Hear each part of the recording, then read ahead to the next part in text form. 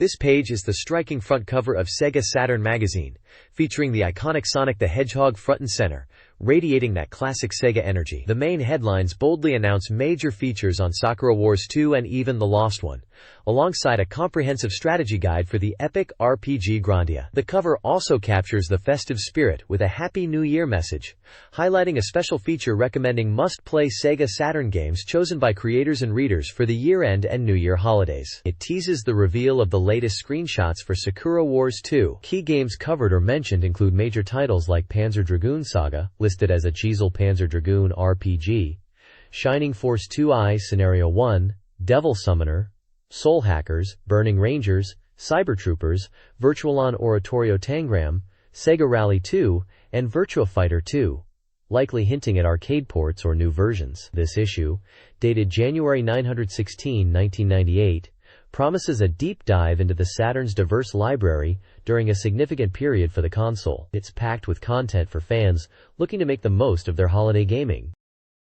This page showcases vibrant artwork for Compile's popular puzzle game, Puyo Puyo Sun, on the Sega Saturn. It features the iconic smiling sun character surrounded by red Puyo blobs and the large title, Sun, alongside glimpses of familiar characters Arquil and Scherzo.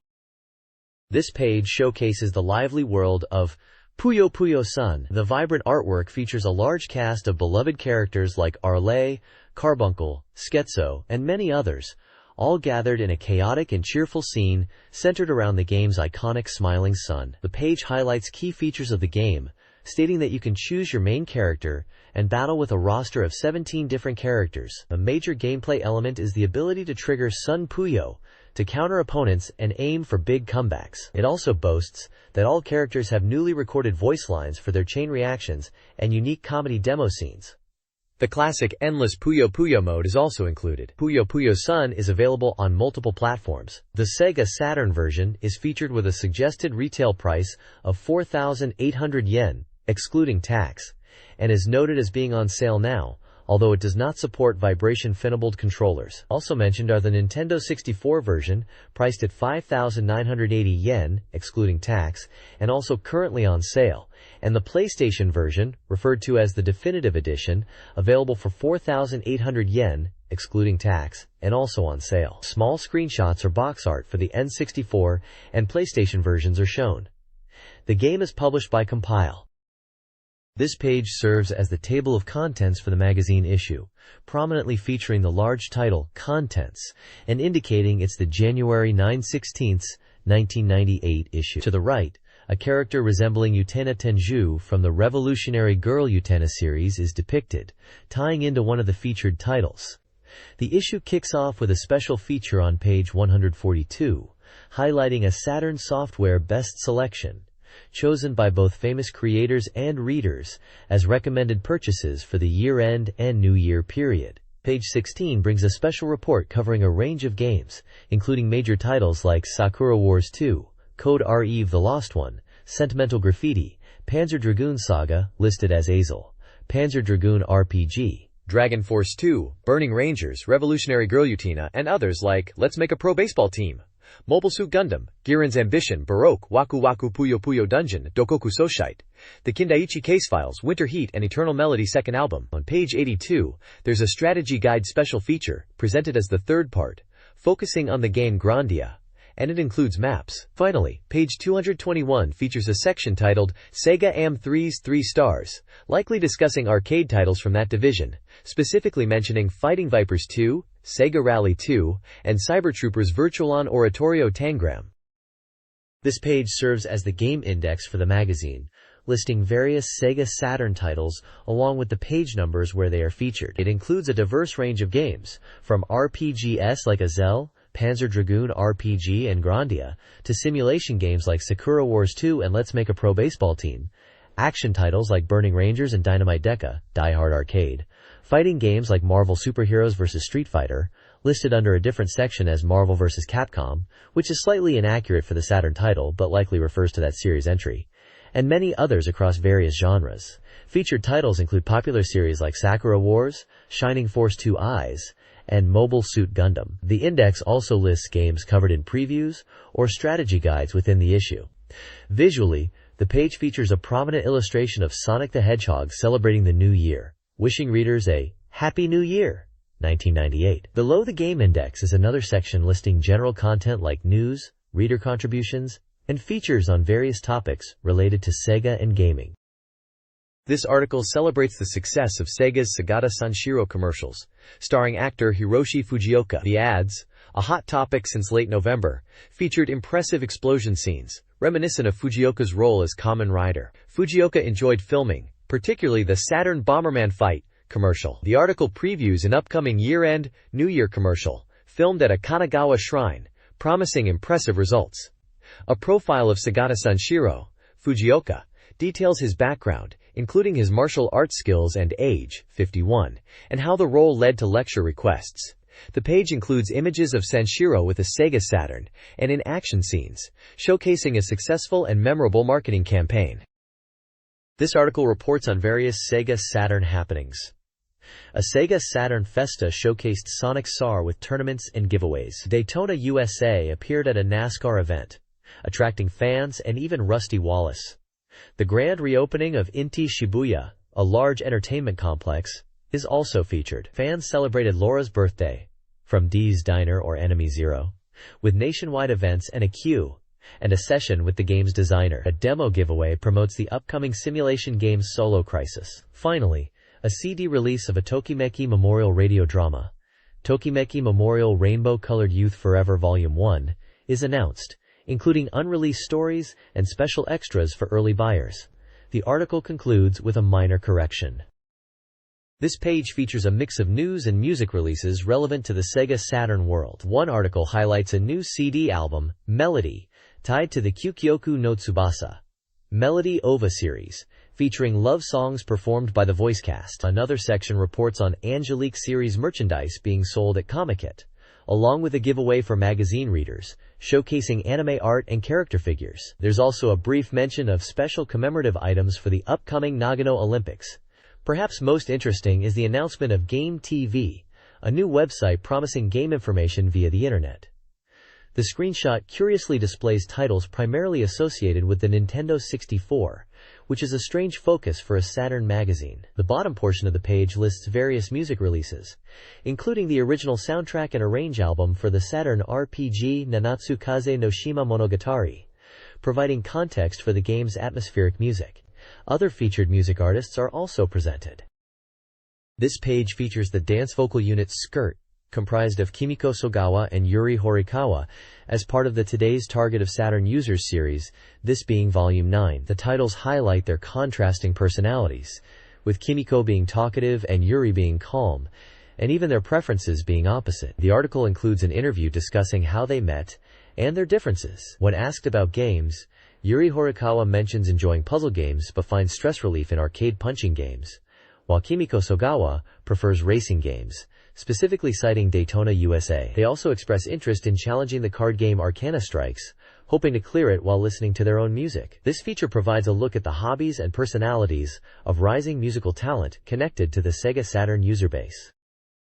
This page features the Sega Saturn Magazine weekly data station, presenting the top 15 software sales chart. The commentary highlights the intense year-end sales battle and notes that sales are strong this week across the board, suggesting players enjoy the holidays with the Saturn. The chart sees a significant shakeup, with several new releases debuting high. Leading the pack is Shining Force 2, I Scenario 1, a major new tactical RPG entry in the acclaimed series. Other strong new titles include Atelier Marie, The Alchemist of Salzburg at number 3, Princess Crown at 4 with its unique action RPG gameplay, and Saturn Bomberman Fight, bringing 3D Bomberman action to the console at number 9. Popular ongoing titles continue to perform well, with X-Men vs. Street Fighter and Sonic SAR holding strong positions. The visual novel Yuno, A Girl Who Chants Love at the Bound of This World, remains a top seller, dropping from 1st to 5th, but still showing robust weekly numbers. The card-collecting RPG Arcana Strikes, mentioned on the previous page, also debuts within the top 10 at number 8. The chart reflects a healthy and active Sega Saturn market heading into the holiday season, with both major new releases and established hits driving sales. This page is packed with data for Saturn fans. starting with the user poll asking which games people most want to see ported to the console. Topping the list of desired ports is the light-hearted fighting game Pocket Fighter, which is confirmed here for a Saturn release, much to the delight of players who ranked it highly. Other highly requested titles include popular series like Dragon Quest, Final Fantasy, and Street Fighter II, showing a strong desire for hits from other platforms and arcade conversions. The page also features a section detailing the top 15 most popular arcade video games based on shop data. This list highlights major fighting games like Virtua Fighter 3 TB, Tekken 3, Vampire Savior 2, and Street Fighter II Second Impact Giant Attack, alongside other hits like Virtualon, The House of the Dead, and Get Base. A dedicated section previews the upcoming Fighting Vipers 2, noting its development using Sega's powerful Model 3 board and new character designs. Overall, the page reflects the community's excitement for future Saturn titles and showcases the currently popular games in Japanese arcades, many of which players hope will make their way to the console.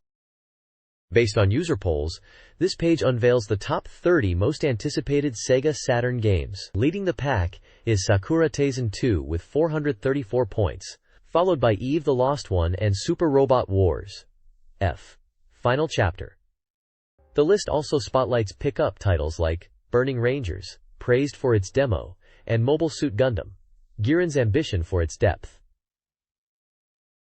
Other highly anticipated titles include Virtua Fighter 3, Vampire Savior, Panzer Dragoon Saga, and arcade ports like The House of the Dead. Popular series such as Sentimental Graffiti, The King of Fighters 97, Marvel Superheroes vs. Street Fighter, Resident Evil 2, and Lunar Eternal Blue are also featured.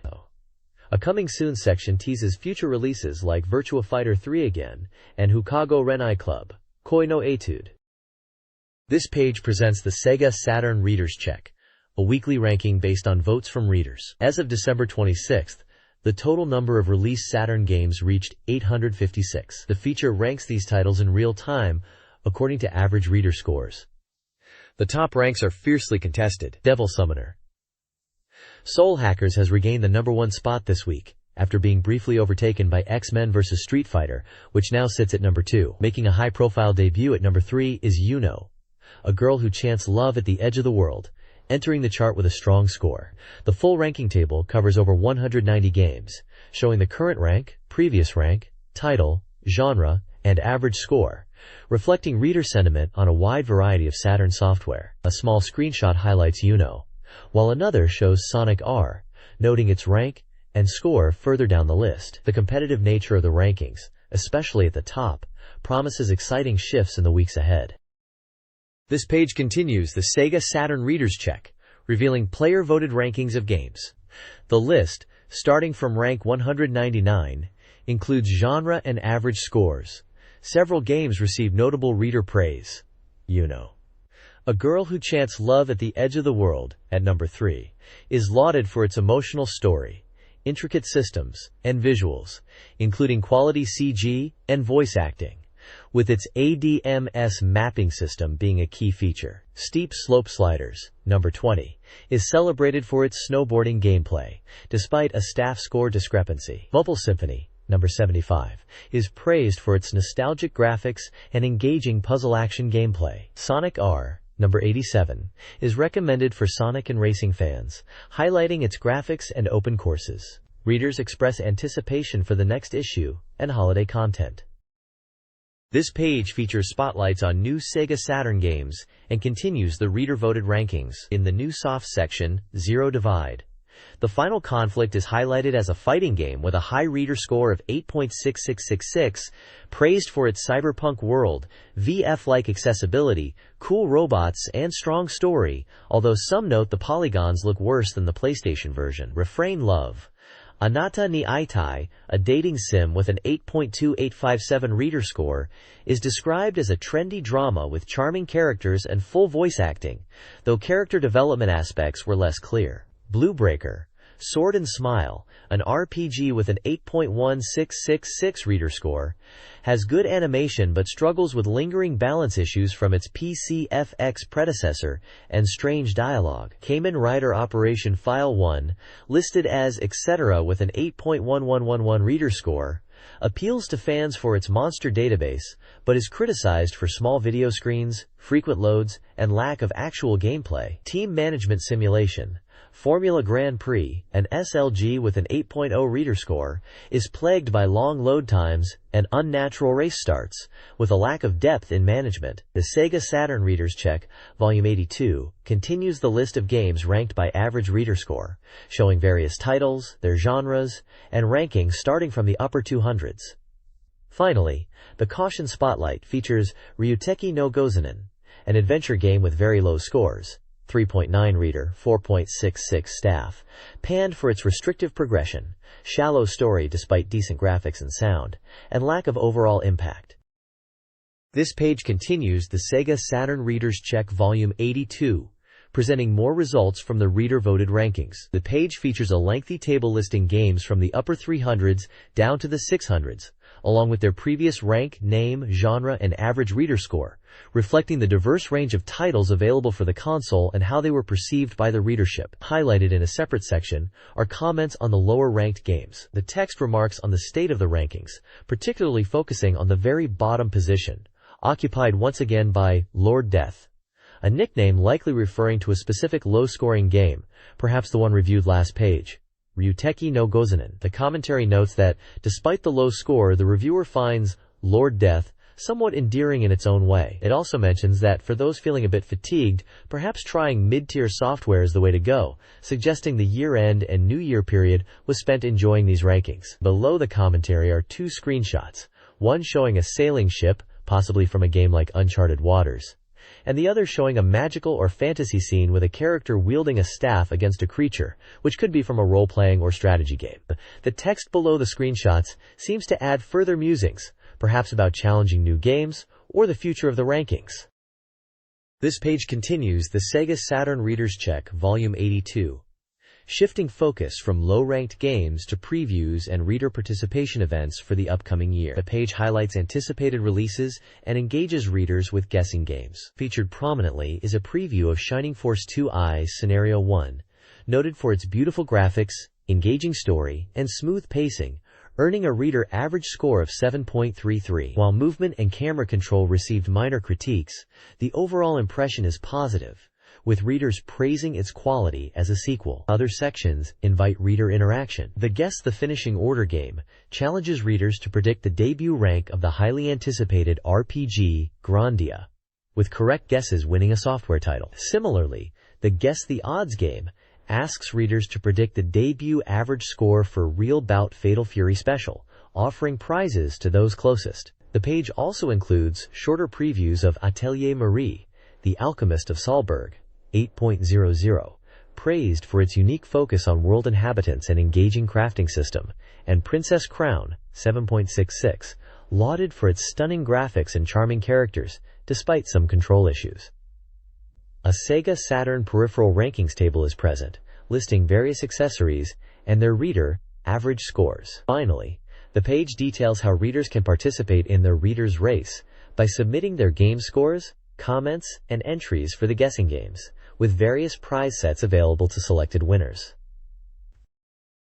This page delivers a massive scoop for Sakura Wars fans, finally revealing in-game screenshots for the highly anticipated sequel, Sakura Wars 2, Thou Shalt Not Die. Positioned as a dramatic adventure title set for a spring 1998 release, this feature gives us our first look at the battle sequences. We see familiar faces like Sakura Shinguji in action within her Kubu, along with UI elements showing commands like move and attack. There's also a dialogue box capturing Sakura's determined spirit. The page highlights that these are the debut screenshots, specifically showcasing the combat system, including the terrifying enemy Mishuki Hei, and the new commands added for Sakura Wars 2. Characters like Lenny and Orihime Soleta are also mentioned in relation to their Kubu units. The layout also features character art of Origami Ichiro and Orihime Soleta, hinting at the relationships and challenges ahead. This feature is clearly presented as a major year-end exclusive, building excitement for the game's upcoming release. This page continues the extensive coverage of Sakura Wars 2, revealing more details about the highly anticipated sequel. The battle system is elaborated upon, noting refinements to the commands while retaining the core flow from the first game. Some commands like All and Consult have been streamlined, while new ones like Return for movement and Order and Sky for information, along with Captain for special actions, have been added.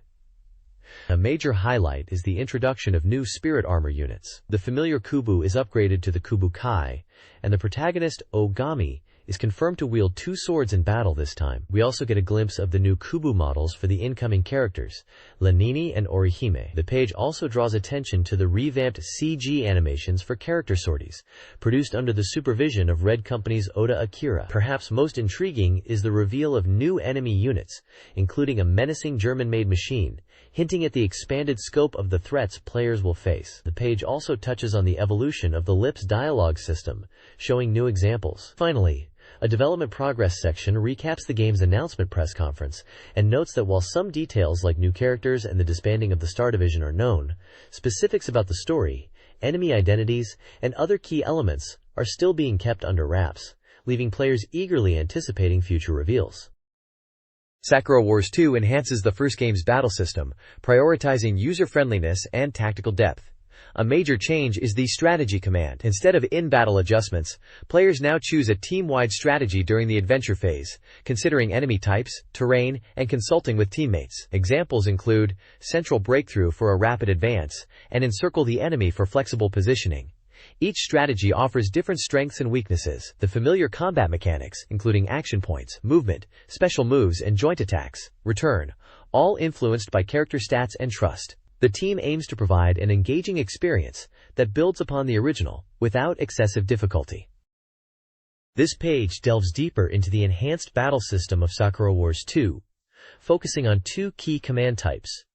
First is the Captain command, exclusive to the protagonist, Ogami. This command allows the player to select one of 4 strategies: wind, forest, fire, or mountain, which globally alters the attack, defense, and movement stats for the entire team. Wind boosts movement at the cost of defense and attack.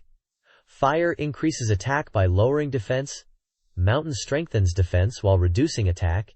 And forest keeps stats neutral. Choosing the right command is crucial and depends entirely on the current battle situation and your tactical needs.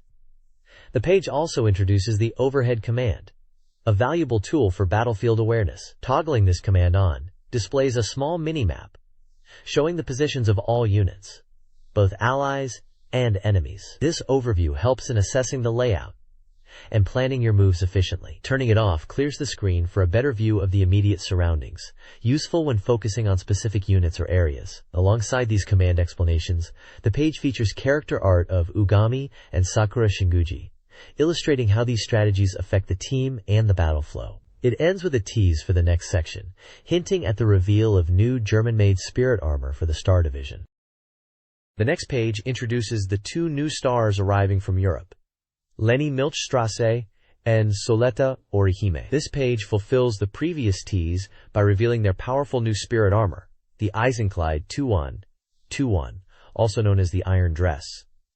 The Eisenkleid is specifically designed for the Star Division and is equipped with a unique triple spirit engine system for enhanced power and stability, although it demands significant skill and spirit power from its pilot. Developed by Germany's New Gear Company, this mech is a significant upgrade, boasting impressive performance specs like a height of over 3 meters and a weight of nearly 1.5 tons, designed for security and anti-demon combat. Compared to the Flower Division's Kobukai, the Eisenkleid was developed to fill the gap when those units are damaged, offering superior performance thanks to accumulated combat data. While highly customizable, its true potential is unlocked by a skilled pilot. A tactical screenshot shows these new mechs in action during combat. The page also includes a quote from Leni, suggesting a character who relies heavily on herself. "The only one I can rely on is myself." Looking ahead, the page briefly touches on future plans, highlighting the anticipation for Sakura Wars 2's release in 1998, and the goal of 1 million units sold, promising a year of significant developments for the Sakura Wars world. This page continues the introduction of the new elements in Sakura Wars 2, focusing on the formidable spirit armor known as the Eisenkleid, piloted by Soletta Orihime. This German-designed mech, developed by the New Gear Company, is shown here in Soletta's signature Italian rose color.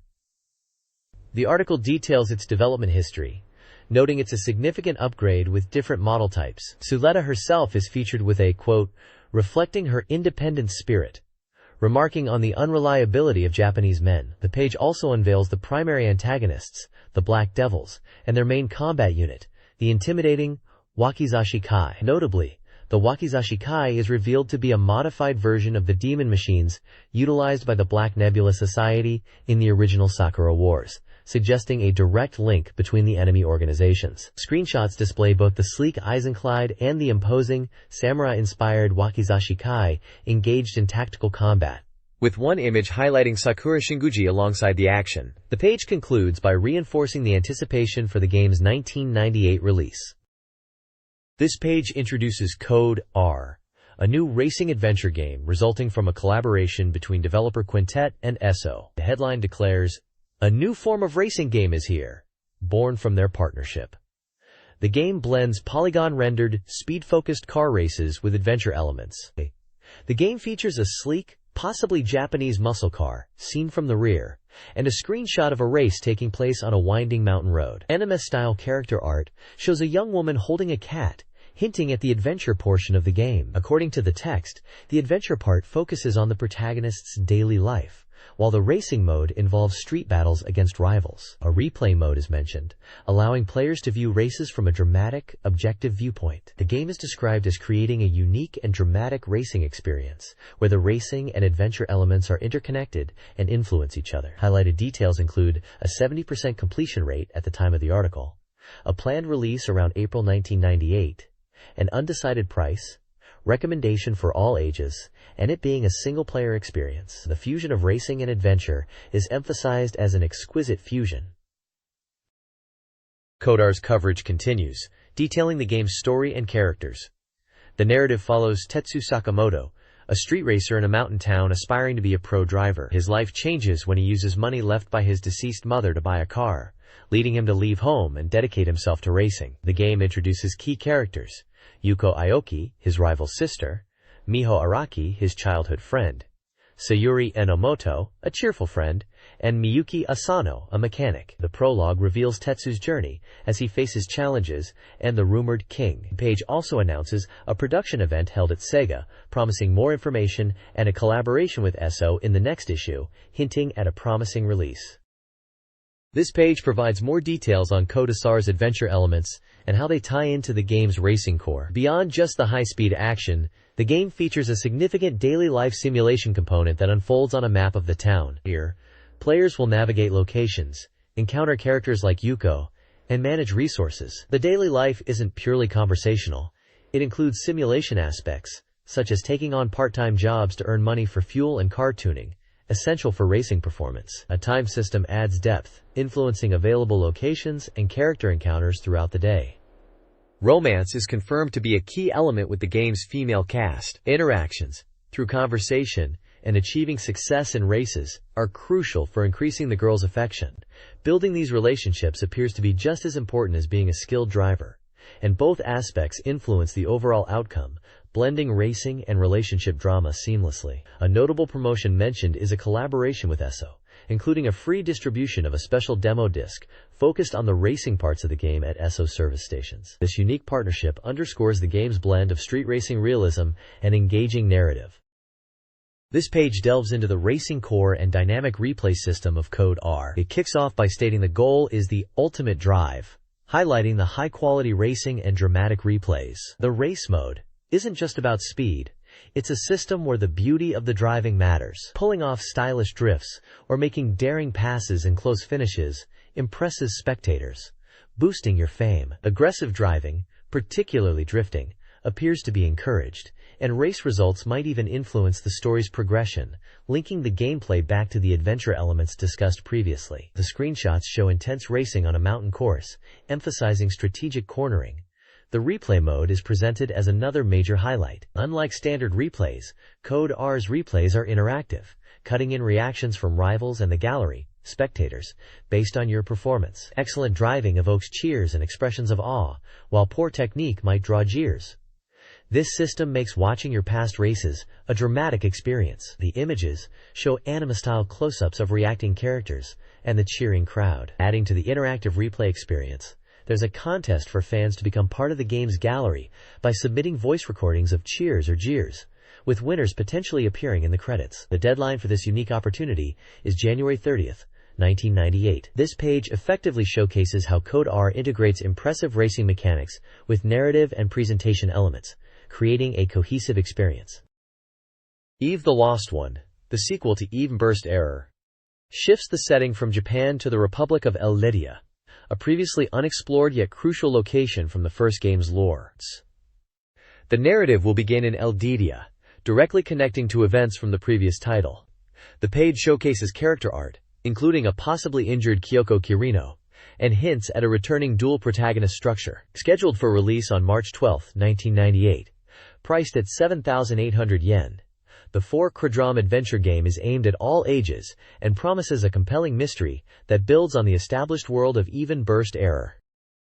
This page features striking character art for the upcoming game, building on the introduction from the previous page. We see 3 key figures: a prominent blonde woman in the foreground in ancient-looking attire, the familiar red-haired Kyoko Kirino in a black dress holding a handgun, and a stern-faced man in a green jacket. The dramatic composition and inclusion of Kyoko confirm this is another look at Eve the Lost One, set in the Republic of Eldia.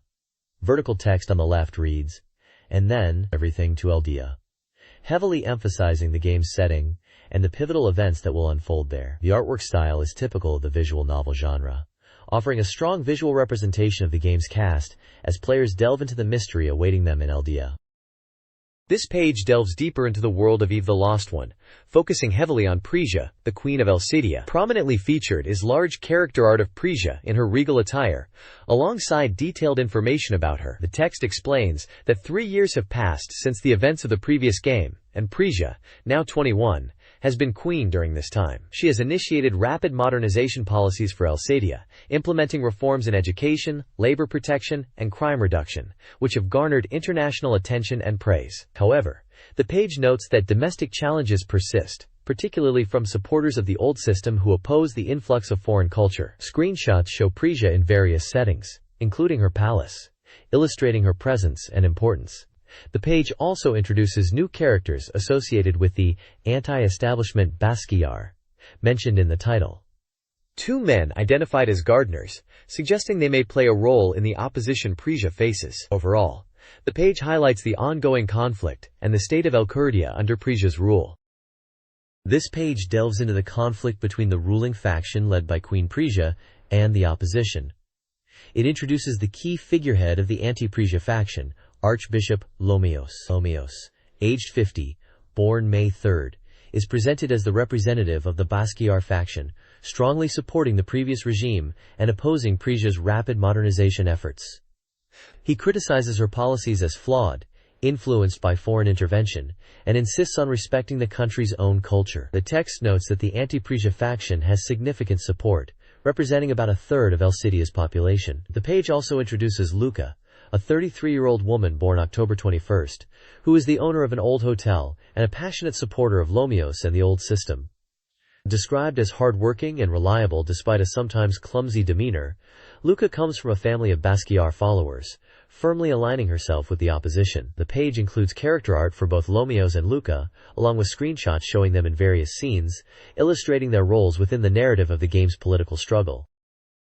Mysana, a new female character, is introduced as a potential link to Elpadia, a key location in the story. Loyal to Princess Prisia and currently in Japan, Mysana's hidden side hints at her complex role. The initial plot revolves around corporate bombings, terrorism, and a mysterious death investigated by Kyoko Kiritani. Understanding Elcidia's history from the previous game, Eve, Burst Error, is crucial.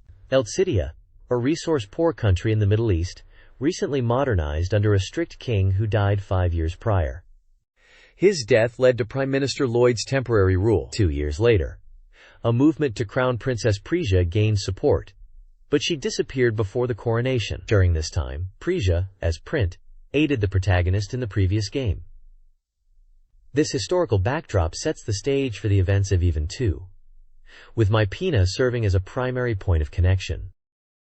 This page delves further into the characters central to Even 2, building upon the introductions from the previous page. Featured prominently is Meina, a 17-year-old Japanese exchange student from Prisia's home country. Her profile lists her height at 153 centimeters and weight at 46 kilograms. She works part-time as a waitress and is shown to be fiercely loyal to her homeland and Princess Prisia, hinting at a deeper connection to the unfolding events. The page also provides extensive details about Princess Prija herself. It chronicles her disappearance, her time aiding the protagonist as Print in the previous game, Eve, Burst Error, and her eventual return. The narrative focuses on the chaotic events surrounding her coronation aboard the Tristan, where Prime Minister Lloyd died, and an opposition candidate was put forth.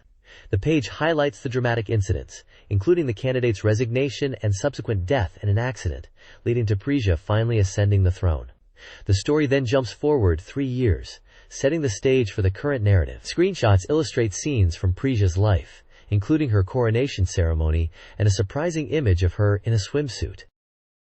This page features a special report on the highly anticipated romance simulation game, Sentimental Graffiti. It highlights the game's status, confirming it is now 100% complete and set to release on January 22, 1998, priced at 7,500 yen on 2 discs, published by NEC Interchannel. The report expresses excitement over the game's completion, which was apparently long awaited after development adjustments. It teases a 6-page feature delving into the game's heroines and showcasing dating events. The page includes several screenshots displaying in-game scenes with character dialogue from characters like Wakaba, Ichiro, Kaho, and Yu, offering glimpses into the game's narrative and interactions. It's clear the magazine is generating buzz for this upcoming title by providing a definitive update on its readiness for release and teasing its content.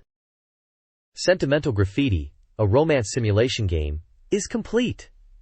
This title focuses on travel and romance, letting players meet heroines in 12 Japanese cities. Utilizing experience from ports of other popular titles, the game incorporates unique local details and date spots suggested by players, making the experience distinctive. The gameplay spans a year, beginning with spring break and ending with graduation, divided into periods like semesters and breaks. Players manage their time, work, and visit heroines.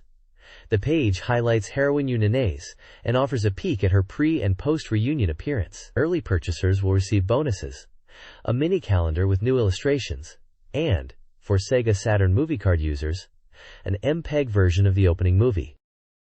This page delves into the summer vacation aspect of Sentimental Graffiti, highlighting the heroines enjoying the season. The main focus is on the heroines' appearances in summer attire, specifically swimsuits, under the banner, Summer Limited, Heroine's Charming Figure. Screenshots showcase various characters in different summer settings. We see Yunanes, presumably returning from an underwater exploration with snorkel gear. Kaho Nagakura is featured in a sporty bikini, ready for beach volleyball, with her signature powerful moves. Asuka and Chi are shown at a water park, enjoying rides and the cool water. Miyuki appears in a unique swimsuit while appreciating the beauty of sand sparkling in the sunlight. Finally, Yunanase is shown again, sharing a quiet moment with the protagonist walking by the sea at night, enjoying the sound of waves and gazing at the stars. A favorite spot for her. The text discusses how summer, despite the heat, is a treasure trove of events, perfect for increasing intimacy with the heroines. It encourages players to head to the beach or pool to refresh themselves, hinting that seeing the heroines in swimsuits might be a primary objective for players. The page effectively showcases the variety of heroines and the potential summer activities within the game, emphasizing the visual appeal of the characters during this key period.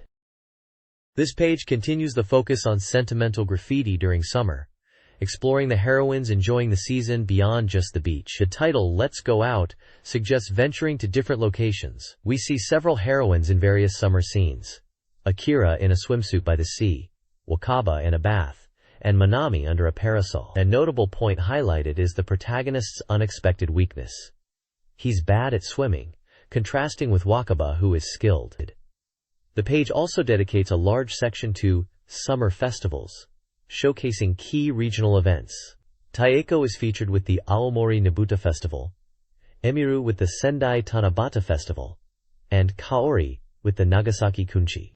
These events are presented as important opportunities within the game. Finally, a crucial gameplay mechanic is explained: the change in reactions based on intimacy, and how to increase intimacy. The game tracks intimacy, which isn't shown as a number but affects dialogue and interactions. Raising intimacy involves meeting characters repeatedly, choosing favorable dialogue options during dates, and apparently targeting characters with a higher sadness level displayed in their profile. Screenshots demonstrate how character dialogue changes as intimacy increases.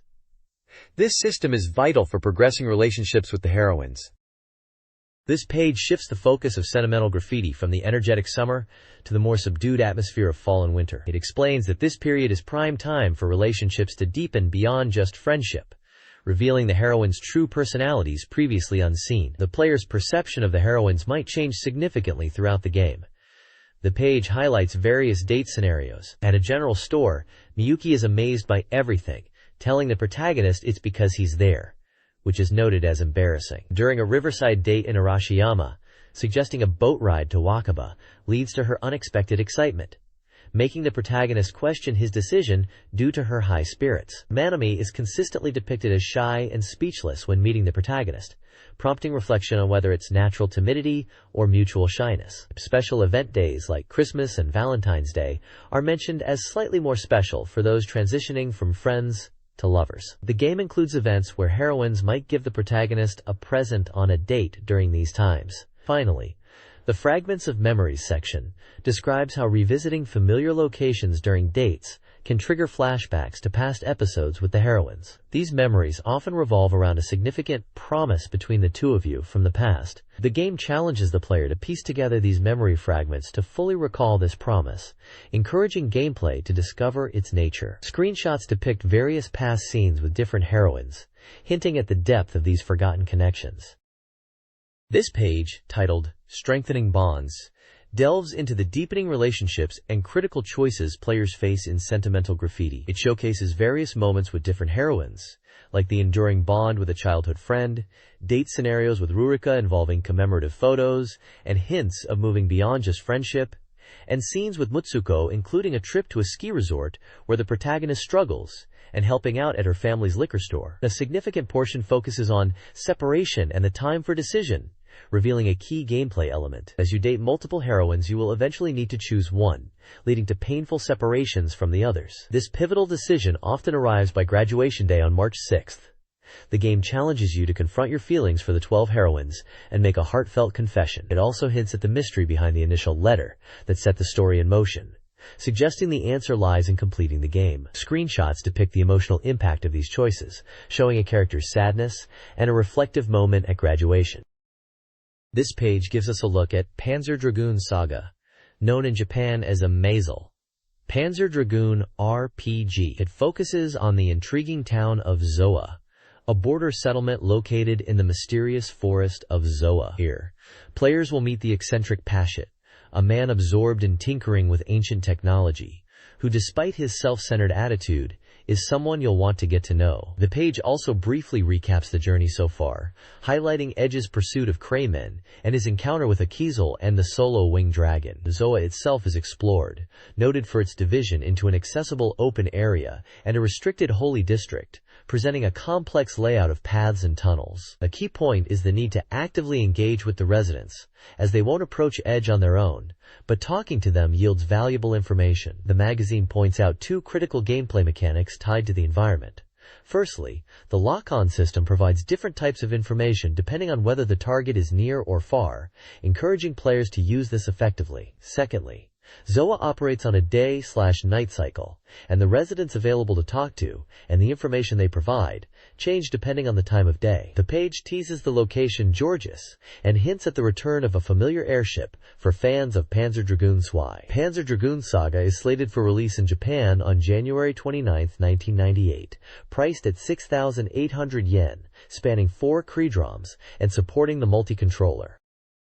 This article explores the town of Zoa in Panzer Dragoon Saga, detailing its shops and key figures. Yared's shop offers items and information, while Juva's tavern provides daytime intel. Payet, an old-world explorer and airship repairer, is a central figure, offering knowledge and operating scanning devices. His interest in the past raises suspicion, despite his holy district origins. The page also previews the ruins of Georgis, a restricted zone filled with dangerous creatures like Rupisu, Velox, and Velokita. The central encounter is a whirlwind, defended by repair bits and guardians. Destroying the whirlwind unveils Shellkoof, the final boss from Panzer Dragoon Zwei, damaged from its previous battle. Players can further enrich their understanding of the lore with the Shellkoof Incident Report, offering new perspectives on the events. This page delves into the creatures of Panzer Dragoon Saga, specifically focusing on a category known as pure-blooded species. These offensive creatures are primarily found within Old World ruins, and are distinguished by their ability to retain their original function as biological weapons. Unlike many other deteriorated species, they possess distinctive external features, significant power, and often special abilities, requiring careful preparation to face them in battle. The article also highlights two specific creatures. The mass production dragon, first seen chasing the prototype dragon in the original Panzer Dragoon, is identified as a type of dragon-shaped offensive creature expected to appear later in Saga. Additionally, the Rupisu, encountered in the Georgius ruins, is described as patrolling around a rock formation alongside repair bits, targeting intruders. It's noted that hiding behind rocks is ineffective against them, and strategic positioning is key to victory. Interestingly, the Rupisu is said to have a deep connection to Shellkoof. This section of the Panzer Dragoon Saga review details several offensive creatures. The Verokita, a pure-blooded species, is invulnerable underwater and attacks with visible projectiles. Luna, a guardian, is a story-significant creature guarding ancient ruins, though weaker than the guardian dragon. Vilox, aerial foes, are vulnerable to attacks on their leader, identifiable by red horns, and can evade lasers. Umbra and Fios are always encountered in pairs, compensating for each other's weaknesses with coordinated attacks. Defeating one quickly or using Berserk is recommended to avoid long, draining battles. A more powerful Faunus appears later in the game, wielding a stronger crescent-shaped weapon. The next article will focus on the human characters and settlements of Panzer Dragoon Saga. This page features a preview of Dragon Force 2, highlighting its upcoming release on the SEGA Saturn. The vibrant artwork showcases a large cast of characters, typical of the game's massive scale, centered around protagonists wielding impressive swords. The article emphasizes the talent behind the project, noting character designs by artists known for their work on anime, like Record of Lodoss War and The Vision of Escaflowne, and music composed by Kohei Tanaka, also famous for his anime scores. Key new features mentioned are the revealing of the battle system in game screens, and the introduction of a 2-unit system for its signature large-scale gacha-chara battles, suggesting a strategic evolution from the first game. A small screenshot offers a glimpse of a character selection or status screen. Release details indicate it was scheduled for March at a price of 5,800 yen, classified as a simulation RPG, suitable for all ages. This preview clearly aims to excite fans with promises of enhanced strategy and high production value. This page continues the look at Dragon Force 2, detailing the system evolution from the previous game. It confirms the return of core elements like the 8 countries and their rulers, and over 100 commanders, which were key to the original's appeal. Building on this, the game introduces new systems such as the deputy system, research system, and dungeons, promising increased strategic depth. The game features a real-time world map where units move between points, with information like status and destination displayed. Internal affairs screens allow management of your country's strength, including options for troops, equipment, recruitment, castle building, and now, research replacing exploration in some contexts. Equipping commanders and items is done through dedicated screens. The battle system sees a significant upgrade with the new 2-unit system, allowing players to combine 2 different unit types per legion and set unique formations and tactics for each, enabling strategies like having melee units up front supported by ranged units behind. Large-scale battles remain a central focus, with dynamic camera views allowing horizontal and diagonal perspectives, even during fights inside buildings. Commander duels, or Ikiuchi, also return, featuring pre-battle dialogue between commanders before their one-on-one clash. Additionally, commanders retain their signature skills I, which can be used to provide support attacks in battle, consuming MP. The page features artwork of an angelic character and a female samurai, likely prominent figures in the game. Burning Rangers, the SEGA Saturn action game, is nearing completion, with a targeted February 1998 Japanese release for 5,800 yen. Development is 65% complete, and will support analog controllers. The theme song, Burning Heart's Flame of Angel, is recorded, and will be included in a January 1998 demo. The game will feature navigation and auto-jump systems, with potential for more unique mechanics. While underground and underwater stages are confirmed, other environments are speculated. Gameplay screenshots showcase characters in fiery and aquatic environments, The screen layout will likely include a life gauge and a rescued people counter. Artwork and photos of the development team are also included. This page provides a detailed look at Round 2 of Burning Rangers, titled Aquaspool in Corau, a marine research facility located in New Zealand. The mission involves rescuing citizens trapped by a mysterious fire and investigating its cause within the complex, which is partially flooded. The facility is dedicated to studying the coexistence of humans and marine life, even featuring an aquarium for interaction, particularly with dolphins. The article highlights unique gameplay elements within this stage, such as characters being able to interact with and even ride dolphins, suggesting intriguing possibilities beyond standard rescue missions. It draws a comparison to the diverse gameplay in Nights into Dreams, hinting at similar depth. The narrative includes the appearance of a giant shadow in the deep sea section, strongly implied to be a colossal fish, which acts as the stage's boss. Screenshots showcase the underwater environments, characters collecting data, rescuing people, and the intimidating giant boss. The article also confirms the February release window for the game, noting the exact date is still being decided, and mentions an upcoming demo in the next issue. This page focuses on the music of Burning Rangers, specifically announcing the theme song. It highlights that the opening theme, Burning Hearts, is performed by Takenobu Mitsuyoshi, and the ending theme, I Just a Smile, is sung by Tomoko Sasaki. There's also an insert song, We Are Burning Rangers, credited to Sonic Team. The article mentions that the recording for the theme song took place in New York and praises Mitsuyoshi's powerful vocal performance. Photos show the sound team, Tomoko Sasaki recording in a studio, and the sound director Naofumi Hataya. Interviews with Sasaki and Hataya offer insights into the recording process and the inspiration behind the music, with Sasaki commenting on the pressure of singing and Hataya discussing the meaning of I Just a Smile. The page also notes that the game's main theme, Burning Hearts Angel of Flames, will be available on SEGA Karaoke. Character artwork features Chris Wayne and another ranger, likely Big Landman or Shao Amabane. This page reveals the full lyrics for Burning Rangers' main theme song, Burning Hearts Angel of Flames, credited to Tomoko Sasaki and Naofumi Hataya for words and music. The lyrics are presented, showing a mix of Japanese verses and prominent English phrases like, fly high, we gonna make it alright, and just do it. On the right, the page features vocalist Takenobu Mitsuyoshi during recording. A humorous 5-panel comic titled Glass Throat Mitsuyoshi-kun depicts him struggling with his voice during recording, humorously finding relief and recovery by drinking honey. This comic was photographed by Naofumi Hataya. Below, 3 writers offer advanced reviews of the game's theme songs. One writer is captivated by Tomoko Sasaki's cool and powerful voice. Another declares the main theme, Burning Hearts, is unbeatable, praising its upbeat tempo and how well it fits the game, also noting its availability for singing at SEGA Karaoke. A third writer praises the high standard of recent SEGA game music, including titles like Nights into Dreams, and highlights Burning Hearts as a particularly high quality and cool song. The page concludes with a message from Mitsuyoshi about his complete vocal recovery, encouraging everyone to sing along. This page delves into the SEGA Saturn adaptation of the acclaimed anime series Revolutionary Girl Utena, featuring key characters like Anthy Himemiya, Akio Otori, Tuga Kiryu, Sayonji Kyoichi, and Miki Kaoru.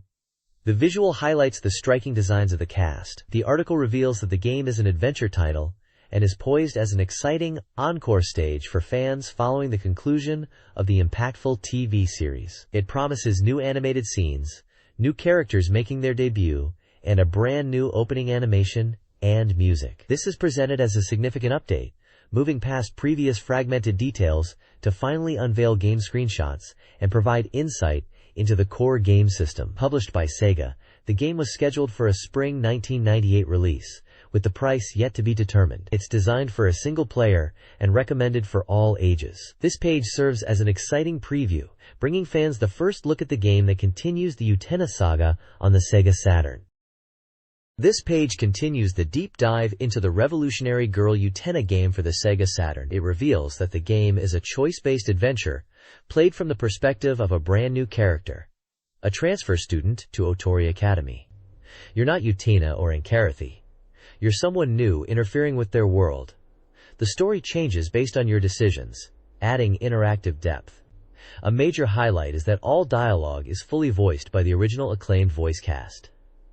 The scenario is penned by Ichiro Okuchi, known for the Utena novelizations.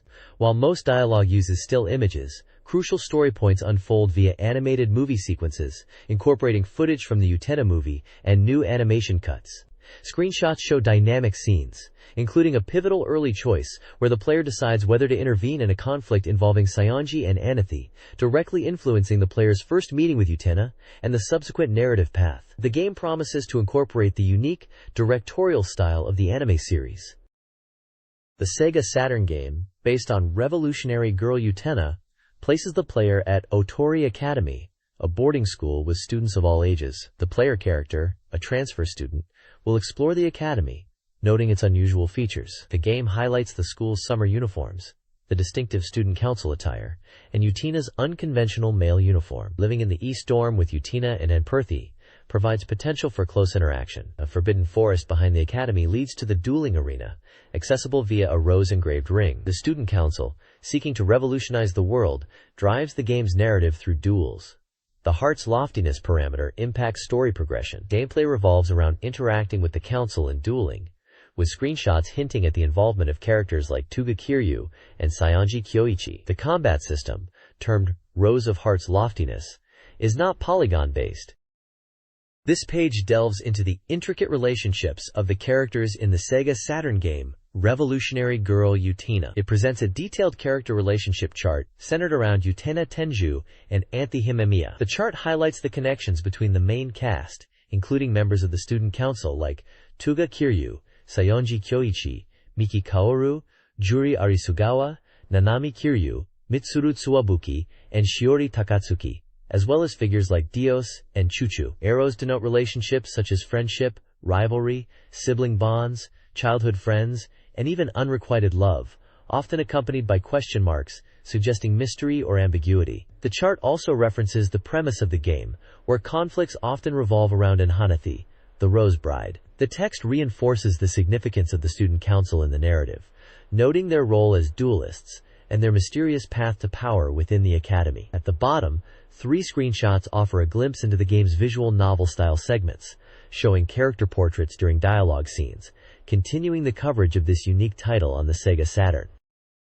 This page dives into the world of Japanese professional baseball with the SEGA Saturn game Pro Yaku Team Wotsukuru, which translates to Let's Make a Pro Baseball Team. The page showcases various screenshots of the game's distinct pixel art style, depicting on-field action, character interactions during what looks like a simulation mode, and detailed menu screens including league standings and financial management interfaces. The core concept highlighted is building and managing your own baseball club, evident from the title and the call to action. Next year, let's put those feelings into it. This suggests a simulation/training game, where players aim for future success. The page includes a brief overview of the real-world baseball season, mentioning notable events and retirements, implying the game incorporates realistic elements and challenges from the sport. Details about the game's release are provided, confirming it's a SEGA title scheduled for February 1998, categorized as a sports training simulation with password support for matches. A significant point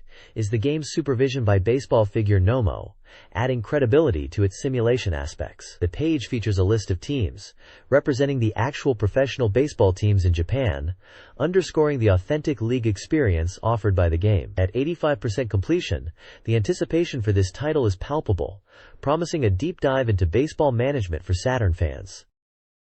This page continues our look at Pro Yaku Team Wotsukuru, highlighting the game's unique Baseball Tsuku Theater feature. Rather than just showing stats, the game presents key moments from simulated matches as dramatic scenes, complete with the distinct 2 head-stall character models we saw on the previous page. The feature showcases 3 specific examples. Tears of the Dash, where a player expresses intense emotion after a loss. Running through the home base, depicting a tense play at the plate, where a runner slides past the base due to momentum.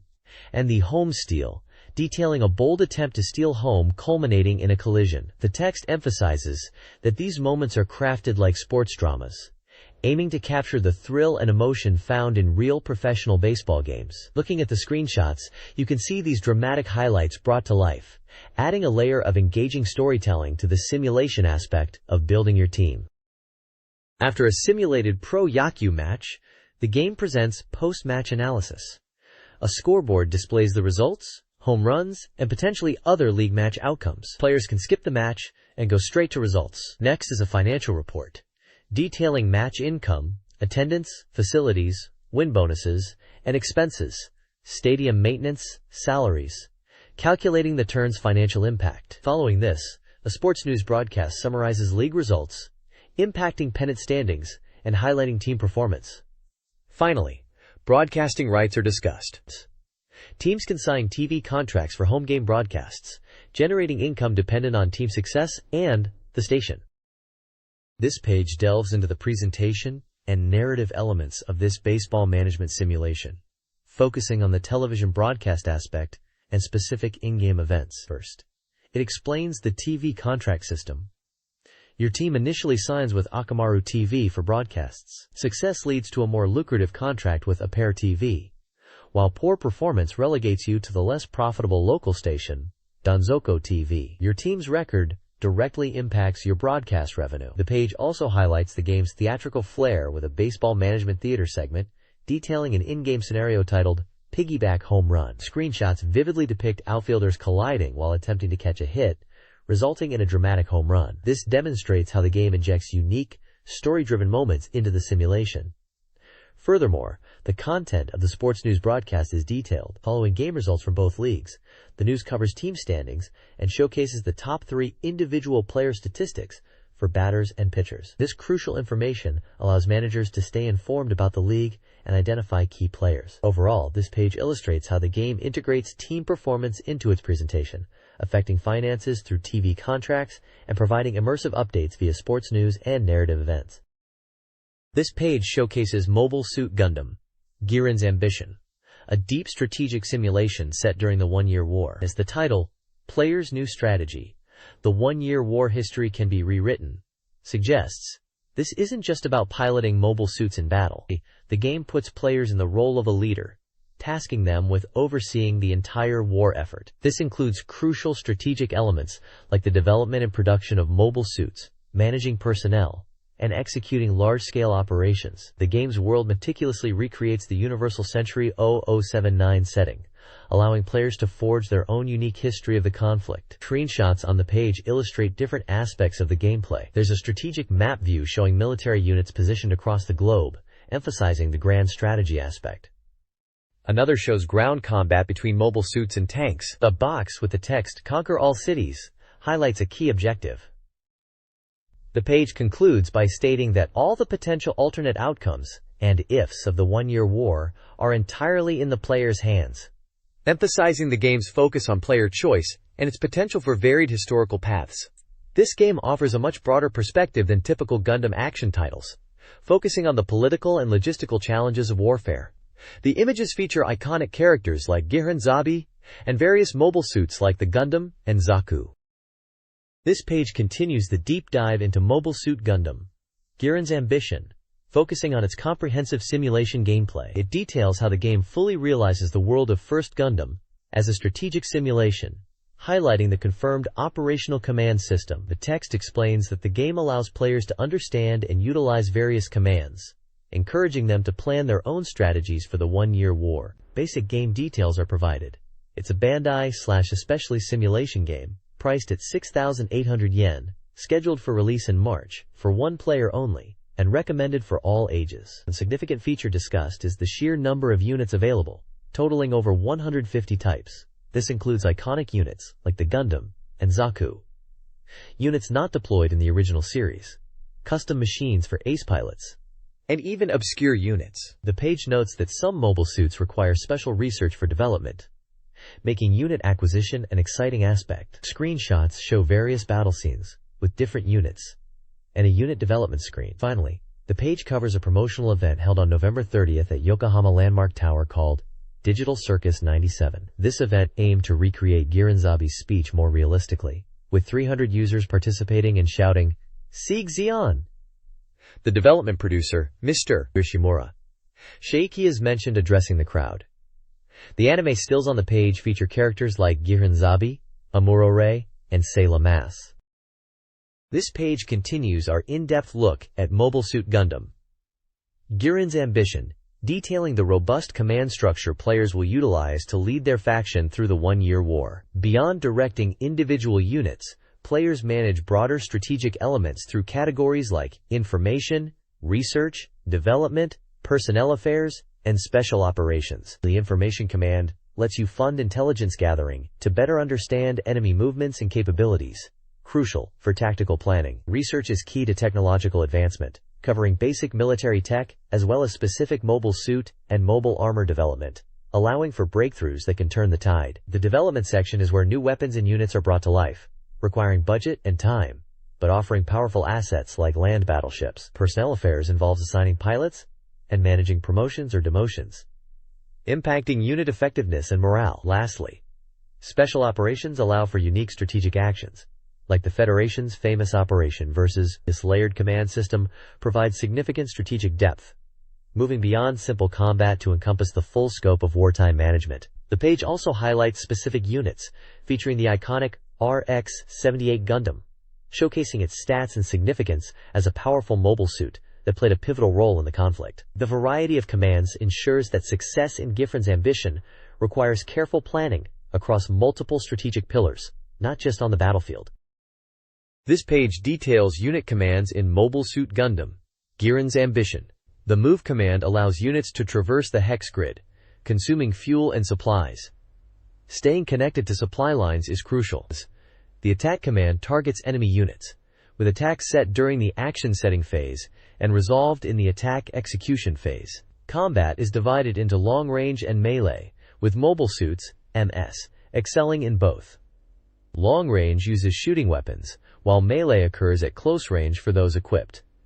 The strategic map view shows unit movement and stacking. The page also showcases Core Xeon EMS, the EMS-06F Zaku 2, Char's EMS-06's Zaku 2, the EMS-06D Zaku Desert Type, and the EMS-06V Zaku Tank, emphasizing the importance of unit specialization. This page continues the deep dive into the tactical layer of Mobile Suit Gundam, Giren's ambition, detailing a variety of essential unit commands beyond basic movement and attack. Commands like Control, Invasion, and Assault are crucial for capturing enemy bases, while Escape allows units to withdraw from dangerous situations within major strongholds. Stationing units at a base using the Occupation command is vital for repairs and recovery. The Ability command provides detailed statistics for units and pilots, which is critical for strategic planning, as seen with a screen showing Char Aznable's profile and his custom Zaku 2. Furthermore, the Load and Launch commands are necessary for transporting units across the map, highlighting the importance of transport ships. The page features various game screenshots demonstrating these commands on the strategic map and in combat scenarios. It also showcases impressive artwork of iconic mobile suits, specifically the RX-773 gun cannon production type and the powerful RX-78NT1 Gundam Alex.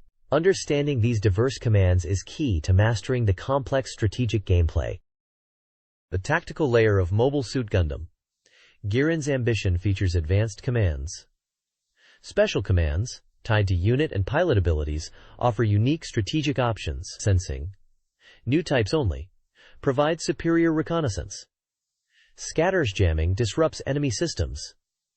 Separations transformation allows configuration changes. Reconnaissance identifies enemies, boosting combat effectiveness. Armament lets units swap weapons. Base commands focus on stronghold management. Unit commands control stationed units. Production builds units and ships. Transport moves units between bases quickly. Launch sends units into space. Scrapping dismantles obsolete units for resources. The game also features detailed development profiles, shown here with the EMS-18E Kampfer, EMS-08TX Efreet Kai, and EMS-07H Gof flight type prototype, showcasing unit acquisition and design intricacies. This page presents a special report on the anticipated 3D RPG Baroque. It highlights the game's distinctive combat system and primary weapon. The page displays screenshots of first-person combat against the grotesque enemies, referred to as angels in the international versions, showing them being struck by a unique weapon. This weapon is revealed as the Purification Sword, notable for its mechanical structure and absence of a conventional blade. The report explains that the sword is used to purify the angels, causing them to turn into Idea Sephiroth upon defeat when their hit points drop to 0. All swords in the game are graphically depicted in this unusual style. The article also introduces the protagonist and notes that acquiring different swords grants access to various special attacks. The feature promises to explore the combat, attack methods, and the many item effects. A sidebar provides key details, identifying the developer as Sting and confirming it as a one-player RPG suitable for all ages, with a release date of March 12, 1998. And a price of 6,800 yen in Japan. The article details the elemental combat system of Baroque, focusing on 3 purification swords: flame, freezing, and falling lightning. The flame sword inflicts fire damage, creating fiery pillars and burning enemies. The freezing sword applies ice, potentially freezing or slowing foes, with attacks generating large ice formations. The falling lightning sword delivers lightning damage, enveloping targets in electricity. Each sword has unique visual effects. The core mechanic suggests elemental weaknesses and strengths, implying players will need to strategically switch swords during combat. The text hints at more elemental sword types, and the article is well illustrated with screenshots demonstrating these varied elemental effects.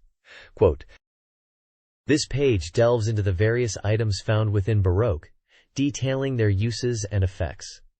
It highlights several key item categories. First, there are coats, which are equipped to reduce damage taken from enemies. The text notes their defensive capabilities vary, with some offering resistance to elemental attacks, suggesting they are not just standard armor, but integral Baroque items. Next are liquids, identifiable by their syringe-like shape. These liquids are injected into either items or the player character themselves to produce various effects, adding a layer of consumable utility. The page also features guns, described as powerful long-range weapons capable of purifying most aberrations in a single shot. However, their use is limited by finite, non-reloading ammunition, emphasizing strategic use. Stamps or seals are another item type. These are applied to items, walls, or even the player to trigger specific effects, suggesting they serve a distinct, intentional purpose within the game's mechanics. Finally, boxes are shown. These can be opened to reveal contents, which could be items or something else entirely. Some boxes require meeting specific conditions to unlock, adding a puzzle element to item acquisition. The page effectively illustrates these item types, with in-game screenshots showing their appearance and context, reinforcing the gameplay mechanics introduced in previous discussions about Baroque systems. This page details 4 new item types in Baroque: meat, bones, bugs, and designs.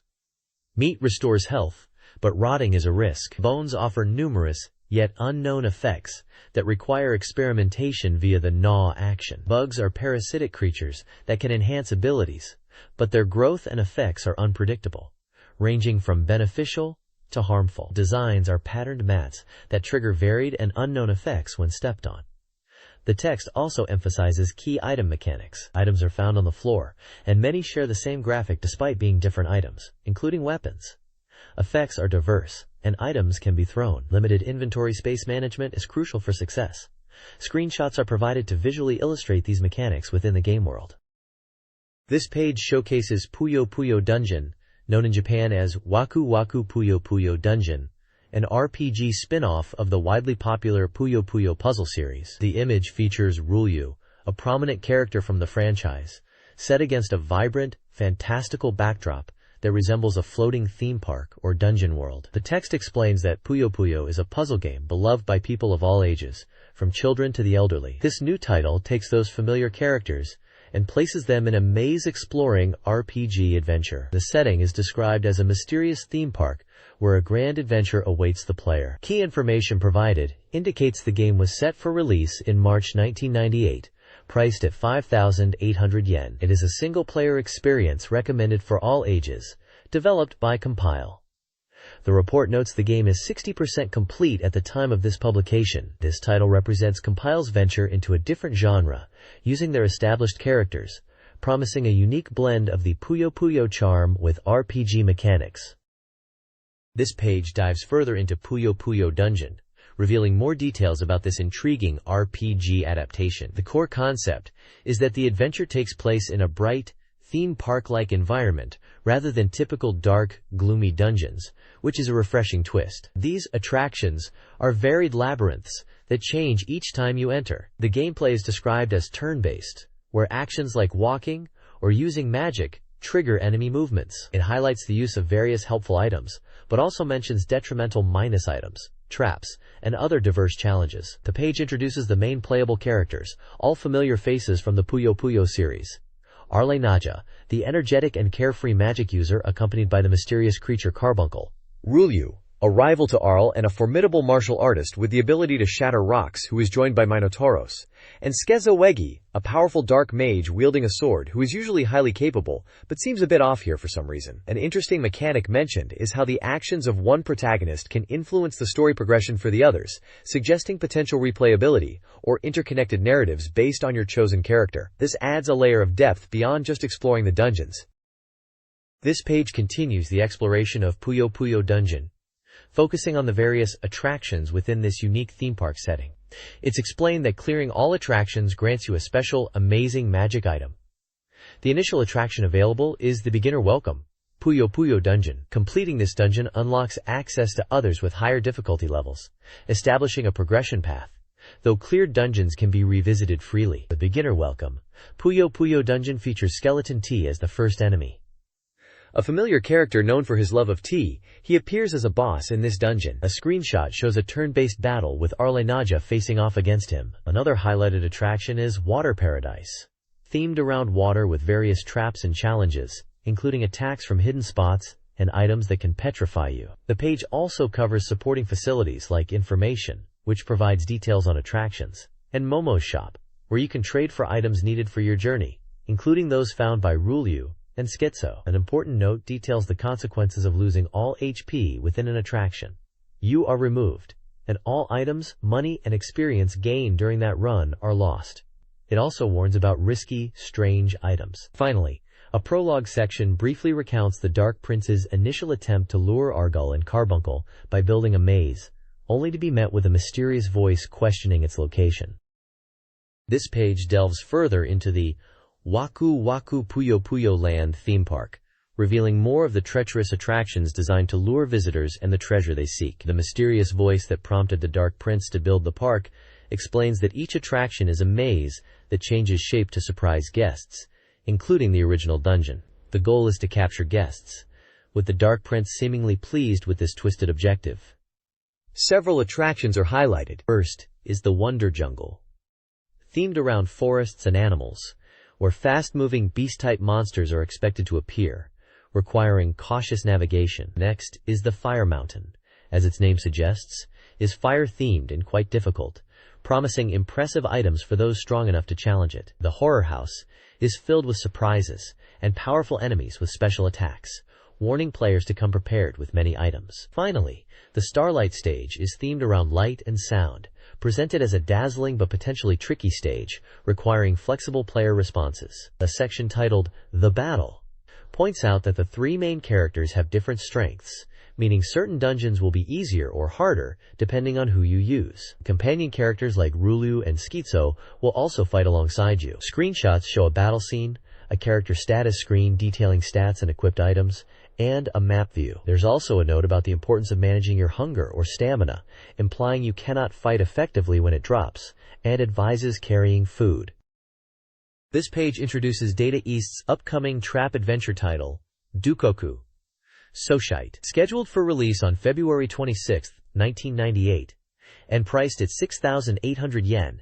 This game is recommended for players aged 18 and over, and supports the shuttle mouse. The page features a prominent illustration of a pink-haired schoolgirl, setting a somewhat melancholic tone, perhaps hinting at a slightly melancholy moment on the bus mentioned in the descriptive text. The game's premise revolves around a sudden accident and its passengers. The story begins on a seemingly ordinary final bus ride after school, where the protagonist and a classmate board the quiet vehicle. They start discussing a recent local disappearance, adding an air of unease. Screenshots show the interior of the bus and feature various characters, including the classmate, a woman in a purple suit, and an older man.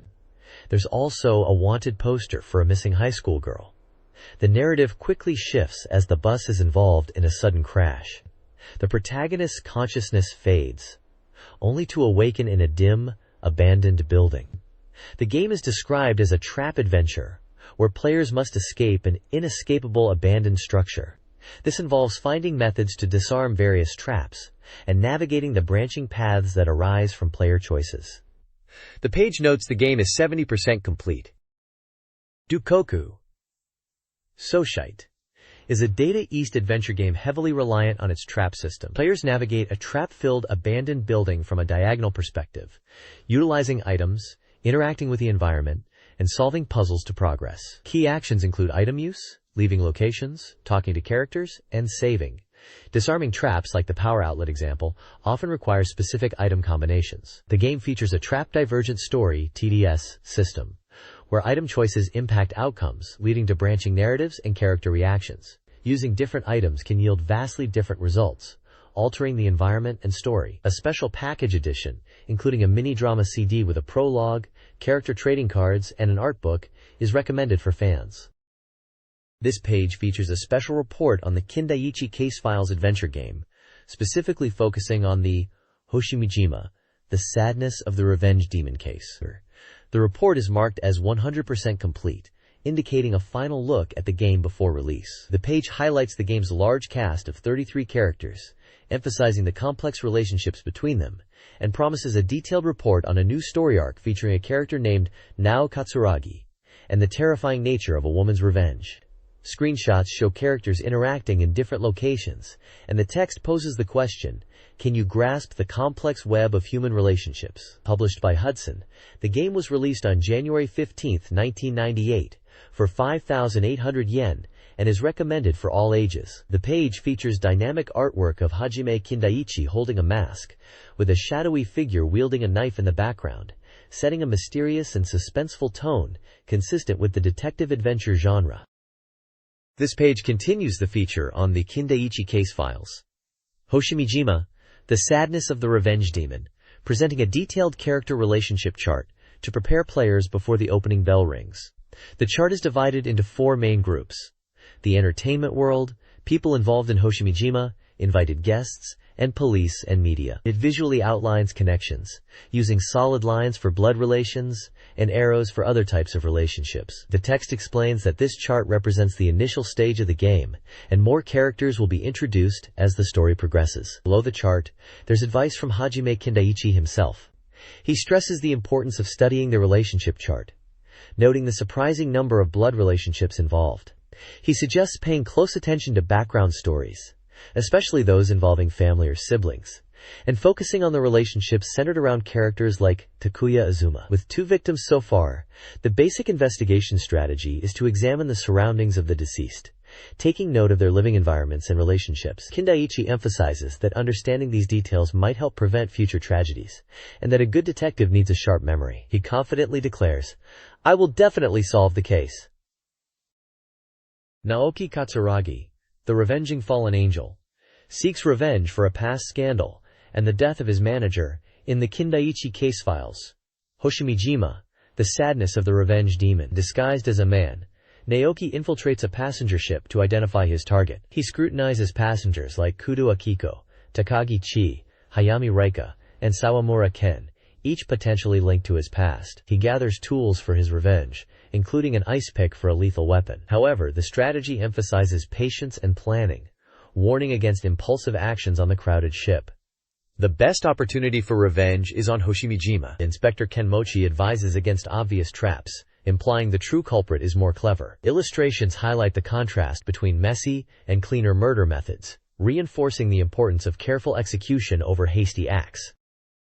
The next page details Neleo's arrival at Hoshimi Island, the stage set for their revenge. The large resort clubhouse is identified as the primary location, and the guide stresses the importance of a meticulous investigation, highlighting areas like the first-floor facilities shown on the included map. The focus shifts to planning the murder using available items. Several methods are considered, including strangling with a wig, which leverages Neo's disguise, using poison in a target's drink, and utilizing ice, which is favored for leaving no evidence, though its melting is a drawback. The guide emphasizes that success hinges on careful planning, timing, and composure, acknowledging that unexpected situations can arise. Choosing the right location, such as the women's changing room, could help evade suspicion by making the culprit appear female. Gameplay elements like action and stealth sequences are introduced, suggesting players will need to navigate tense situations. Screenshots show potential hiding spots, and even Kindaichi himself, indicating he will be present to complicate the plans. Successfully executing these moments is key to progressing Neo's elaborate revenge.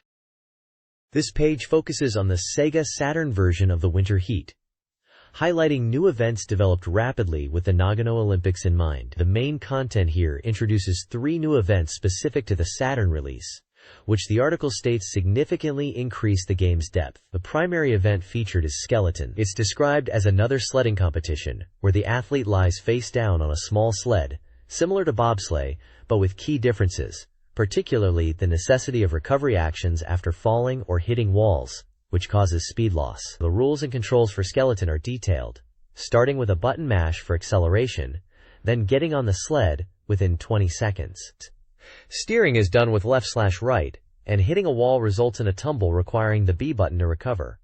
Sharp corners may necessitate using the B button for braking. The article notes the speed sensation is comparable to bobsleigh, but Skeleton's recovery mechanics make it more challenging. Screenshots illustrate the Skeleton gameplay, showing the athlete on the sled in various stages like the start, mid-race, and finishing with a time display. Basic game information is also provided. Publisher SEGA. Planned release date, February 5, 1998. Genre, sports. Price, 5,800 yen. Support for up to 4 players, and compatibility with the multi-terminal 6. A prominent character image is also featured. This page continues the deep dive into the SEGA Saturn exclusive events added to Winter Heat, introducing 2 dynamic new disciplines. First up is Aerial, a high-flying ski event focused entirely on executing complex tricks rather than distance. The article emphasizes that successfully landing high-difficulty tricks requires a combination of speed, power, and sharpness, adding significant depth and challenge. The controls involve selecting a trick difficulty, building speed on the approach run, charging power during the takeoff, and then using button inputs in the air to perfect the trick for a 100% completion score or higher. Dynamic camera angles are highlighted, capturing the spectacle of the jumps. Following Aerial is Snowboarded, described as similar to downhill, but with the crucial addition of slalom gates that must be cleared. Missing a gate results in a penalty. Unlike events focused on half-pipe tricks, this is a pure downhill race against the clock. Controls involve accelerating and steering, with specific timing needed for jumps over steps on the course. The page notes that while steering is intuitive, navigating the gates and timing jumps adds complexity. Together with the Skeleton event featured on the previous page, these 3 additions are presented as significantly enhancing the gameplay and replayability of Winter Heat on the SEGA Saturn. This page delves into Second Album, a fascinating racing simulation game. The article showcases the game's interface, highlighting key screens like the main menu and the detailed schedule management screen. It draws a comparison between the new Second Album interface and that of its predecessor, pointing out subtle yet significant changes. The schedule screen, where players plan a character's activities, is noted to have a different layout, and the job cards used for assigning tasks have been significantly enlarged, providing more detailed information about each job. Character stats like HP and MP are also shown on the status screen. The page features beautiful character artwork, including the main girl and a distinctive blonde character with cat-like ears. The article mentions that while the screens might initially seem similar to the previous game, a closer look reveals substantial changes that give it a fresh feel. The Second Album is listed for release on February 26, 1998, priced at 5,800 yen, and is a single-player racing simulation game recommended for all ages. This page continues the deep dive into the racing simulation game Second Album, specifically examining the changes made from its predecessor, focusing on how players spend holidays and navigate the game's interface. The article highlights that while the basic structure of the game's holiday cycle remains similar, there are subtle yet significant improvements. A major change is the ability to form tag teams during arm testing, combat, allowing players to partner up with other characters, potentially influencing relationships based on performance. The game's menu system now allows saving and loading during holiday activities, offering more flexibility. Skill training parameters have been simplified, making progression clearer. The page also contrasts key interface screens between the previous game and second album. The status screen in the new game displays all party members' HP and MP at once, a notable improvement. And detailed stats for selected characters are now shown numerically rather than just by level, offering greater precision. The party screen has been revamped to focus on individual character attributes and relationships visually, although the event list previously found here seems to have been removed. The town map displayed during work appears unchanged from the first game. Overall, the reviewer points out that while the core game flow is familiar, second album introduces welcome changes to gameplay mechanics and interface design, making it more accessible and potentially deeper in its simulation aspects. This page features a special interview with Takekawa Yukihide, the main songwriter for the game second album. The page displays a photo of Mr. Takekawa, alongside charming chibi illustrations of characters from the game. The interview delves into the creation process for the game's music. Mr. Takekawa shares an interesting anecdote about the main theme, explaining that it was completed spontaneously while riding in a taxi in Kyushu. He mentions the challenge of composing melodies that work effectively in both English, for the SEGA Saturn version which he sings, and Japanese, for the PlayStation version, sung by a female vocalist.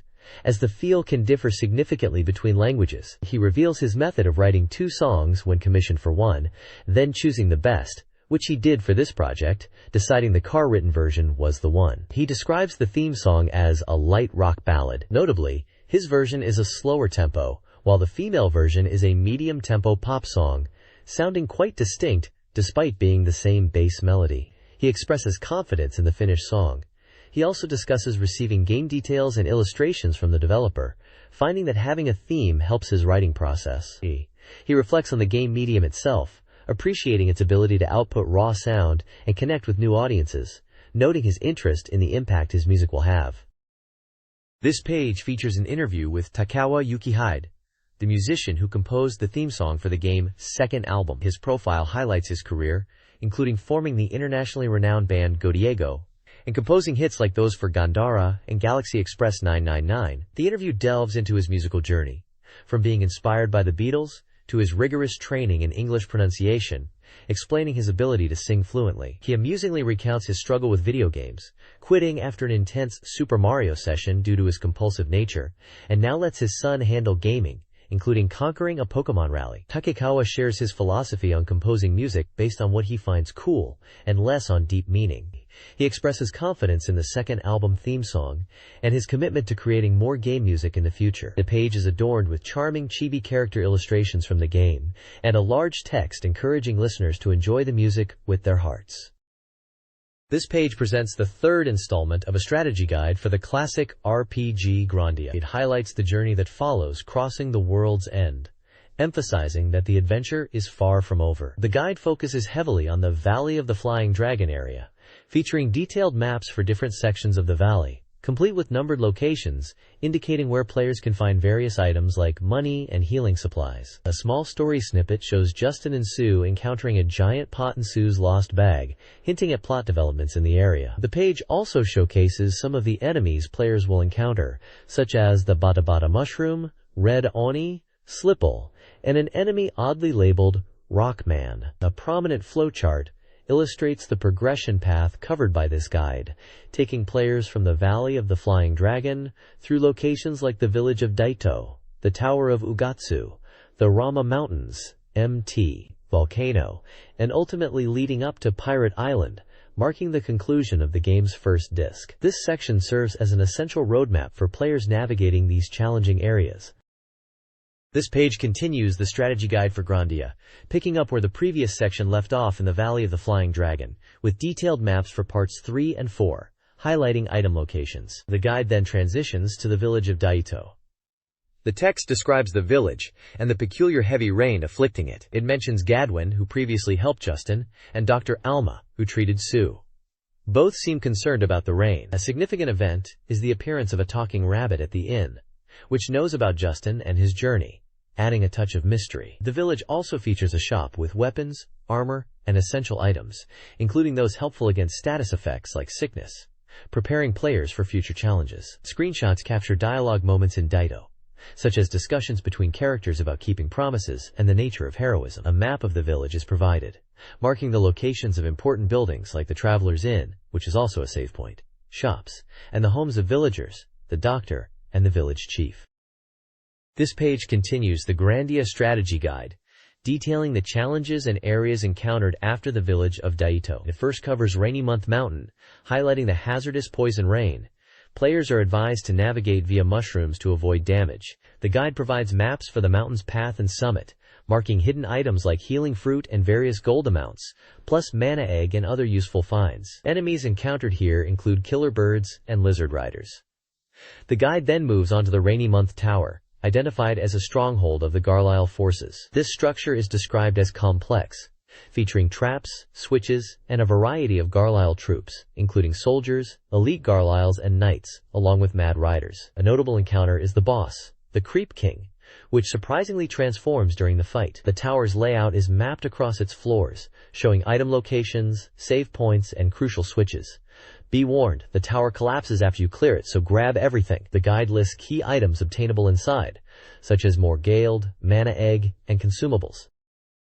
This page continues the Grandia strategy guide, picking up right after the intense battle at the Rainy Month Tower. Following the defeat of the boss, the party is faced with a crucial choice involving two mirrors, one leading to the legendary hero's lance, the other to certain doom. Justin, after some dramatic deliberation, enters the mirror chosen by Fina, which leads him to the lance. However, upon retrieving the weapon, the tower begins to violently collapse. The guide features maps detailing the tower's upper floors, including the Descent Room, Destiny Room, and the top floor, highlighting key items like gold, the Skull Helmet, and the Feather Whip, along with essential save points and switches needed to navigate the crumbling structure. The focus then shifts to Mt. Alma, described as a significant passage area leading towards Ganpombo village.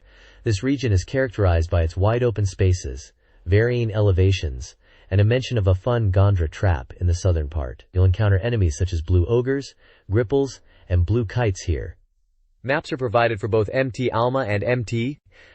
Alma South, pinpointing item locations including more gold, useful consumables like the Orb of Silence and Yellow Cure, and combat items like the Dragon Killer and Magic Stone. The page also includes a brief narrative interlude, showing Mullen in his private room. He is depicted searching for the restless Justin, and appears preoccupied, hinting at his own plans related to the power of the Spirit Stone.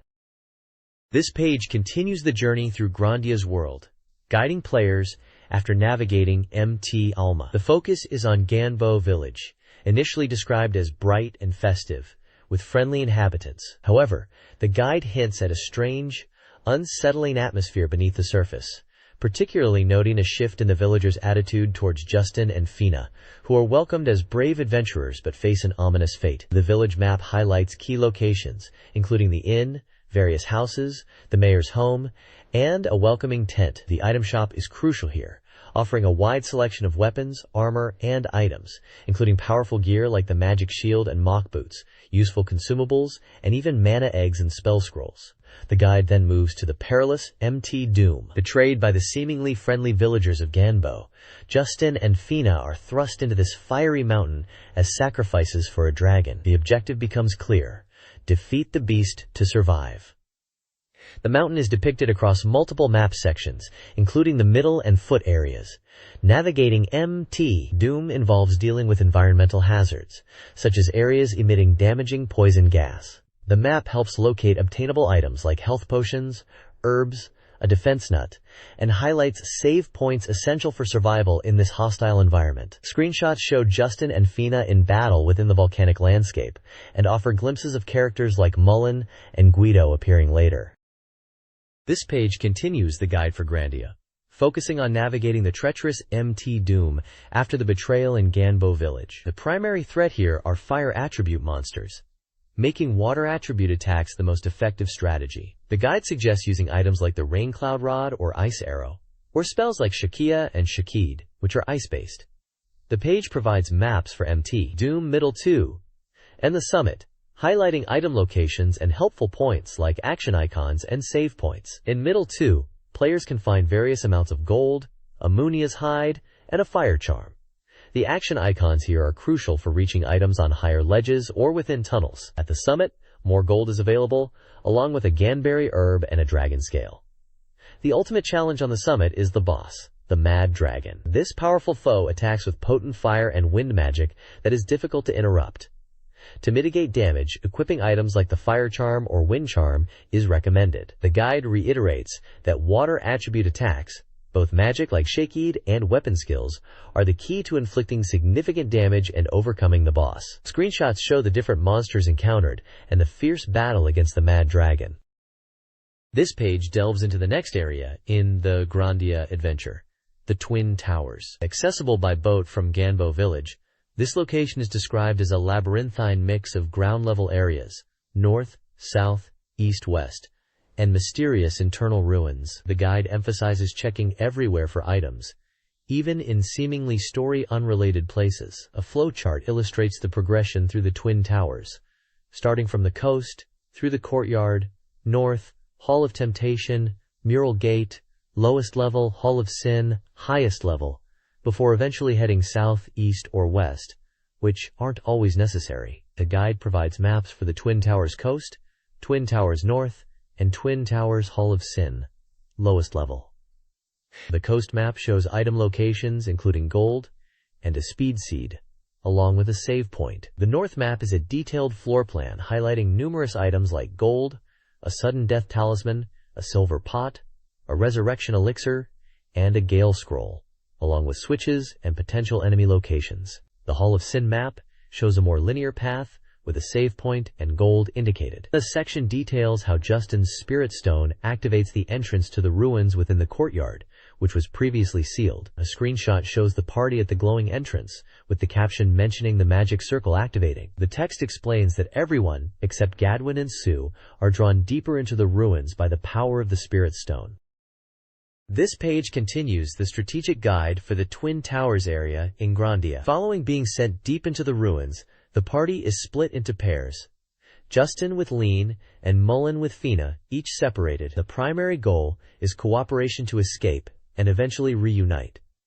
The guide highlights the reunion between Justin and Lean, which strengthens their resolve to reach Alent. Screenshots show key story moments, including the discovery of the Key of Alent, described as necessary to find the way forward, and Fina and Mullen making progress. Information on the enemies encountered in this area is provided. On the surface, only the Medusa Dancer appears, for which equipping a mage robe is recommended to counter its magic. Underground, the Horned Toad is the sole enemy, and players should prepare for its slumber attack. Detailed maps are presented for the south, west, and east sections of the Twin Towers. These maps pinpoint the locations of valuable items like gold, helpful consumables such as spirit potions and miracle water, and equipment like the strange hat and magic wand. Save points are also marked. A crucial gameplay mechanic for the north, south, and west areas is explained. Pressing specific switches, marked H on the maps, causes obstacles to retract, opening paths. These switches are linked diagonally across the map, meaning activating one also triggers its counterpart. Understanding this mechanism is key to navigating these sections easily.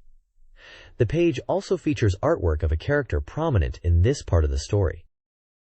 The next page of the Grandia Guide shifts focus to the Shrine of the Spirit Hidden.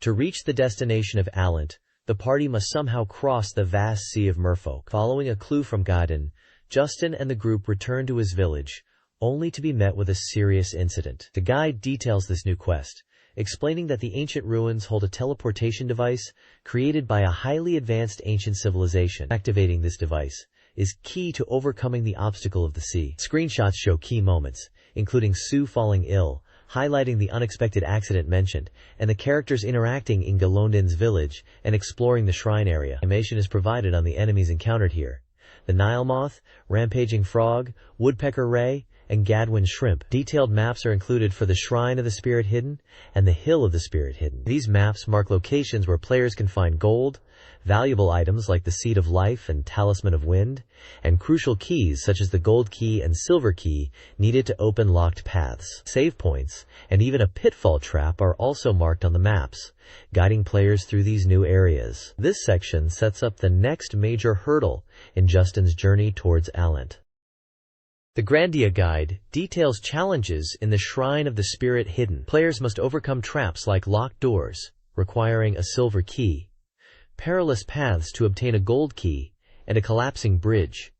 A switch puzzle reveals a hidden staircase. The guide also covers the boss fight against 2 killing machines, advising players to use defense-boosting magic. Finally, the guide describes the emotional aftermath of Justin's return. Sue, due to illness, stops adventuring, transferring her and Gadwin's experience to Justin as powerful items, and allowing him to learn advanced magic. Sue encourages Justin to continue his quest for a Salant.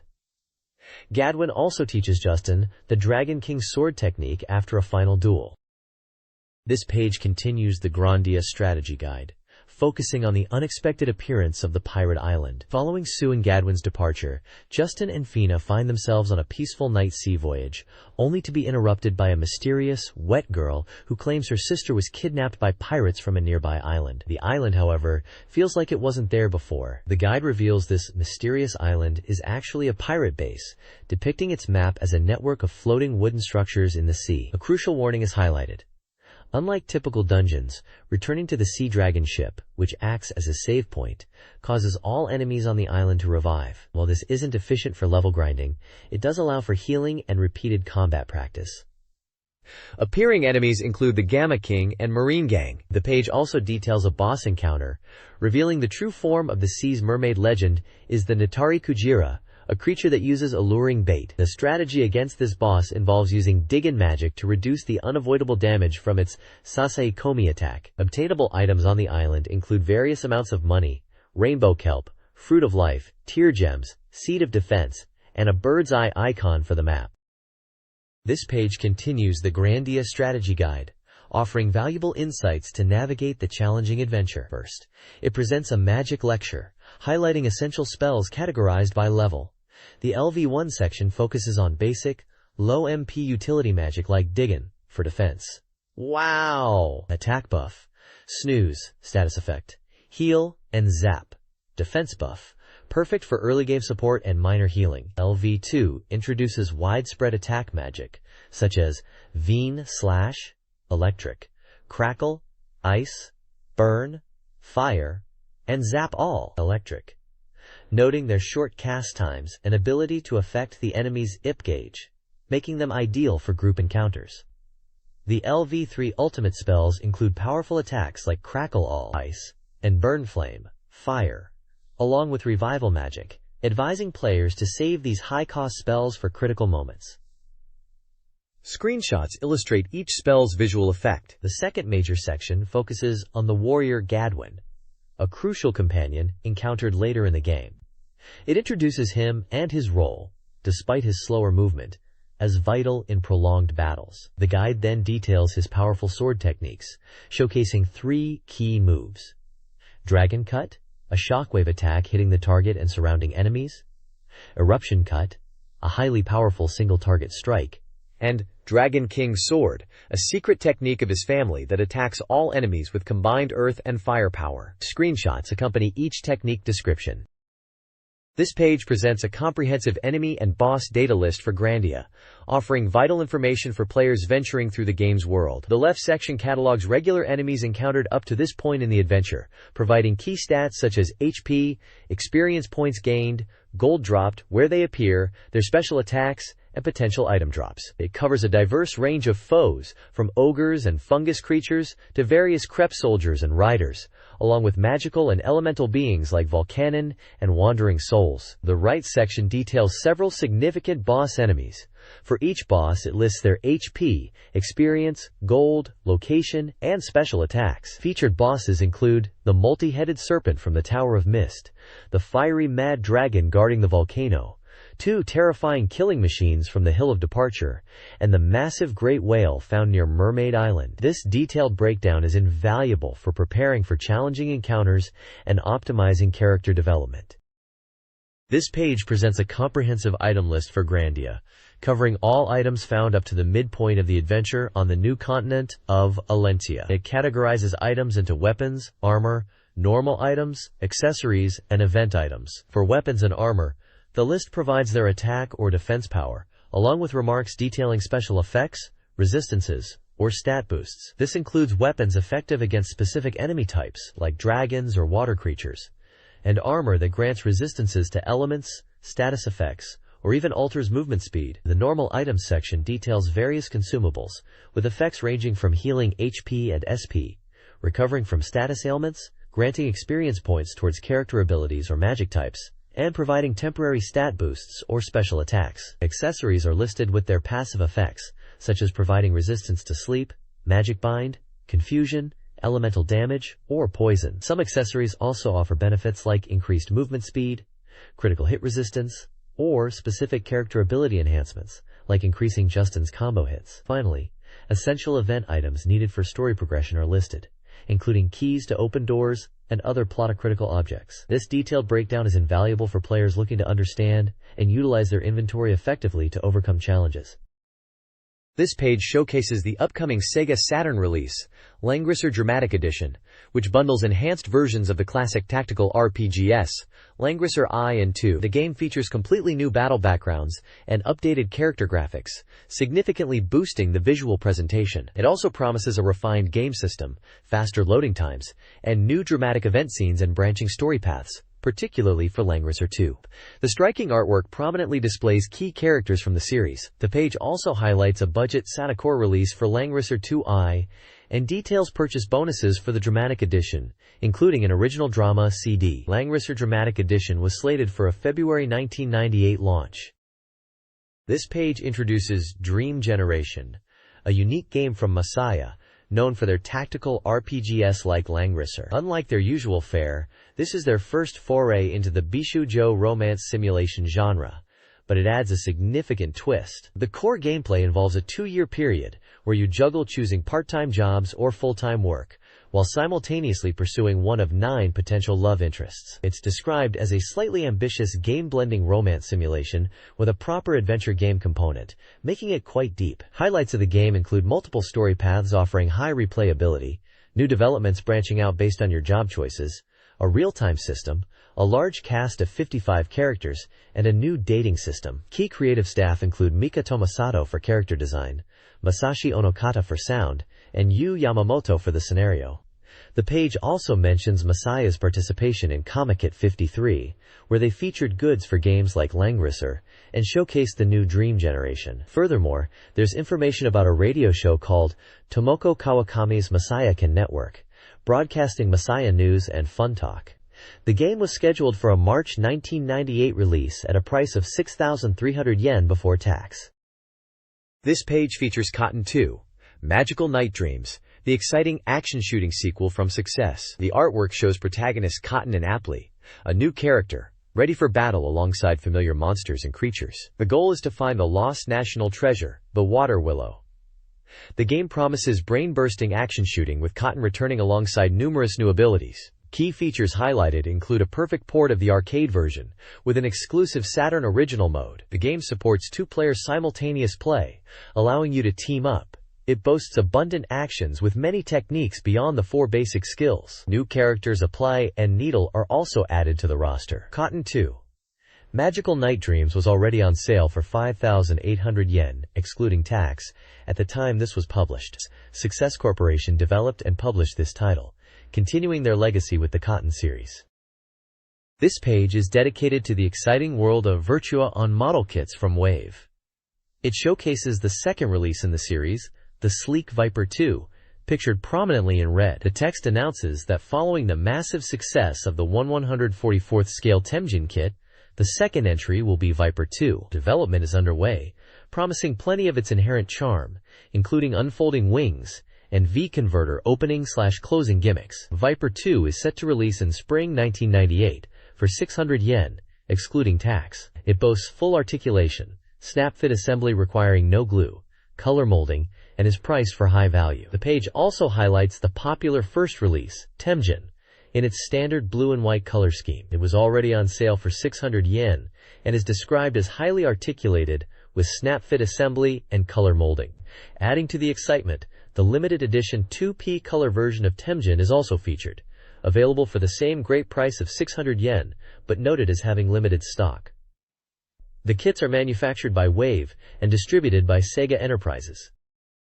This page details the release of the official guidebook for the masterpiece RPG Grandia from SoftBank. The guide is highlighted as an urgent release, opening the door to the game's vast world. It features beautiful, comprehensive maps ensuring players won't miss any items, introduces the charming characters and stunning in-game movies, and includes extensive data on enemies and items. The guide also delves into the background story, setting, and provides a helpful glossary, making it a complete resource for fans. It's presented in a 5 size, is 144 pages long, priced at 950 yen, and is currently on popular sale. Furthermore, the page announces a SoftBank strategy guidebook campaign is underway. This campaign offers a chance to win great prizes, including Game Boy Pocket consoles, copies of Abe's Odyssey for PlayStation, Game to Hacken, Tamagotchi for Game Boy, and special SoftBank telephone cards.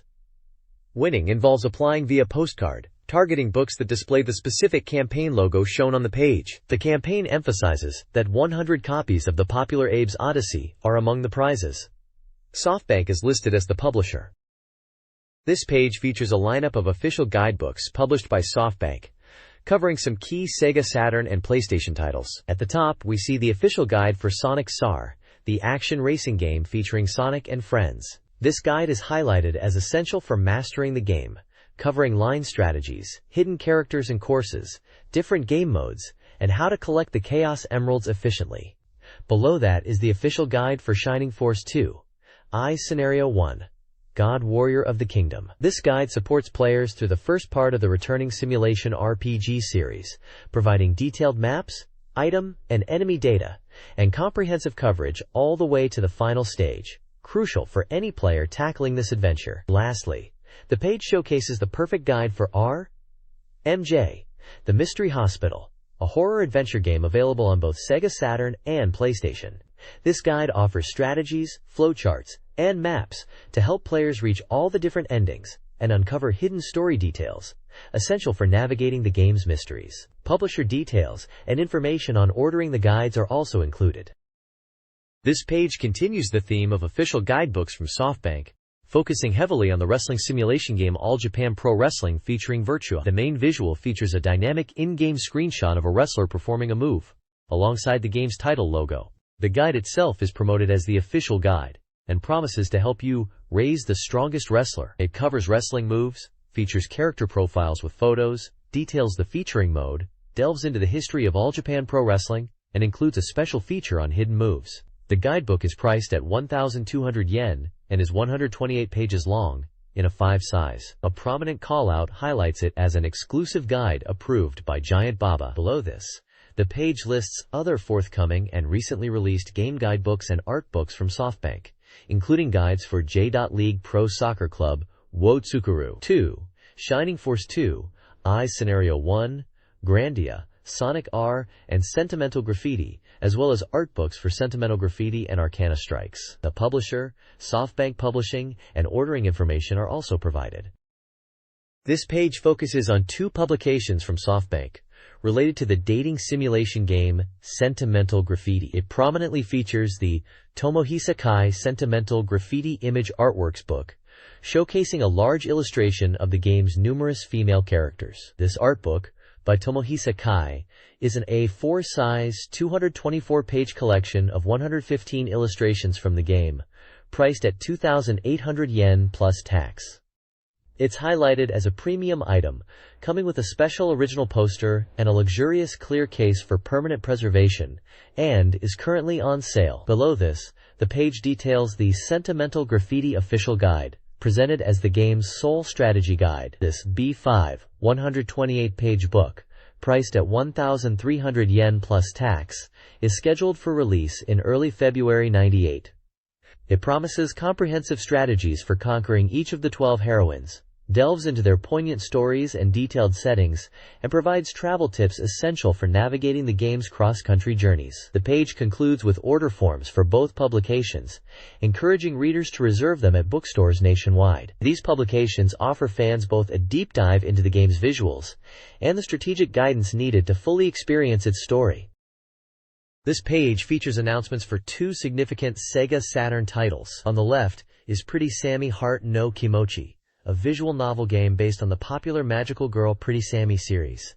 The game is advertised as a super luxurious release, featuring 2 main Digicom stories. These stories include a mystery involving a new weapon codenamed Sparkling Camel, and a fiery chocolate challenge just 3 days before Valentine's Day. Additionally, the game includes a music clip for the song My Favorite Boy. Scheduled for an emergency release on January 29th for 6,800 yen, there's also a special campaign offering a limited phone card to the first 1,000 customers who purchase this game, along with Pretty Sammy Fearsome Physical Exam, 5 seconds before nuclear explosion, and submit coupons.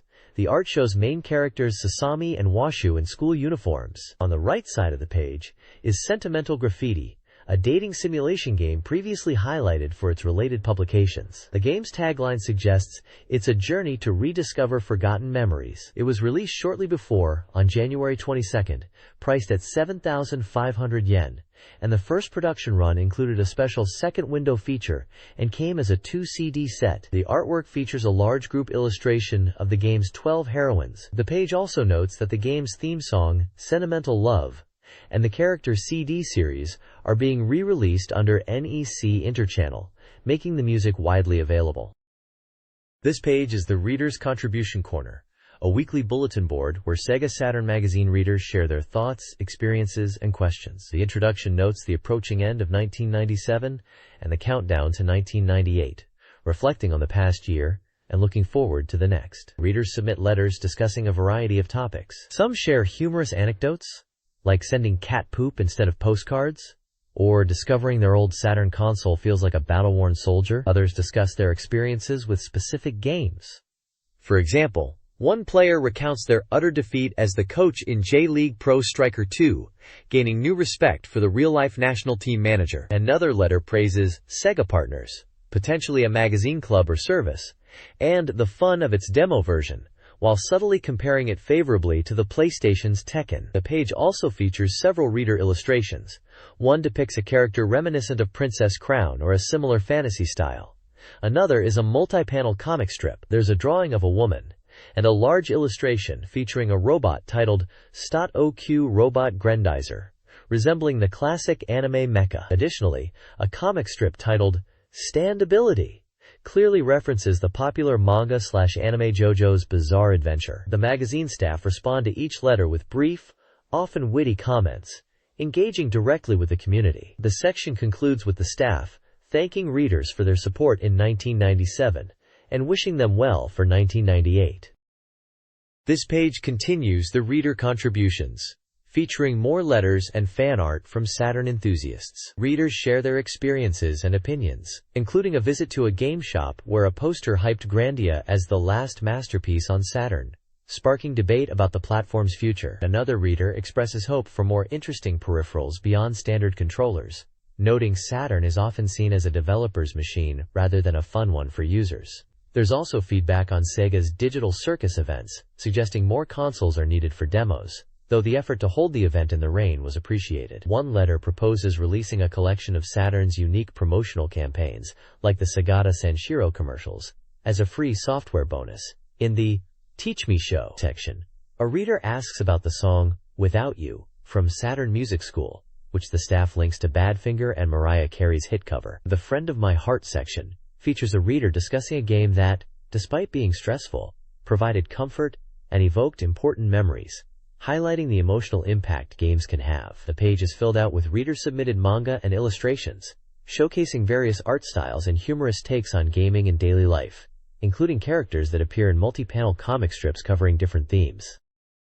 This page kicks off a new Corner Establishment Committee section, asking readers to propose ideas for future reader-submitted columns. The first theme proposed for discussion is the classic, Cats or Dogs, which do you like better? Next, the Rumor, Really section shares snippets of gossip. It mentions characters from Daisuke appearing in other games. Speculation about a horror pro game called Tsubuyaki Shiro, potentially having character designs resembling a certain person. And details about character designs in Chaos Seed and Atelier Marie, the Alchemist of Salzburg. It's interesting to see the focus on character crossovers and specific design choices being fodder for rumors back then. The Black Soup Screamers section showcases impressive reader artwork. There are likenesses that look like characters from Metal Gear Solid, Policenauts, or Snatchers, a cool drawing of a robot with a powerful metallic feel reminiscent of something like Mazinger Z, and an anime-style female character. It's great to see the talent from the community. Gamer's Wisdom tackles the practical issue of staying warm, offering tips on countermeasures for cold sensitivity from readers. These range from taking hot baths and showers to using heat pads and traditional remedies. Advice clearly aimed at those spending long hours gaming, especially in colder climates. Finally, the Submission King section lists readers who earned points for their contributions this week and provides a ranking of the top point holders in the magazine's ongoing contest, acknowledging active contributors to the magazine's content.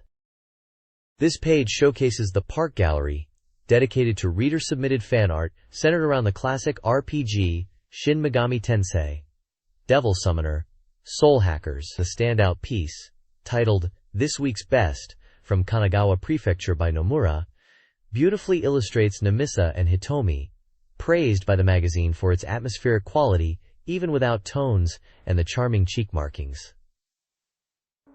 Below, a collection of other fan art submissions from various prefectures highlights different characters from the game. We see illustrations featuring characters like Yuichi, Lunch, Tetsuya, and more, demonstrating the reader's affection for the game's cast and their artistic talent. An information section provides guidelines for submitting artwork, detailing the required format, black ink on white paper, the use of screen tones, and how to include necessary personal details on the back of the submission postcard.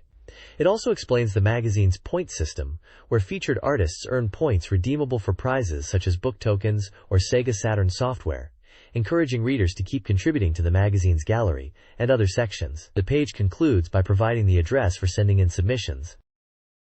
This page highlights a selection of manga and anthology comics based on popular video game franchises from SoftBank Publishing. Featured is the new Pokemon 4, DX, part of the Deluxe 4, series, adapting the hit Game Boy game into a humorous 4-panel comic format. It features contributions from a large group of artists, including a cover image showcasing trainers Red and Blue alongside a Charizard.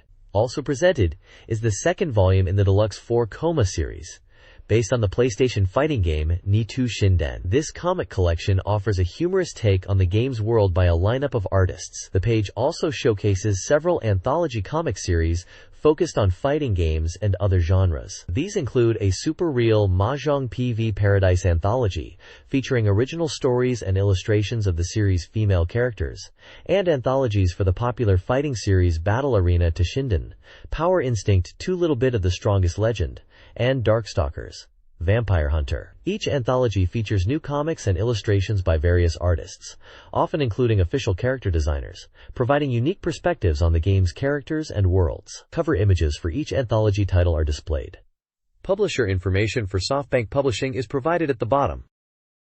SEGA Saturn Magazine Volume 61, Reviews 1997, with insights from the Sega Consumer Software Publicity Team. They discuss the Sega Bandai merger's failure, the Tamagotchi craze, Japan's World Cup qualification, and experiences with Sega games and events. The magazine also provides ways to stay informed about Sega, the Sega JoyJoy telephone for weekly updates, the Sega Fax Club for detailed information, and the Sega website with updated content and project-specific pages. Additionally, the page highlights Sega's video releases, the Sega Video Magazine showcasing upcoming games like Winter Heat, and the Flash SEGA Saturn Demo Klydrom series, with Volume 23 offering playable demos of titles like Shining Force 2i Scenario 1 and Sonic R. This page features a comic strip titled Absent-Minded Saturn-kun, depicting humorous scenarios around Christmas and year-end gaming. Characters resembling Sega Saturn and PlayStation interact, highlighting themes like the excitement of having multiple games during the holidays and the importance of data in Nights into Dreams. Saturn-kun faces challenges and reflects on his struggles and resilience. Though the comic is the Sega Publicity Journal, offering reflections on the past year and anticipation for the next. Personal columns from publicity staff members follow. Takshan mentions nearing the end of Disc 1 of Grandia and enjoying Eve. Dessler de Hirano talks about quiet New Year plans. Honey Hanaya reviews 1997, regretting a cancelled trip and pushing for new Sega Saturn releases in the coming year. Finally, there's a brief announcement seeking part-time game testers for Sega Consumer Software Development. The Sega Saturn Magazine presents Tsukyu Gurentai, Crimson Lotus Squadron, A serialized story. Chapter 16. Gaki and Mikazuki's Luck focuses on the Crimson Lotus Squadron, a private self-defense unit for the satellite launch contractor Jesse Company, JDF.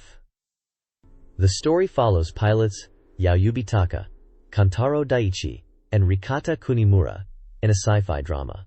Previously, the squadron repelled a Black Serpent drone attack on Jase headquarters. Kunimura revealed the truth related to Yatsurugi, leading to an investigation. The president of Miyama was rescued, possibly with Yatsurugi's help. Brent discovers Terushima created Yatsurugi. Mikazuki declined a transfer offer from Terushima. In this chapter, Kunimura battles an unidentified machine, Akisaka, and Mikazuki arrives late to assist. The story is based on Rakutaizing's original concept and written by Yuichi Ishida. This page continues the serialized story for Raising's Tsukyu Gurentai, also known as Crimson Lotus Squadron. The narrative describes an intense battle, picking up where the previous chapter left off.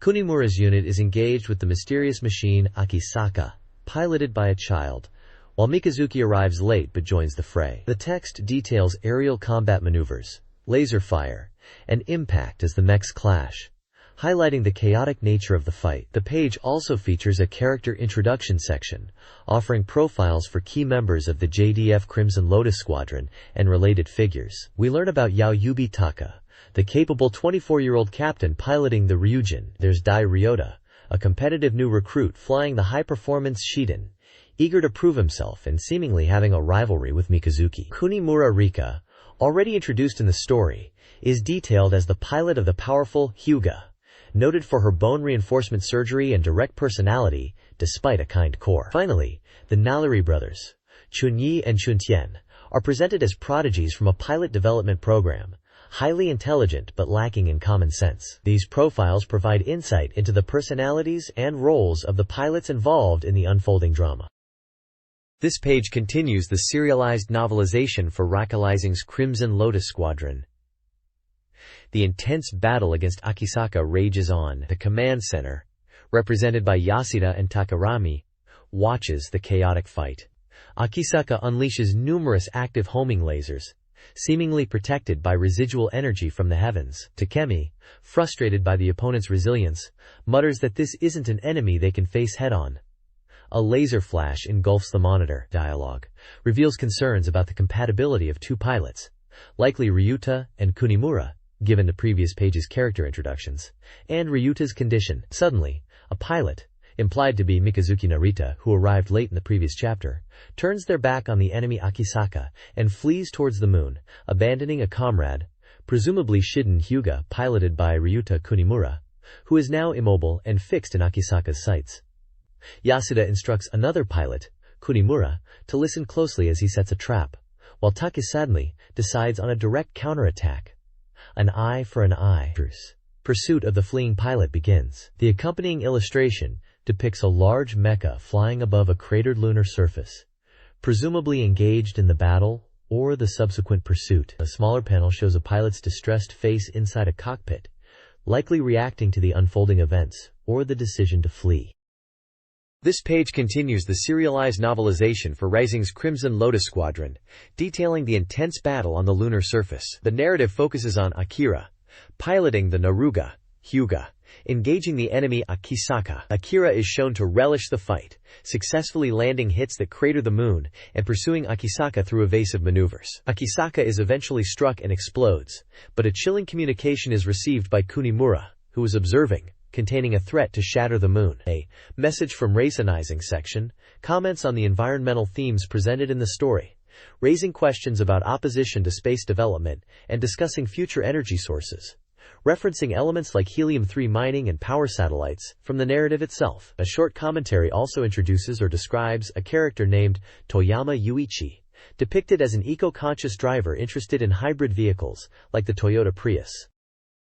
This page features a comprehensive advert for a unique phone-based flea market service, available 24 hours a day. It's designed for buying, selling, and exchanging used software, game cheat codes, recruiting friends for arcade games or doujinshi circles, and more. Users can listen to messages by pressing 7# after calling 0356806816 or record their own messages by pressing 3#. The service includes categories for home console software sales and trades broken down by region, specific console trading for systems like Neo Geo, Saturn, PlayStation, and 64, and sections for seeking gaming techniques, friends, or team members. The multi-box system is highlighted as super easy, allowing direct communication between users via phone messages to facilitate transactions, registered in a large database. Below that are two separate advertisements.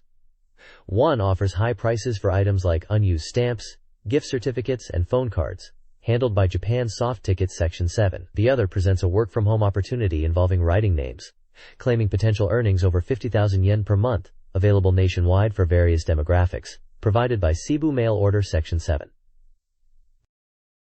This page showcases official strategy guides for J.League Pro Soccer Club Wo Tsukuru 2, a deep football management simulation game. The top half promotes two guides, the Complete Data Edition and the Management Edition. The Data Edition promises comprehensive details, including all international FIC players, full player data, ultimate strategies, and secrets for the game's edit mode, while the Management Edition is aimed at beginners looking to learn the ropes of building a strong team. There's a note apologizing for a delay in the first book's release, now expected mid-January. The page features some classic 3D rendered character art alongside details of the guide's size, price, and copyright. The bottom half features a SoftBank Strategy Guide campaign, a contest offering various prizes. Players can win prizes like a Game Boy Pocket, the PlayStation game Ape Escape, the Game Boy Game to Hackin', Tamagotchi, and SoftBank special telephone cards. A fun cartoon bird character highlights the campaign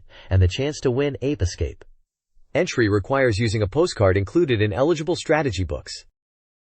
This page features a striking, abstract illustration from the surreal world of Baroque, a dark and unique roguelike RPG. The artwork shows a character in a red coat amidst chaotic, vibrant colors and what appears to be rain or streaks of light. Below the image is a narrative section titled Recap of the Previous Story, which continues a serialized tale related to the game. The text recounts the protagonist's association with the mysterious girl Ruby and their encounters with the game's grotesque, deformed creatures. It touches upon the protagonist's role within the Baroquea organization and describes the unsettling process of dealing with the defeated creatures. The dialogue reveals more about Ruby and the strange nature of the world, ending on a dramatic and mysterious note with "to be continued," reflecting the game's enigmatic atmosphere.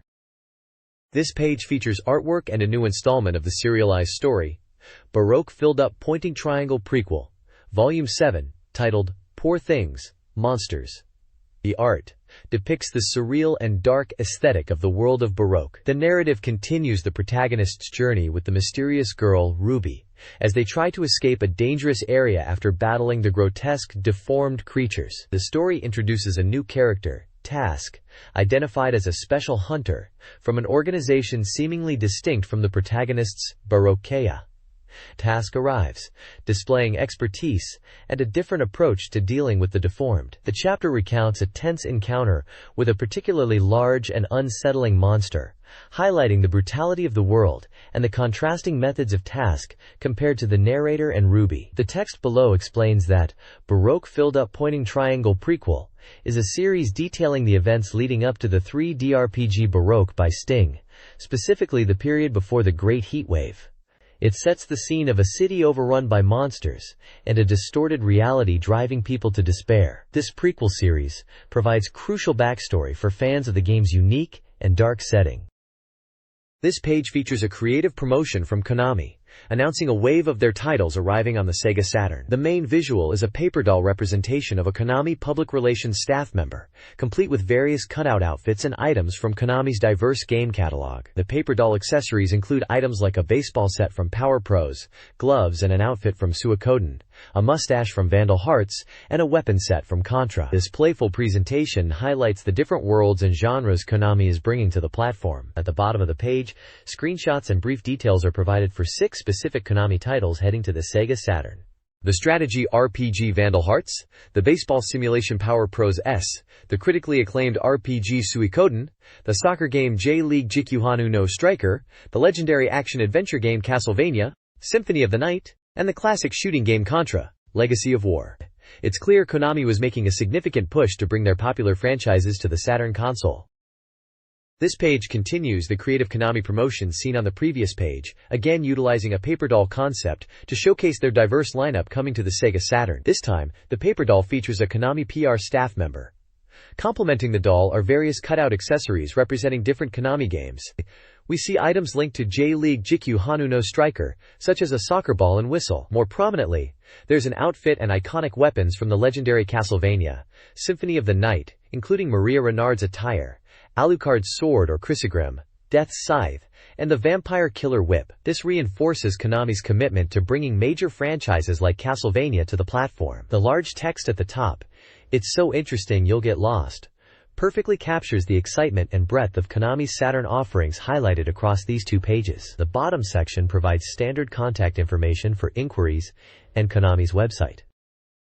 This page highlights various activities and promotions from SNK, starting with a message from Mr. Umemoto, thanking fans for their support and looking forward to the next year.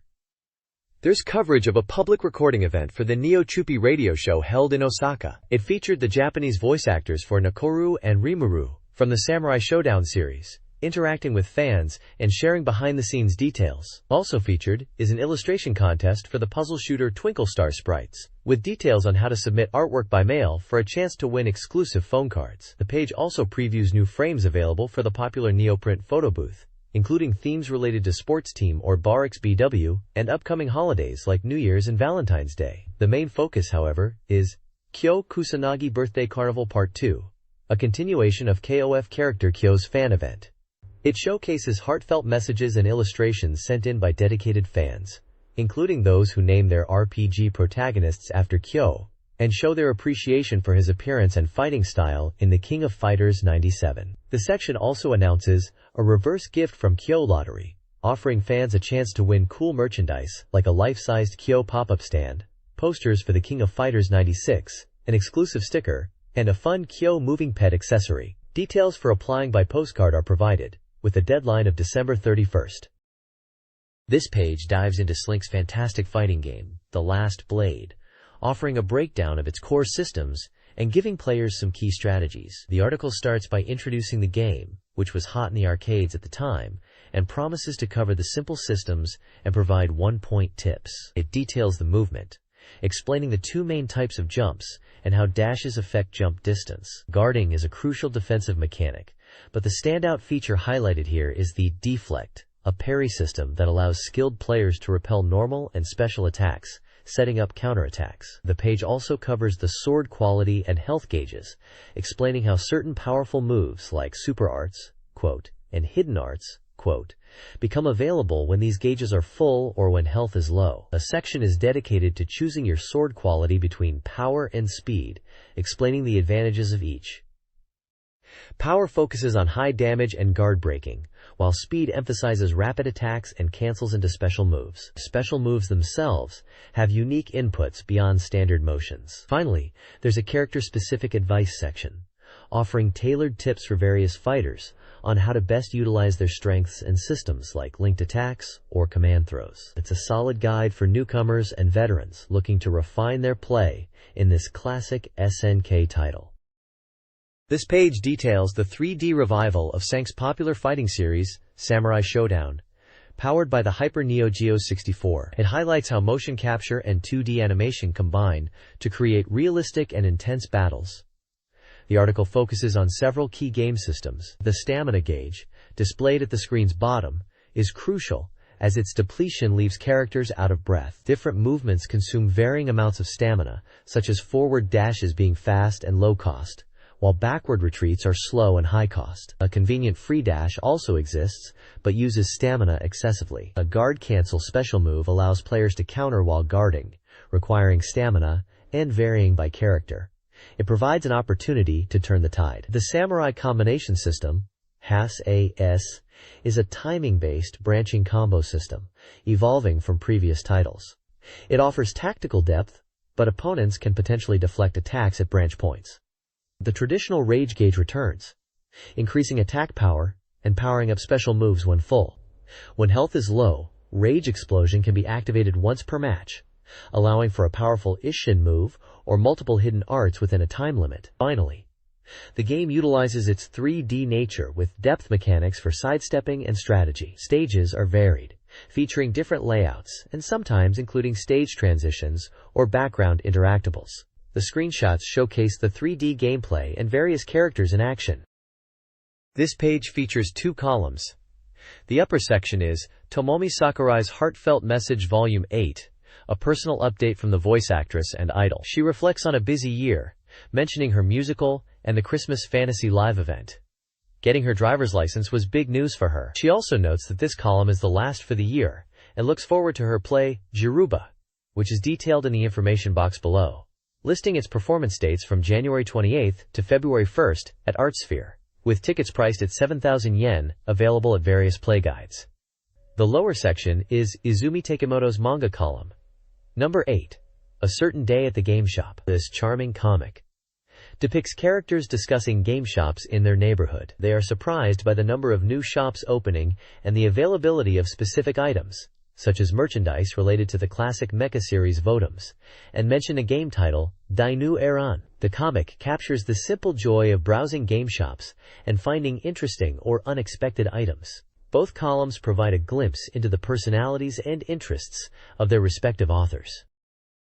This page features a manga column by anime creator Something Yoshimatsu, titled, Sega's Games Are the Best in the World. The column humorously explores the fervent dedication of Sega fans, comparing their mentality to that of passionate sports fans. The comic follows the author's journey encountering the declaration, Sega's games are the best in the world. Initially shocked, they seem to become convinced. But then, the complexities of the Sega hardware ecosystem become apparent.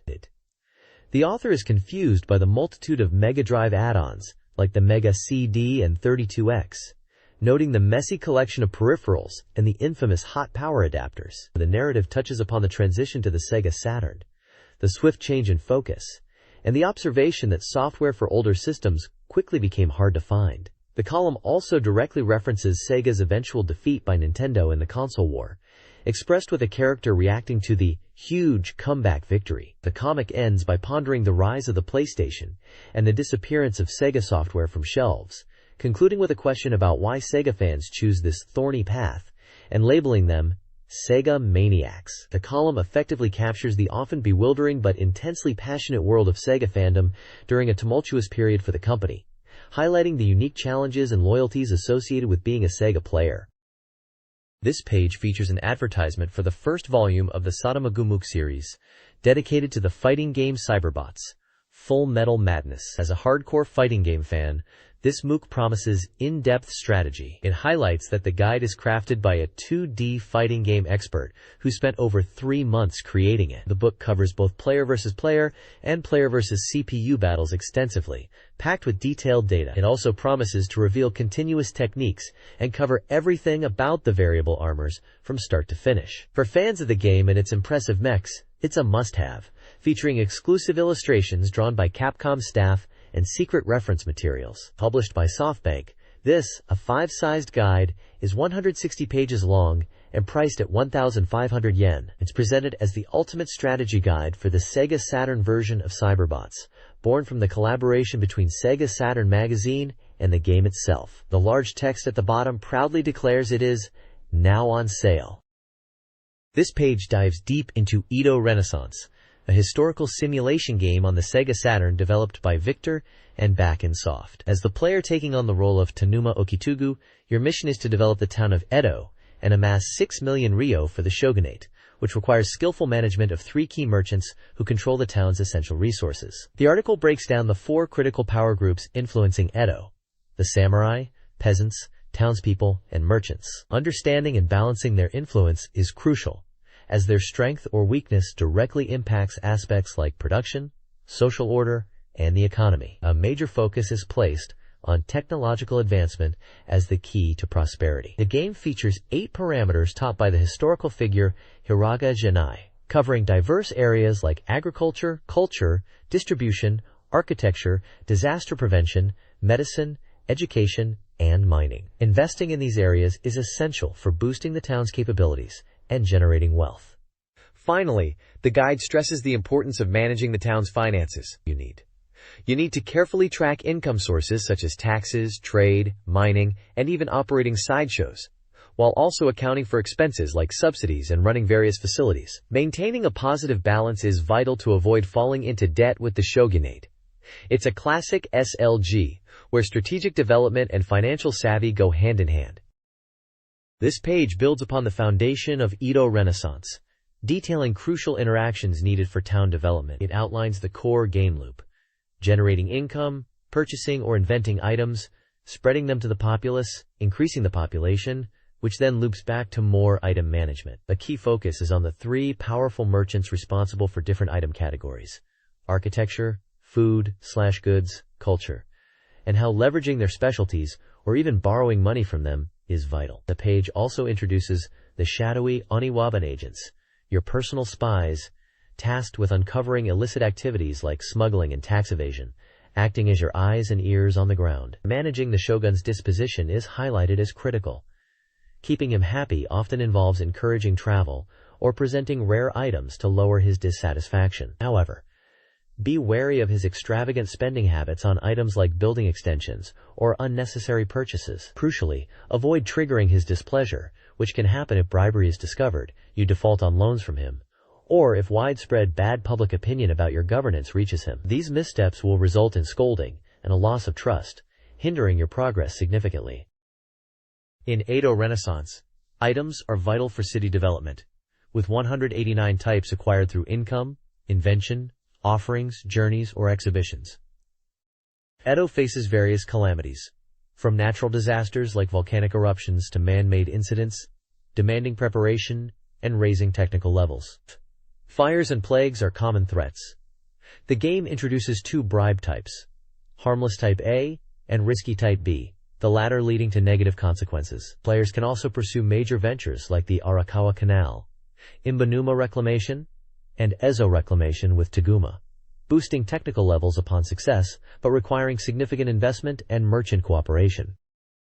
This page delves into the vital role of items in Edo Renaissance, explaining that each item has a rarity level, and rarer items are more valuable. It provides guidance on effectively using these items in various game scenarios. Items can be utilized in several ways: as exhibits in an exhibition hut to attract visitors, as raw materials for inventing new technologies, for the entertainment of the board lord, and as trade goods for import and export to manage the game's economy. The page also highlights that the exhibition event is a source for obtaining 72 types of domestic items. A significant portion of the page is an item list, showcasing 28 examples out of the total 189 item types available in the game. This diverse list includes inventions attributed to genii, such as the Elekitaru, a type of electric generator, the printing press, the balloon, and even a cockroach trap and dowsing rod.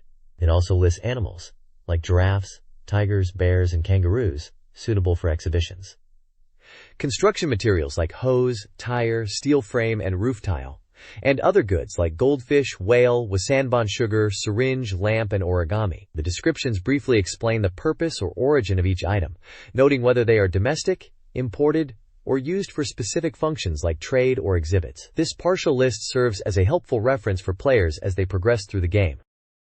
This page provides a comprehensive data guide for the drivers featured in the Game Team Management Simulation Formula Grand Prix. It presents a full list of all 50 drivers available in the game. The data includes each driver's name, nationality, age, contract fee, and various performance statistics such as speed, stamina, development ability, and popularity. The guide also notes that beyond the regular drivers, there are 5 special drivers who become available after meeting specific conditions during gameplay, and their data is included in this list as well. This detailed breakdown is intended to help players manage their team effectively by understanding the strengths and attributes of each potential driver.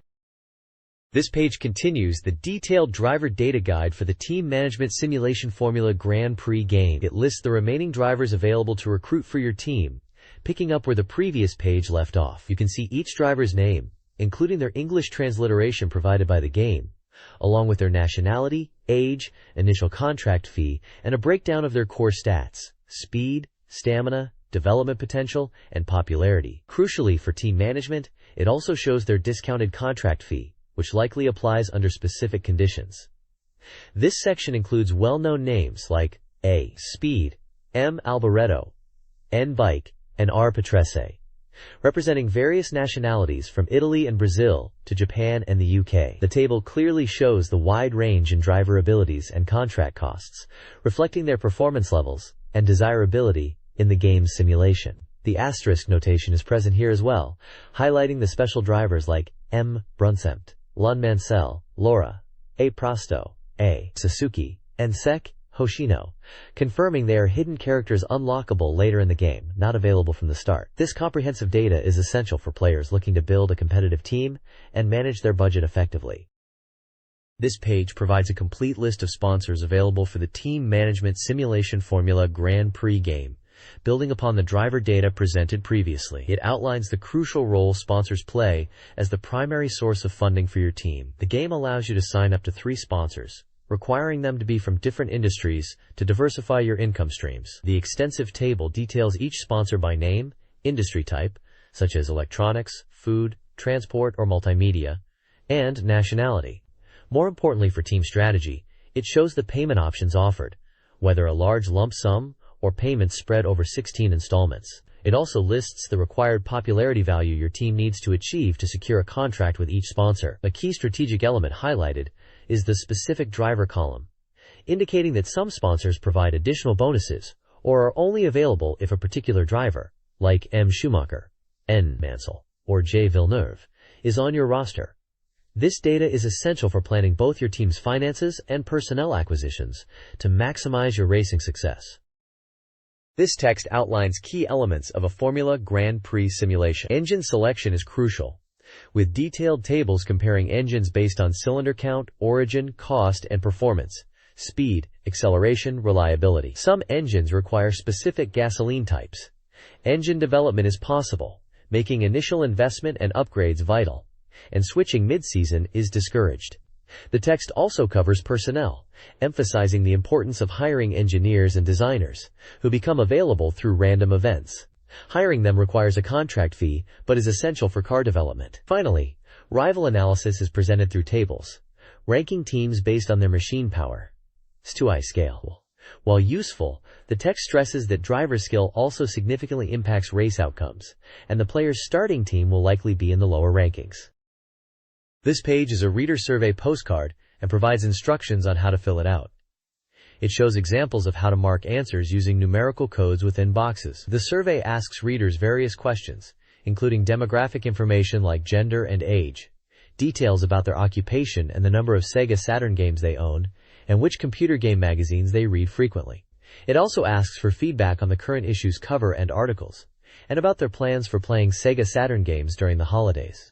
Finally, the survey requests information about which SEGA Saturn hardware they own or plan to buy, and which software titles they intend to purchase. The questions refer to lists provided on the page. Table 1 lists articles from the issue, Table 2 lists hardware items, and Table 3 lists numerous software titles for selection. This page is an advertisement for the CD Single Skirt by artists Yuri Horikawa and Kimiko Sugawa. The main track is titled ASU No Kane, which serves as the ending theme for the SEGA Saturn game Arcana Strikes. The coupling track is Virgin Love, used as the opening theme for the same game. The ad features a prominent image of the two artists and details the CD release, including its catalog number and price. It also includes a smaller image of the Arcana Strikes game box, noting that the game, developed by Takara and Red, is now on sale. This page highlights the strong tie between the game and its soundtrack, a common practice for promoting multimedia projects like Arcana Strikes on the SEGA Saturn. This page is an advertisement for the Game Cross Detective Story. It's highlighted as a revolutionary mystery adventure game for the SEGA Saturn, promising a unique experience with different visuals, speed, and dimensions, calling it the most sensational excitement of the mysterious adventure game in the 20th century. The ad features a dramatic close-up of the protagonist's face. Key features promoted include an unprecedented number of images creating a realistic story world, a challenging gameplay requiring at least 50 hours to solve all mysteries and tricks, and the adoption of the world's first IVACS system. This IVACS, Interactive Variable CD System, determines the content of the second CD based on how the player progresses through the first CD, tailoring the experience. The game comes as a 2-disc set, though the initial release of the IVACS version only includes the first disc, with the second disc being sent later based on the player's progress. The game is scheduled for a summer 1998 release at an estimated price of 6,800 yen, excluding tax. It is developed by WorkJam, Digital Tokyo Company, Limited, and Plan. The page emphasizes its compatibility with the SEGA Saturn. This page features 2 upcoming games from developer Kid. The first game highlighted is Tenant Wars 1, where players can open and manage their own store. It supports 1 to 6 players for lively gameplay, features many real-life stores, and challenges players to become the top tenant owner using their favorite characters. Several screenshots show the store management interface and character interactions. This simulation game was planned for a February 12, 1998 release on both PlayStation and SEGA Saturn. The second game is Game de Seishun, a unique board game experience described as having a new sense beyond simple luck.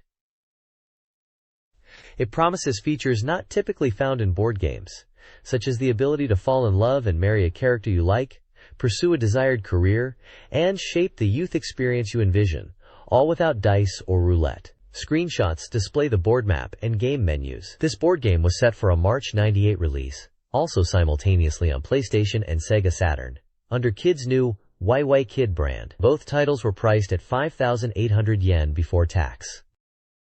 This page features a large advertisement for Yoyogi Animation Gakuen, an educational institution specializing in animation and various media arts fields. It prominently highlights the Osaka school's 10th anniversary and boasts a high placement rate of 98.74% for its March H9 graduates.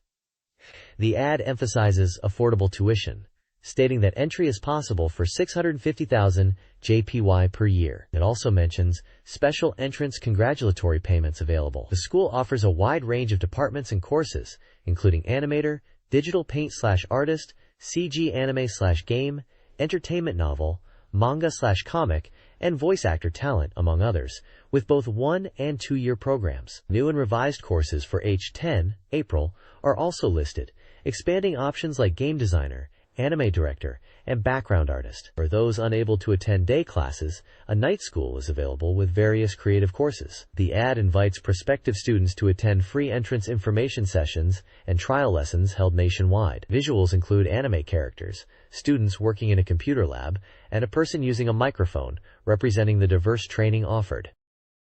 The article explores the potential of brainwave-controlled games using the IBVA, an interactive brainwave analysis device. This device, composed of a sensor headband, wireless transmitter, and Mac software, detects and visualizes brainwaves as colorful 3D graphs. While not a medical device, its relatively affordable price, 150,000 to 250,000 JPY, makes it accessible for personal research. The article highlights various applications beyond gaming, like using it to study responses to sense. The author questions if brainwave-controlled games have gained traction, envisioning their potential in genres like pet simulation. It suggests that brainwave control could be a natural progression following motion control and haptic feedback. The article examines the device itself and poses questions about its sales and availability. Overall, it examines the brain as a potential future gaming interface. This page features a special year-end and New Year focus on the SEGA Saturn, titled, Buy Without Regret, Saturn Best Selection. The introduction notes that it's been 3 years since the Saturn launched, with over 800 titles released, including many masterpieces. This feature presents the best software chosen by notable creators and magazine readers. Part 1 highlights game recommendations from industry figures representing the SEGA Saturn. Yuji Naka of Sonic Team shares his thoughts, mentioning working on Sonic Jam and looking forward to Burning Rangers. His top picks include Tomb Raiders, Digital Pinball, Last Gladiators, Sonic SAR, Sonic Jam, and Nights into Dreams. He comments on Tomb Raiders giving an Indiana Jones feel, and Last Gladiators having amazing graphics. Also featured is Sachiko Kawamura from the Sonic Team sound staff. She mentions playing Christmas Nights. Her recommendations are Nights into Dreams, Jungle Park, Real Sound, Kaze No Regret, Saturn Bomberman, and Myst. She notes that Myst has a great worldview and is suitable for playing late at night. A small check section provides brief notes on the recommendations, mentioning Yuji Naka's preference for orthodox games and highlighting Tomb Raider's high reader score, and Last Gladiator's ease of play. Industry figures shared their Sega Saturn game recommendations. Daiichi Kataoka, Sega AM2, highlighted Virtua Fighter 2, Saturn Bomberman, Sega Rally Championship, Game Tengoku, and Grandia. Koichi Nakamura, Chunsoft, chose Nights into Dreams, Devil Summoner, Soul Hackers, Virtua Fighter 2, Grandia, and his own game, Street. Gozo Shiozaki, Axela, recommended J-League Pro Soccer Club Otsukuru 2, Street, Grandia, D, and Virtua Fighter 2. Noritaka Funamizu, Capcom, focusing on arcade experiences, listed X-Men vs. Street Fighter, Mega Man Legends, Breath of Fire 2, Rival Schools, United by Fate, and Hey You Pikachu, noting some weren't Saturn games. Industry professionals share their favorite Sega Saturn games. Yoshikazu Asaki from Red Company favors decisive shooters like Darius Gaiden and Thunder Force V, along with Sakura Wars. Destroyed Hirano from Sega focuses on collection games, highlighting Devil Summoners, Soul Hackers, Culdicepts, and Grandia. Kazuyuki Inagoshi from Messe Sano prefers games with strong mechanics, recommending Virtua Fighter 2, Virtua Cop, and Terra Diver, alongside Sega Ages titles. Hirokazu Hamamura from Famitsu, preferring thinking games, lists Grandia, Devil Summoner, Soul Hackers, Shining Force 2i Scenario 1, Machi, The Town of Dying Flowers, and Culdicept. Games like Grandia, Soul Hackers, and Virtua Fighter 2 are popular across multiple lists. The next page features the opinions of 4 more editors-in-chief from various Sega Saturn magazines, sharing their top game picks. Yutaka Kondo from Sega Saturn magazine admits being too busy this year to play much, highlighting Grandia, Shining Force 2, Scenario 1, the strategy game Advanced World War, Millennium of War, the emotional sound novel Real Sound K's No Regret, and the quirky shooter Shutsugeki Minicopolis. Shin Hasegawa from Dengeki Sega Saturn states a preference for simulations, but his list includes the acclaimed RPG Grandia, the wrestling game Fire Pro Wrestling S, Six Men Scramble, the lesser-known RPG Zilt no Densetsu, the popular RPG Devil Summoner, Soul Hackers, and Real Sound K's No Regret, noting its audio quality. Toshihiro Takashima from Saturn Fan enjoys games with deep stories. His list features the sound novel Real Sound Kaze no Regret, the visually impressive shooter Panzer Dragoon Zwei, the classic platformer Nights into Dreams, the unique card game Culdicept, and the relaxing adventure Setsufu no Shima Monogatari. Finally, Katsuhiko Nakamura from Great Saturn prefers games for short, casual play, surprisingly leaning towards shooters. His picks are the mech shooter Gungrafon, the Eurasian Conflict, the fighting game Dead or Alive, the fusion shooter Bulk Slash, the strategy port Command & Conquer, and the excellent racer Sega Rally Championship Plus. Across these lists, Grandia and Real Sound Kaze no Regret appear as popular choices among the editors, alongside various genre favorites like shooters, RPGs, and strategy titles. The next page delves into the experiences of professionals from different fields, trying out relevant Sega Saturn games. First up, former pro baseball player Hirokazu Kato takes on Jikyu Powerful Pro Baseball S and Pro Yakyu Greatest 997 Make Miracle, reflecting on how the games capture the strategic back and forth between pitcher and batter, and expressing his joy at seeing his own name represented in a video game. Next, a captain in the ground self-defense force is featured playing Advanced World War, Millennium of War, a strategy game previously highlighted by an editor on the last page. He discusses the game's attempt to simulate the complexities of modern warfare, noting the strategic depth required, although highlighting differences compared to real military operations. Finally, DJ Patrick tries out DJ Wars. He finds the game does an excellent job of capturing the atmosphere of a club, and enjoys the unique gameplay where the goal is to make the audience dance rather than just battle other DJs. He feels it's a great game for aspiring DJs to understand the feel of the scene. This page continues the series where professionals try out relevant Saturn software. First, voice actress Fuyuka Utsuki takes on the dating simulation game Tokimeki Memorial Forever with You. She reflects on the game's high school setting and interacting with the various female characters, finding it nostalgic, and enjoying the simulation aspect. She notes her preference for the more intellectual male character type, and found herself rediscovering her own tastes while playing. The game is described as a dating simulation, priced at 6,800 yen, deluxe, or 9,800 yen, special, and received reader and magazine scores around 8.4 7.3 respectively. Next, pro wrestler Jun Akiyama tries his hand at All Japan Pro Wrestling featuring Virtua. He finds the fighting game genre can be challenging, but enjoys the wrestling simulation, particularly how the timing for moves works. He comments on the realistic motion-captured movements, and even suggests the game could inspire new techniques in real wrestling. He mentions the 16-mon kick, and the possibility of defeating Giant Baba in the game. This game is a fighting action game, priced at 5,800 yen, with reader and magazine scores around 8.8 7.7 respectively. Illustrations humorously depict game scenarios like a 16-mon kick, damaging a gauge, defeating Baba in the game, and even a ringside brawl at an arcade. A panel teases a secret video at the All Japan Pro Wrestling office. This best selection showcases the top 7 fighting games on the Sega Saturn, as voted by readers in the Reader Race. X-Men vs. Street Fighter tops the list, lauded for its arcade-perfect experience and smooth performance. Dead or Alive follows, with discussions around its impact versus Virtua Fighter 2, which takes 3rd place, celebrated for its innovative CPU learning. Asuka 120% Limited, Street Fighter Alpha 2, Night Warriors, Darkstalkers Revenge, and Fighters Megamix round out the top 7. These titles highlight the Saturn's strength in the fighting game genre, with each offering unique gameplay, character rosters, and arcade-quality ports, solidified by readers' personal preferences. This page features the SEGA Saturn Magazine Reader Race, best selection for shooting and puzzle games. In the shooting category, readers ranked Thunder Force vs. Number 1, celebrated as a powerful evolution of the series with praise for its graphics and retention of the core gameplay. Other high-ranking titles include Tsukyu Gurentai, lauded for its arcade-perfect port and unique systems, Panzer Dragoon Zwei, noted for its deep story and detailed visuals, and Game Tengoku, highlighted as a surprisingly intense and accessible game. The list also features popular titles like Sega Ages/Fantasy Zone, Layer Section, Galactic Attack, Gungriffon, Kyukyoku, Tiger 2, Twin Cobra 2, and Bulk Slash. Each game receives brief descriptions of its key features and strengths, alongside reader and critic review scores and release information. The puzzle section showcases 4 top games.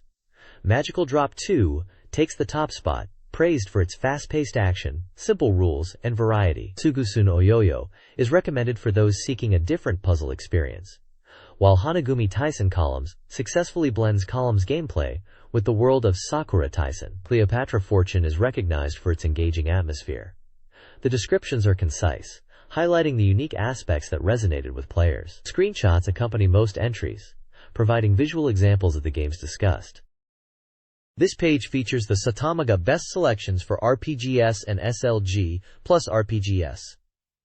The RPG section highlights 6 top titles. The number 1 spot goes to Devil Summoners.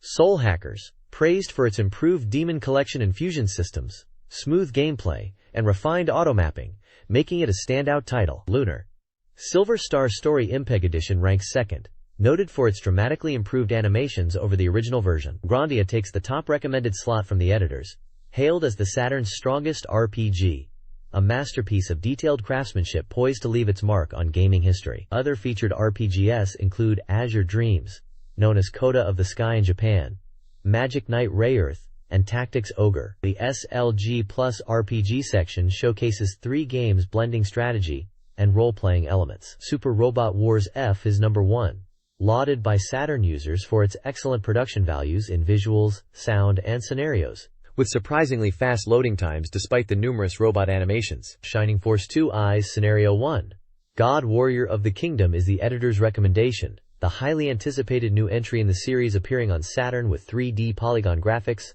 and retaining the core Shining Force system. Eldorina Silt ranks 2nd, recognized as a hidden gem, with engaging individual battles mixed into large-scale combat. This page covers the Satamaga reader and editor selections for the best adventure and sports games on the Sega Saturn. In the adventure category, Even Burst Error takes the top spot in the reader poll, lauded as a fantastic port of the original PC game that's highly satisfying even without the adult content, Praised for its deep story and unique dual protagonist system, Sakura Wars is a strong runner-up, called a representative Saturn title for its excellent story, characters, and blend of adventure and simulation. Classmates is ranked third, highlighted as a true romance adventure focused on relationship building, with pleasant music aiding emotional depth. Policenauts is fourth, considered a masterpiece port, retaining tension through its action sequences. Other notable adventure titles include Desire, Daina Iran, and Real Sound Kaze, No Regret. The sports section features top picks, in a genre noted for having fewer standout titles despite many releases. Fire Pro Wrestling 6-Men Scramble is number 1. Praised for its classic system, enhanced presentation, and exceptionally deep wrestler edit mode. Virtual Qt is second, highlighted for its realistic portrayal of boat racing with various camera views and authentic pre-race atmosphere. This section also includes All Japan Pro Wrestling featuring Virtua, Pro Baseball Greatest 997, and Victory Goal Worldwide Edition. The SEGA Saturn Magazine's Best Of list for the year highlights top games across various genres. In action, Silhouette Mirage takes the lead with its innovative gameplay and visuals, followed by Nights into Dreams' immersive experience. Other notable action titles include Gamera 2000, Sonic Jam, and Cybertroopers Virtualon. For simulation, J-League Pro Soccer Club wo Tsukuru 2 tops the list for its in-depth club management, while Advanced World War Millennium Siege is praised for its strategic military simulation. Langrisser IV, Eternal Melody, and Dukyusei 2 also receive recognition. Sega Rally Championship Plus is the leading driving game, lauded for its analog control and multiplayer mode. Sega Ages/Outrun, Daytona USA Circuit Edition, and Sega Touring Car Championship are also included. The SEGA Saturn Magazine's reader poll for Other tabletop games revealed Culdicept as the top pick, lauded for its blend of trading card and board game elements, strategic depth, and graphics. Digital Pinball, Necronomicon, and Digital Pinball, Last Gladiators Verpoint 9.7 took the 2nd and 5th spots, celebrated for their pinball simulation. Idol Janshi Tsuchipai 2, Mahjong, placed 3rd, praised for replayability and solid gameplay, even for beginners. Quiz Nanero Dreams. Niji Rocho no Kiseki, a quiz game with romantic elements, ranked 4th due to its engaging story and relationship simulation aspects. Additionally, the magazine highlighted the Satakore budget re-release series, offering popular titles at reduced prices. The review section previews upcoming games like Azel, Panzer Dragoon RPG, Burning Rangers, and Sakura Wars 2, hinting at a promising future for the Saturn. This page features prominent SEGA Saturn press branding alongside artwork depicting 2 women in swimsuits. It serves as an overview of both brand new SEGA Saturn game releases and highly anticipated upcoming titles. The new release title section highlights recent additions to the Saturn library, including strategy games like Dawn of the Nile, Kunoichi Ninpocho, Nobunaga's Ambition, Sengoku, Gunyuden, and Admiral's Decision 2i with Power-Up Kit. It also features popular titles entering the budget Satakore collection, such as Sakura Wars, Advanced World War, Millennium of Destruction, Die Hard Arcade, and Command & Conquer. Coming Soon Soft section previews exciting games on the horizon. Players can look forward to the soccer simulation J-League Jikyu Hanu no Striker, the strategy title Solo Crisis, the fantastic Dungeons & Dragons collection compilation, the visual novel Magical Girl Pretty Sammy, Heart no Kimochi, the unique dating sim Photogenic, the chilling adventure Prisoner of Ice, and the high-speed racing of Initial D, Kodo Saisoku Densetsu. The page effectively showcases the diverse range of genres available and coming soon to the SEGA Saturn, including both brand new experiences and value-priced re-releases. This page features a detailed look at Dawn of the Nile, known in Japan as Nairugawa no Yoke, a simulation game for the SEGA Saturn that combines city development and strategy elements set in ancient Egypt. The game challenges you to become the pharaoh and shape the history of Egypt. It highlights the 2 core pillars of gameplay: developing your cities by focusing on population growth, culture, and technology, and engaging in strategy, which involves building up your military power to defend your territory and conquer others. The game emphasizes the importance of balancing city prosperity with military strength, as a strong army requires a thriving population and economy. A unique feature discussed is the afterlife system. The game spans an incredible 2,000 years, and while your pharaoh will age and die, reaching a certain cultural level allows you to build sacred structures like pyramids. These structures enable the pharaoh's soul to be reborn, allowing you to continue playing through successive generations, aiming for the ultimate goal of unifying over 25 cities under your rule. The screenshots show various aspects of the game, including city views, strategic army management interfaces, battle sequences, and the pharaoh's status screen with the afterlife system prompt. The reviewer seems impressed by the long time span and the unique generational mechanic. This page introduces the SEGA Saturn title Kunoichi Torimonocho, a unique adventure game with simulation and RPG elements, set in historical Edo period Japan. You play as Sagojo Ran, a young kunoichi venturing to Edo to become a public spy. The story unfolds as Ran encounters a mysterious boy and becomes embroiled in a series of incidents. The gameplay blends adventure segments with simulation-style training and RPG-like card battles, enhanced by animated cutscenes. A key feature highlighted is the training system, where Ran can visit various locations like a tea ceremony class, flower arranging school, temple, or even practice umbrella making to improve her abilities. Different training activities affect her stats like charm, spirit, stamina, intelligence, strength, and dexterity in varying ways, requiring players to balance training for optimal growth. Improving these stats is crucial for combat and advancing the story. Screenshots show the training interfaces with stat displays, the main character and other sprites, and comic-style panels depicting story events and dialogue. The game promises mystery and intrigue, including the disappearance of a character named Kyo, with the player's ultimate goal being to solve the cases and raise Ran into a skilled public spy. The reviewer notes the combination of genres and elements makes for an engaging experience with plenty to explore, including minigames. This page features two simulation games from Koei. First up is Nobunaga's Ambition, Sengoku Gun Yuden, scoring 75%, released on March 12, 1998. This simulation puts you in the shoes of a Sengoku daimyo, like Oda Nobunaga, aiming to unify Japan. This entry is notable as the third in the series, and the first to feature individual officers as commanders, adding depth to the human drama of the era. Gameplay involves managing domestic affairs like development and trade, and commanding your approximately 400 officers in field and siege battles. Screenshots show the strategy map, character portraits, and a tactical battle display. Below, we have Teitoku no Ketsudan 2i with power-up kit, scoring 70%, and released on March 26, 1998. This simulation game from the popular Fleet Admiral series gets a significant boost with the power-up kit. It adds numerous scenarios and events, both historical and hypothetical, including a scenario questioning the outcome of the Pearl Harbor attack. Featuring real battleships and aircraft carriers, the game focuses on naval warfare strategy.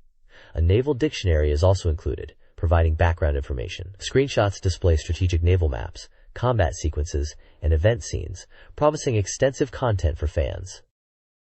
This page showcases two more games joining the SEGA Saturn collection. First up is Sakura Taisen, a beloved dramatic adventure title that has captivated fans and is now available at a great price. As Ichiro Ogami, you lead the all-female Imperial Combat Review's Flower Division, battling the Black Division to protect the capital. The game masterfully blends adventure sequences featuring the famous lips-timed dialogue system, which adds urgency and realism, with dynamic battle scenes brought to life with anime-style special attack animations. There are also numerous impressive movie sequences that draw you deep into the story. The page highlights a mini-game where you make borscht with Maria, showing the variety of content beyond the main story. Below it is Advanced World War, The Rise and Fall of the Thousand-Year Empire, a simulation game that puts you in command as a German officer in World War II. This entry in the highly regarded strategy series is known for its strong fan support and is now back in the Saturn collection. It features realistic battle scenes rendered with polygons and introduces a unique dual system that separates air and ground combat maps. A major draw is the sheer number of units available, over 700 types, meticulously detailed with variations and the ability to customize armament historically, promising a deep and satisfying experience for strategy fans. This page showcases two more classic titles joining the SEGA Saturn collection at an affordable price. First up is Die Hard Arcade, known in Japan as Dynamite Deca. This isn't just a port of the popular arcade beat-em-up, it's the full dynamic action experience brought home. Featuring straightforward controls perfect for pulling off slick combos and skills, it's a great way to relieve stress with its over-the-top action. You can play as either Bruno or Tracy, battling through hordes of bad guys. The Saturn port famously includes the classic arcade game Deep Scan as a bonus, adding extra value. Below it is Command & Conquer, the real-time strategy landmark that defined the genre. Originally a hit on PAC and well-received on the Saturn, it now joins the budget line. While real-time strategy might seem complex, the Saturn version features intuitive controls. You'll build bases, mine resources like Tiberium, and command units in tactical battles. The game offers extensive content, allowing you to experience the conflict from both the Global Defense Initiative and the Brotherhood of Nod perspectives. For fans of strategy, getting this classic for 2,800 yen is an absolute steal. This page dives into Konami's newest football title for the Saturn, J.League Jikyu Hanu no Striker, a fresh entry in the popular Jikyu soccer series, and a Saturn original. Released at a perfect time following the J.League season and Japan's qualification for the World Cup, the game promises exciting action. It boasts new features like a mode to create your own original club, alongside essential training modes. The game is shown to be 90% complete, scheduled for release on January 29th for 5,800 yen, supporting up to 4 players. The page also features a special look at key players from the Japan national team, who were crucial in the World Cup qualifiers. Highlighted are the speed and determination of Okano, Nakata's impactful shot against Iran, and Nanami's skill and passing ability, referred to as creating miracles with his left foot. Screenshots showcase the gameplay, featuring these players in action during matches, reflecting the excitement surrounding their performances. This page continues the look at J.League Jikyu Hanu no Striker for the SEGA Saturn, highlighting its gameplay and features. It presents the game as a fresh take on the Jikyu soccer series, emphasizing ease of control for performing advanced techniques through the action button system. Players use the directional buttons along with A, B, and C buttons, and combining these with the X button allows for more complex moves and tactics. The game features real J.League players based on the 1997 season, and includes commentary by John Kabira and analysis by Yasutaro Matsuki, known figures in Japanese football broadcasting. Matches can be played in 18 different stadiums, including actual club home grounds and original venues. The page also spotlights specific players from the Japanese national team, who were key figures in their World Cup qualification campaign. Featured players include Soma, known for his revived performance and left-side attacks; Lopes Wagner, presented as a savior striker with diverse shooting skills; and Yamaguchi, highlighted as a defensive midfielder crucial to starting attacks and understanding tactics like the zone press. Examples of techniques like the artistic loop shot are also showcased. The page concludes by promising a more detailed introduction on the next page. The next page dives deeper into J.League Jikyu Hanu no Striker, starting with the crucial training mode, essential for new players to learn the game's fundamentals. This mode offers 6 different training scenarios, covering basics like passing, shooting, and dribbling, allowing players to get comfortable with the controls before jumping into matches. It also highlights the importance of mastering advanced techniques, particularly those utilizing the X button. Combining the X button with directional inputs or other buttons unlocks special moves and tactics, adding depth to both offensive and defensive play. Experimenting with these combinations is key to improving your scoring potential. The page also showcases a fun creation mode, where players can build their own original teams and players. It specifically mentions the ability to recreate clubs, like Consadole Sapporo, which weren't included in the game's roster. You can customize team uniforms and create players with detailed appearance and ability settings, even using kanji for names, allowing you to build your dream club. Finally, it introduces 2 more standout foreign players featured in the J.League. First up is Pixie, Predrag Stojkovic of Nagoya Grampus 8, described as a Yugoslavian captain known for his brilliant technique and unpredictable nature. The second is Dunga of Jubilo Iwata, the captain of the Brazilian national team, whose leadership guided Jubilo to become J.League champions. These sections give a taste of the star power included in the game. J.League Jikyu Hanu no Striker offers accessible gameplay for all skill levels, with controls easy to learn but rewarding practice. The game features 5 modes based on real J.League tournaments, supporting competitive multiplayer for up to 4 players. These include a full season mode, a tournament mode with save and retry options, all-star matches, exhibition matches, and a penalty shootout mode. The game hints at hidden content, including secret clubs and minigames. Notable players featured include Patrick Mbozma and Hong Myungbo, alongside young Japanese talents like Tsuyoshi Yanagisawa and Shunsuke Nakamura. Screenshots showcase gameplay, mode selection, tournament brackets, and player stats. This page provides a strategic guide to the simulation game Soul Crisis. It delves into the effective use of SP spirit points, which power your divine miracles.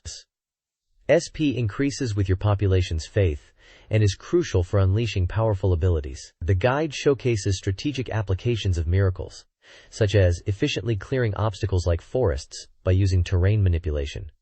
Specifically, creating pits to drown trees and then draining the water or raising the land. It also illustrates tactical maneuvers involving point concentration and the use of rising and falling ground for offensive and defensive purposes. A significant part of the strategy involves understanding enemy patterns and using terrain changes to trap or funnel them, ensuring your minions have a tactical advantage. Screenshots throughout the page demonstrate these concepts visually. Developed by Quintet, Soul Crisis is a simulation game released on January 22nd, priced at 5,800 yen. It's recommended for all ages and is a single-player experience where you guide human minions and use miracles in the conflict between God and demon, focusing on eliminating demonic creatures. The Applied Edition DX Strategy Guide for Soul Crisis focuses on maximizing divine power through efficient spirit point (SP) management. The guide details how to quickly gain SP and use it to execute powerful miracles. Terrain manipulation is key. Snowfield appearance slows enemies by creating snow. Narrow path funnels enemies into kill zones, especially effective early game.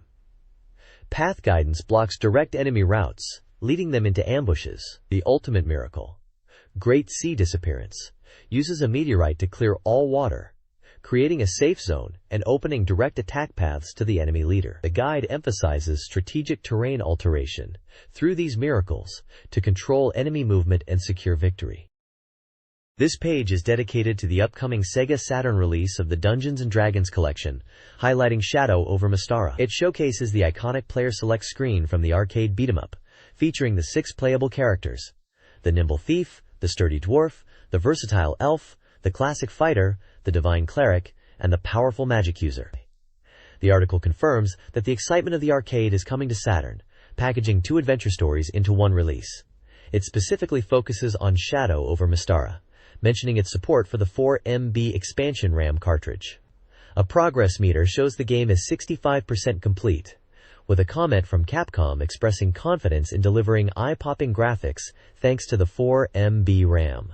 The collection is planned for a spring 1998 release, priced at 5,800 yen, categorized as an action RPG, and recommended for all ages. It's clear this port aimed to capture the fast-paced, cooperative fantasy action the arcade games were known for. The Sega Saturn version of Dungeons & Dragons, Shadow over Mystara, retains the core gameplay while adding enhancements. New features include special attacks and unique abilities for each class. Players access items through an item ring, selected and used with a dedicated button, with item limitations per class. Magic, crucial for the magic user and elf, allows for screen clearing or elemental-based attacks, limited by usage and replenished by leveling or treasure. Powerful spells like Fireball and Lightning Bolt scale with the character's magic parameter, with some higher-level spells varying in 1P, 2P modes. The game features standard attacks that can be chained, excluding the magic user. Special attacks, executed with directional inputs, include aerial attacks. Skills like sliding, for item collection without damage, and the easier-to-perform dash/slash are present. Evasion actions, such as backdashes, rolls, magic user thief, and guarding, are vital for survival. This page features the Sega Saturn adventure game Magical Girl Pretty Sammy, Heart's Feelings, released by NEC Interchannel on January 29, 1998, for 6,800 yen. This title continues the story of Pretty Sammy, the popular Magical Girl spin-off from the Tenchi Muyo series. Even though the TV anime had concluded, the article notes her enduring popularity and transition into other media like games. This is the second Pretty Sammy game for the Saturn. It contains 2 new scenarios, including a special episode that takes place after Sammy returns to Earth peacefully, expanding on the story beyond the anime's run. The text mentions episodes likely featured in the game, such as the Sparkling Camel arc and a Valentine's Day story. Production is handled by the same creative team as the previous game, Studio Orfei and AIC, ensuring continuity and quality. The game also boasts bonus video clips. Screenshots display character sprites and dialogue, typical of the adventure genre. The review confidence is listed at 100%, suggesting high anticipation or completion. The article encourages players to also experience the previous Saturn SEGA title.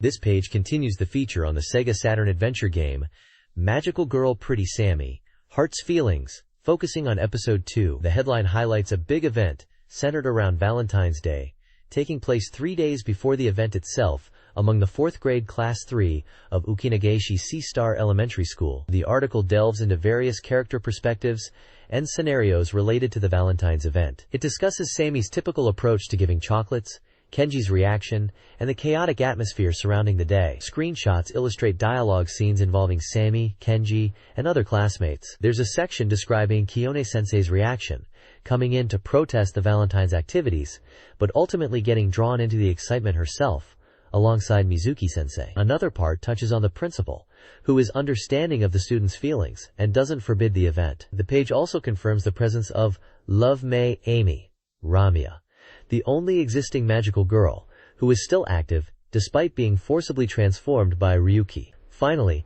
it details how the player's choices in the game influence the outcome, specifically mentioning that, depending on the actions taken, different ingredients for making chocolate can be obtained, hinting at varied routes or endings related to the Valentine's storyline. Screenshots show various scenes related to gathering ingredients, and the characters involved in the process. This page features the upcoming Sega Saturn title, Photogenic, described as a love photo simulation game. The game is announced as being 100% complete and nearing release.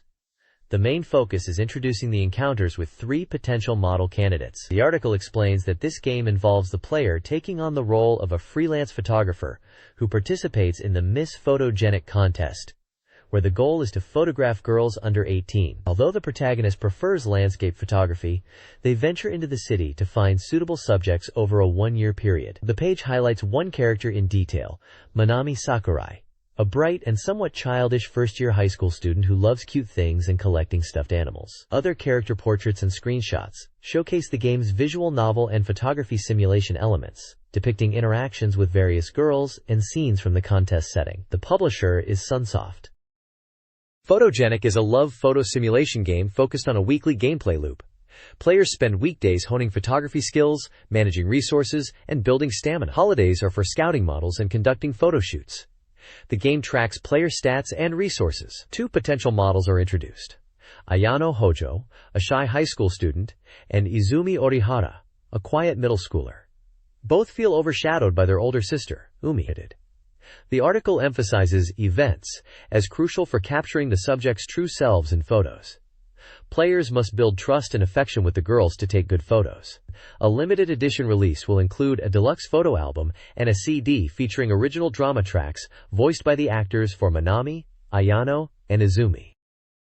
This page features the horror adventure game Prisoner of Ice, subtitled Descent of the Evil God. Set just before World War II in Antarctica, the story revolves around a mysterious creature discovered there that the Nazis plan to use as a biological weapon. The Allied forces launch Operation Polaris to capture the creature first, sending a submarine to the South Pole. The game's protagonist is Captain Ryan Burnett of the LS Navy, who participates in this mission as an observer. The story blends elements of Nazi Germany and the Cthulhu mythos, giving it a strong occult feel, as Ryan must face not only the strong Nazi enemy, but also numerous crises that could determine the fate of the Earth. The page also introduces key characters, like Commander Shearhans of the British Navy, who is a respected commander, and Diane, who appears midway through the story and becomes Ryan's partner. The game is listed as 100% complete, set for release on December 23rd for 5,800 yen. It's categorized as an adventure game, recommended for all ages. A note from the publisher praises the graphics and the Japanese localization, highlighting the work of voice actor Kazuya Suzuki. This page delves deeper into the horror-adventure game Prisoner of Ice, picking up right where the previous page left off. Set in 1937, the game begins immediately after Operation Polaris successfully captures a mysterious entity in Antarctica. The initial challenge involves fending off persistent attacks by Nazi dive bombers and torpedoes in the Southern Ocean. The core of the mystery is the captured entity itself, transported in a wooden crate aboard the submarine. It's revealed that the creature is frozen but thaws out due to a fire caused by the attack, awakening inside the sealed vessel. The terrifying truth is that this isn't just any creature, but a dangerous monster straight out of the Cthulhu mythos, an existence utterly perilous to humans. The crisis escalates quickly as the awakened monster attacks the crew, including the captain and engineer, leaving them incapacitated. With the submarine disabled, having lost both propulsion and buoyancy, the protagonist, Ryan, finds himself trapped in a desperate situation with no obvious escape. The page highlights the immediate challenges Ryan faces: surviving the monster, dealing with the damaged submarine, and finding a way to survive. Possible actions teased include attempting to send an ASO signal, figuring out how to drain flooded sections of the sub, or even a desperate escape plan involving a torpedo. This section emphasizes the need for cool judgment, action, and courage to survive the unfolding nightmare. This page features the SEGA Saturn game Initial D. The main title announces that development is nearing the final stages, suggesting the game is close to completion. It confirms the game is based on the popular manga Initial D, The Legend of the Fastest on the Public Road. The article highlights that while previous updates focused on visual scenes and scenario mode, this time they are finally revealing the actual battle scenes. It emphasizes that the game will feature authentic drift battles from the manga, and skilled players can even perform advanced techniques like parallel drifting. Battle mode allows players to freely select opponents and courses. Information on the game's status shows it is 75% complete and scheduled for release in February 1998 for 5,800 yen. It supports both the standard multi-controller and a steering wheel controller, and is recommended for all ages. A message from the developer talks about mastering cool drifts, referencing the famous AD-86, and tackling the mountain passes. Several screenshots display in-game racing action, showing the cockpit view, speed, RPM, and opponent position. Specific battles like e.g. Civic versus S13 Silvia and FDRX-7 versus A86 are pictured, demonstrating the head-to-head racing on winding mountain roads like Akina. The page conveys excitement for the upcoming racing game adaptation.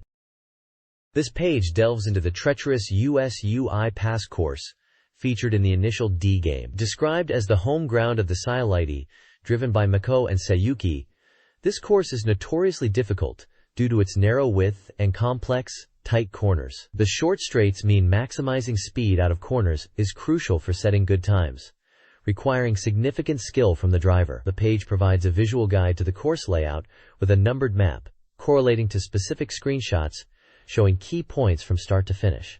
These images give players a look at how the challenging turns and sections are recreated in the game's graphics. Featured prominently are illustrations of Magako and Sayuki, highlighting their role and connection to the Sailite on this particular mountain pass. The content emphasizes the fateful adaptation of this iconic and demanding course from the manga into the game. This page reveals that more iconic mountain passes from Initial D are ready in the SEGA Saturn game. We see highlights of the Akina, Myogi, and Akagi courses. Akina is described as a long course testing overall skill. Myogi features challenging uphill sections, and Akagi is known for its balance, being a wide course perfect for high-speed cornering. Screenshots showcase the gameplay on these distinct tracks.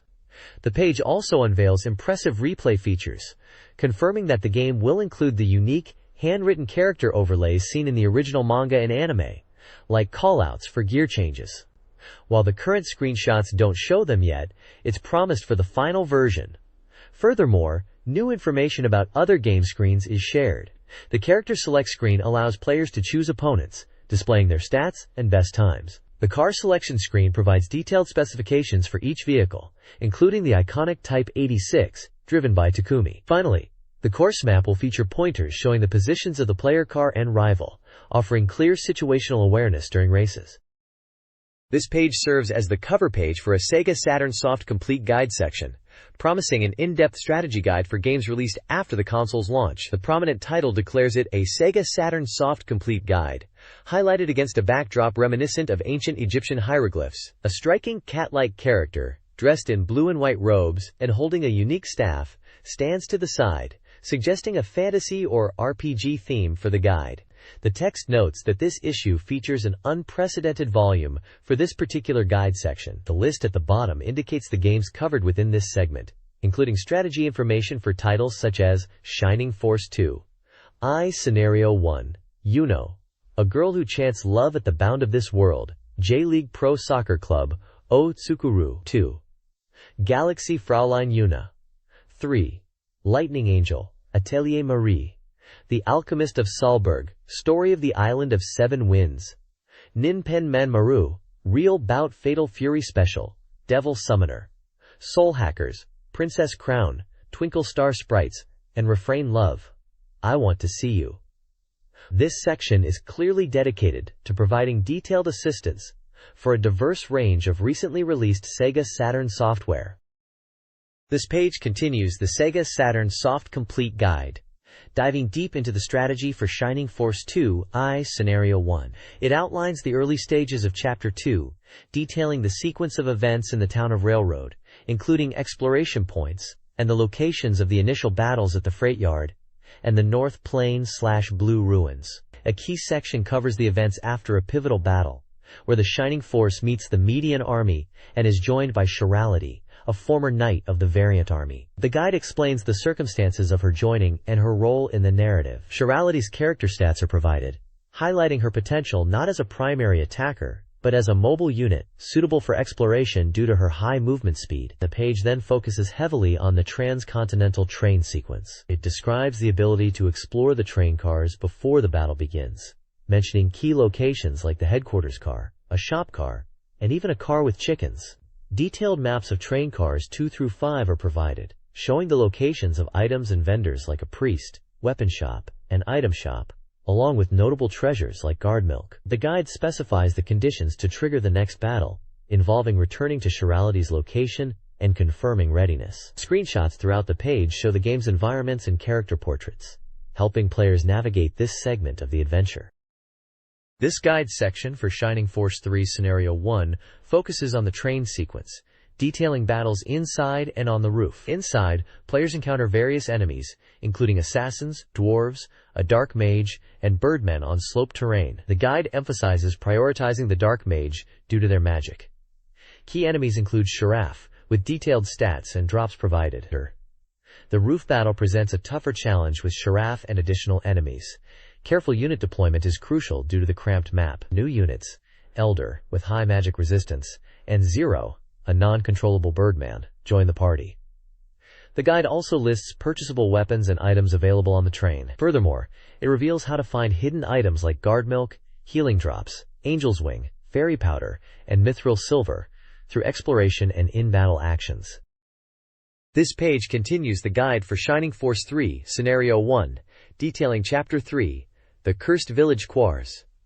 It covers the events leading into the chapter, specifically the disappearance of Julian before the battle in the village. The guide provides a map of Quars, highlighting key locations like the church, shop, headquarters, and residential areas, including where treasure can be found. The main focus is the battle in the village cemetery. Enemy units initially encountered include Mad Forks, along with reinforcements that appear later such as skeletons, vampire bats, and a lich. A crucial point emphasized is a warning regarding the Mad Forks.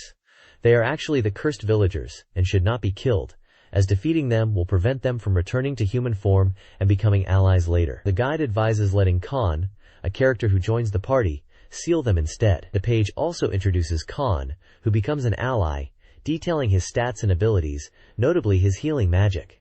The strategy for the cemetery battle involves letting Khan handle the Mad Forks and being mindful of unit placement, especially with weaker units near gravestones where enemies appear. This page continues the guide for Shining Force 3 Scenario 1, focusing on the Western Mansion battle within Chapter 3. It highlights a key tactic, destroying the barrels found within the mansion, as they hold hidden items. The battle features multiple enemy waves, starting with skeletons, followed by vampire bats and liches as reinforcements. The final encounter includes the boss, the male Hudoru, and a succubus. The guide then revisits the outcome of the previous village battle, emphasizing that allowing the Mad Forks to live, by sealing them rather than killing them, results in them returning to human form, becoming the villagers and potential allies. It explicitly states that Khan, the powerful ally who joins your force, was one of these cursed villagers. After defeating the male Hudoru, Priest Pasanda appears, adding another layer to the narrative. Finally, the page provides details on the various items available. It lists items you can purchase in the shops found aboard the train and treasure items that can be found hidden within Quar's village itself.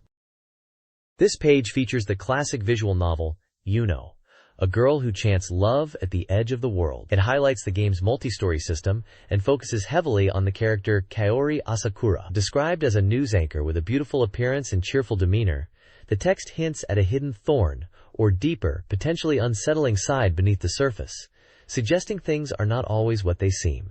The page includes a section dedicated to providing a walkthrough for Kaori's specific story route. It mentions key points like obtaining Kana's student handbook early on, and indicates that Kaori's path initially aligns with Mitsuki's up to a certain branching point. The guide includes a visual branching map, a color-coded flowchart showing how different character routes diverge and converge throughout the game, with the blue line representing Kaori's progression towards various endings. Screenshots from the game illustrate scenes with Kaori and the protagonist. The page also lists basic game information, noting it was developed by Elf and released on December 4th.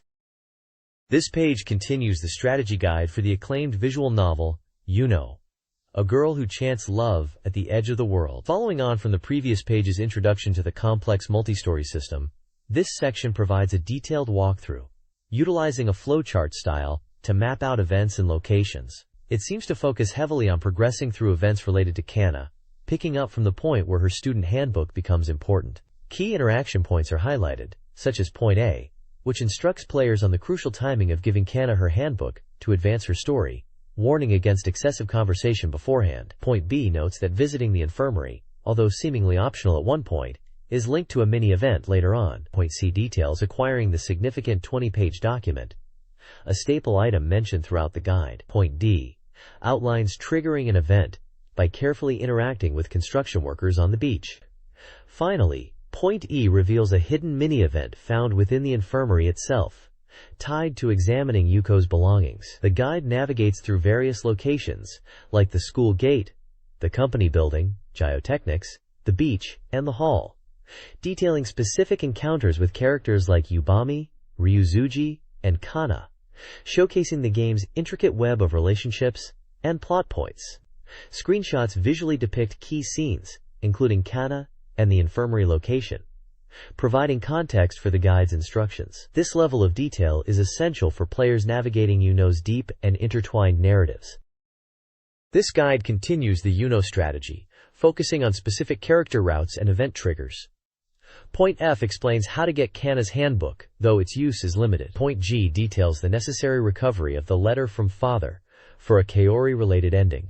Point H clarifies that some locations can be visited in any order despite the flowchart sequence. Point N provides instructions to trigger an event with Hokuju, involving interactions with beach workers and Kana's mansion. The guide utilizes a flowchart, detailing key scenes and locations. These include encounters with Kaori, Kana's room, the living room, including a TV scene, Myeonji Park, the Geotechnics Company, the school gate, and the mansion entrance. Key characters like Kaori, Hokuju, Yu, and Yutaka are central to progressing through these events. Screenshots aid the walkthrough, providing visual context for players navigating Yuno's complex narrative. This page continues the Yuno strategy guide, delving into a path centered around Kaori and the mysterious blue card. The opening text sets the scene in City Hotel Room 1101, highlighting the critical decision to hand over the card and the protagonist's temporary alliance with Kaori to uncover her motives despite her guarded demeanor. The strategy flowchart picks up from the previous page, mapping out a series of events. This includes seemingly mundane actions like receiving a phone call in the living room and encountering Tatsuo on Central Street, juxtaposed with more significant plot points like finding something suspicious in Kana's room and a revealing conversation with Kaori at Myeonji Park. These lead to a meeting at the hotel, Point K, where using the blue card, Point L, allows entry into the Geotechnics Company. Inside, navigating the inner room requires persistently clicking around the environment point M, to trigger progress towards a water tank containing a shining item. This item, identified later as the Super Thought Stone, becomes the focal point of a critical branching decision, point O.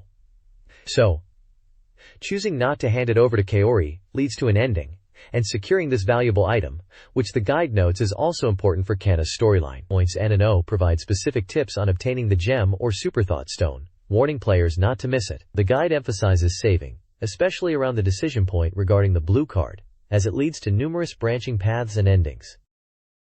This page focuses on J.League Pro Soccer Club O Tsukuru 2, a sports simulation game where you manage a soccer team. The guide explains how to achieve victory through diligent training and strategic gameplay. It covers the crucial elements influencing match outcomes, such as team system, tactics, player positioning, and player condition. During matches, you can directly influence the team's performance by praising or scolding players based on their movement and effort, actions that can boost morale or refocus struggling players. The ultimate goal is to build the world's strongest club by conquering various tournaments, not just the domestic league. The page showcases screenshots of different tournaments, including friendly matches, test matches, and international club championships, highlighting the progression from national to global competition. Winning these key tournaments is essential for advancing your club and reaching the pinnacle of world soccer. This page delves deeper into J.League Pro Soccer Club O Tsukuru 2, focusing on managing your club effectively by utilizing the data of coaches and scouts, which isn't always obvious within the game itself. The guide provides crucial information on 15 top coaches and 20 recommended scouts to help strengthen your team. The page features tables listing various coaches and scouts, detailing their nationality, like Netherlands, Germany, Brazil, Italy, Japan, England, Argentina, Poland, Russia, Nigeria. Their name, such as De Graaf, Japstam, Roberto, Batistuta, Gian, Iwashita, Mizutani, Gomes, Wilson, Carlos, Basil, Takahashi, Kokoleko, Podolski, Fereke. Their one-year contract cost, ranging from 100 million to 350 million yen, and their effectiveness ratings across various training types, individual position, tactical system. These ratings, shown from A to E, indicate their skill level in each area, with A being the highest. Understanding these ratings is key to selecting staff that aligns with your team's training needs.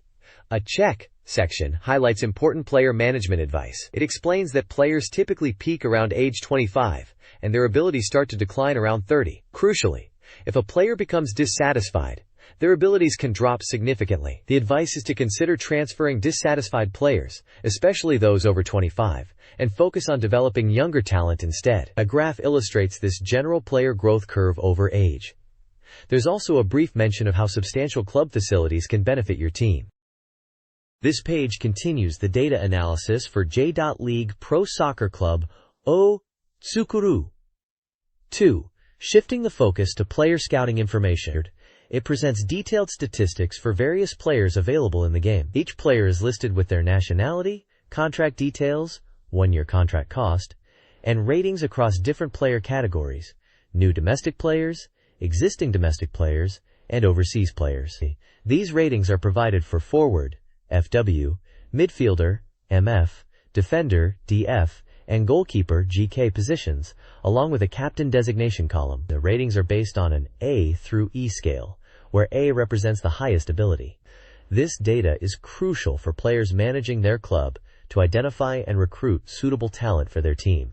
A small note at the bottom reiterates that A is the highest rating and E is the lowest. There's also a mention of winners from a reader event related to creating a J.League Pro Soccer Club. This page is a scout datasheet for J.League Pro Soccer Club O Tsukuru 2, providing essential information for scouting potential players. It lists several players, detailing their nationality, the cost for a one-year contract, and their ability ratings across different player categories: new domestic players, existing domestic players, and overseas players. These ratings are provided for various positions, including forward, midfielder, defender, goalkeeper, captain, and designation. The ratings are given using the standard A through E scale. Players featured include Alguier from Argentina, Pierre from Italy, Michel from France, Jackson from England, and others from Germany, Belgium, and Denmark, alongside more Argentinian players like Hugo and Aguirre. This sheet serves as a vital reference for managers looking to build their team in the game. There's also a small note about a support project for Saskatsuku 2 launching inviting players with questions to contact the development staff. This page delves into the latter half of Chapter 3 of Galaxy Fräulein Yuna 3, Lightning Angel. The story progresses after Yuna and Polyrina's teams finally merge, only for them to fall into a trap and be taken deep within the Tenause. Here, they encounter formidable and familiar enemies. The missions in this section are varied and challenging. While there are only 4 main battles, each location features tricky map designs and intense fights against enemies like the 6 Flowers, 4 Heavenly Generals, and the Yoma Sisters. The flowchart guides players through missions such as traversing the abandoned area and various trial rooms like the Room of Rebellion and Room of Closure, ultimately leading to the Room of Extremity before clearing the chapter. Enemy strength is high, requiring strategic character selection to avoid potential defeat. This section also highlights the debut of the Yoma Sisters, Kyoka, Genmu, and Ayako, who previously appeared as enemies in the OVA. Kyoka excels at ranged attacks with powerful metal balls. Genmu is a master of close-quarters combat, wielding a massive sword capable of one-shotting characters of similar level. And Ayako, who has previously opened her heart to Yuna, presents a complex question of whether she is friend or foe this time. The page provides profiles and artwork for these key characters, emphasizing their power and significance in the unfolding narrative. The next page continues the guide for Galaxy Fräulein Yuna 3, Lightning Angel, detailing more of Chapter 3 as the team navigates the Tenwuse after falling into the abandoned area. It emphasizes the importance of leveling up your main characters, suggesting the primary attackers should always be at the highest level possible to carry the team through tough encounters. The guide covers 3 key areas. First is Mission Alpha, the trial room, where the objective is to learn Yuna's powerful wide-area attack, the Mirage Cannon. Next is Mission 6, in the abandoned area, where mobility is crucial. A key strategy highlighted here is to utilize Sarika's high mobility to activate a switch that finishes the mission, even if you don't defeat all enemies. The victory condition is simply hitting the switch, while defeat comes if Yuna is incapacitated. You'll earn 1110 gold for clearing it. Finally, the page details Mission 7, the Room of Rebellion. This mission pits you against Kika, one of the formidable 6 Flowers. The crucial strategy here is to prioritize attacking Kika directly, even over rescuing allies like Mami and Rui who appear. Defeat occurs only if Yuna is defeated. Kika is shown with impressive stats, having 275 horsepower and significant attack power, wielding a power javelin and the wide-range oil rain technique, which also slows movement. You'll get a substantial 1760 gold upon clearing this boss fight. The page includes screenshots showing gameplay, character stats, and strategy tips for these challenging missions. This page continues the strategic guide for Galaxy Fräulein Yuna 3, Lightning Angel, focusing on a pivotal story moment and subsequent boss encounter. The movie theater section details a dramatic reunion where Yuna is drawn by a familiar voice, only to find her seemingly deceased friend, Ayako, revived but tragically brainwashed by the Machine Emperor. This sets the stage for the difficult challenge ahead. The guide then transitions to Mission 8, titled Room of Rebellion, which pits Yuna and her team against formidable foes. The primary enemies are the Machine Sisters, specifically highlighting Gensu, Illusory Dream, and Kyuka, Mad Flower, who utilize powerful attacks like a wide-area metal ball and a damaging line attack fusion. The strategy emphasizes focusing damage on one target at a time for a quicker clear. Utilizing Yuna's wide-area Mirage Cannon and keeping characters healthy with items are key to success.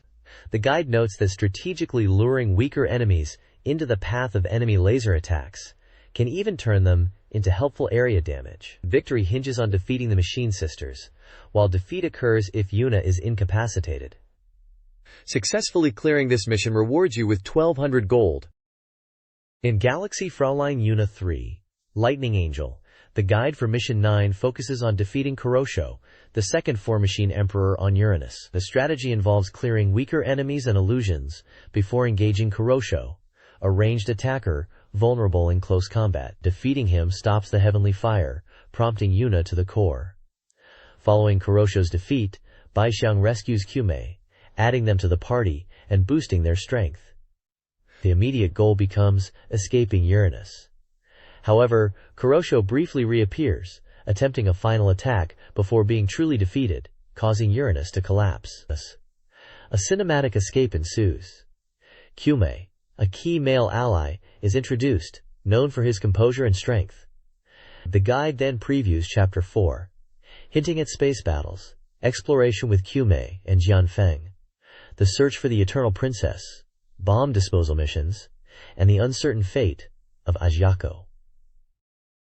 This page focuses on Atelier Marie, the alchemist of Salzburg, specifically highlighting original events and endings found only in the SEGA Saturn version. It acknowledges that players might have already spent 2 weeks with the game, but urges them to revisit it to uncover these unique elements, noting they aren't typically encountered during a standard playthrough. One featured ending is titled The Two Legends, which requires both Marie and Skia to reach level 50. The guide emphasizes Skia's transformation into a powerful character at this level, no longer the frail girl she once was. Tips are provided for leveling Skia effectively, including targeting enemies in combat and leveraging skill attacks after reaching level 25, recommending locations like Hevel Lake and Airfolk Tower for grinding experience. The page also details 2 original events. A Ray of Radiance involves a giant comet sighting, leading to a limited-time sale on star fragments at the Academy, perfect for stocking up on synthesis materials.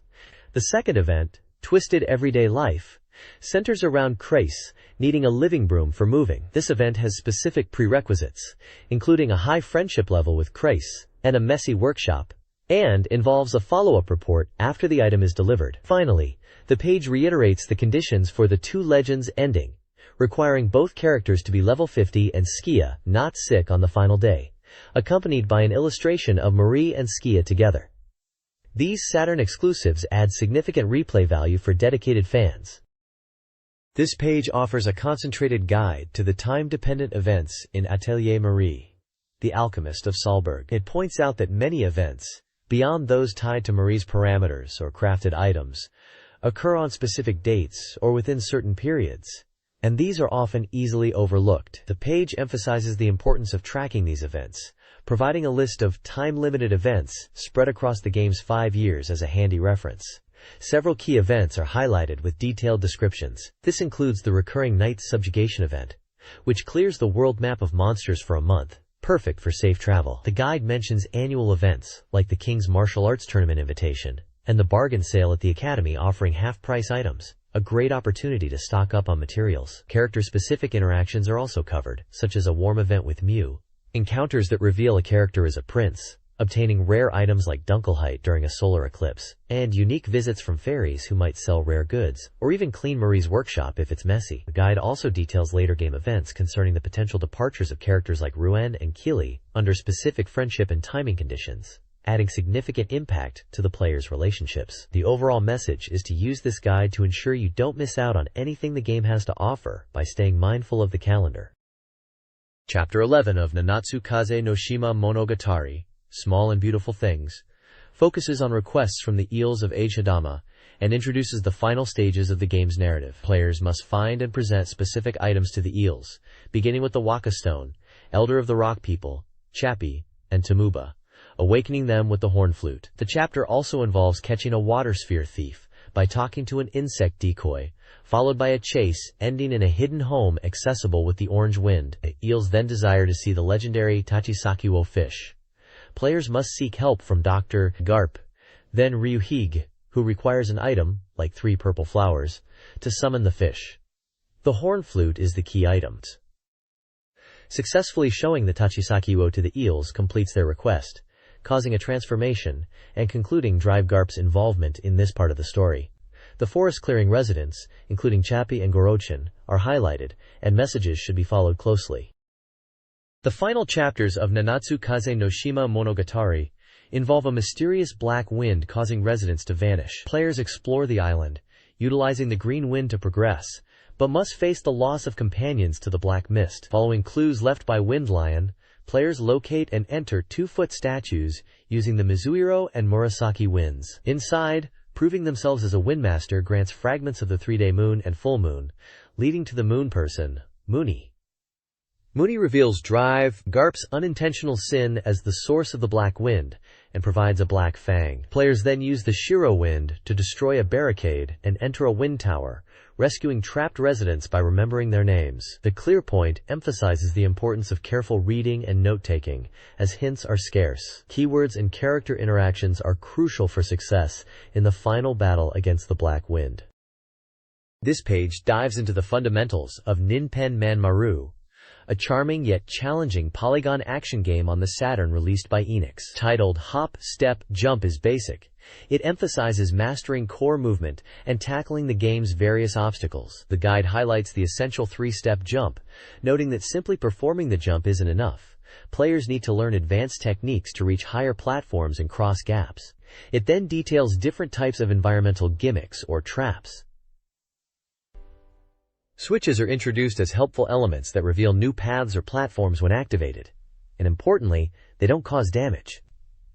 The page provides crucial advice on navigating hazardous elements like spikes, pitfalls, damaged floors, including poison types, which become more complex in later stages. The expert tip here is to stay calm, practice timing, and carefully observe patterns rather than rushing, as panicking can lead to failure despite a generous time limit per area.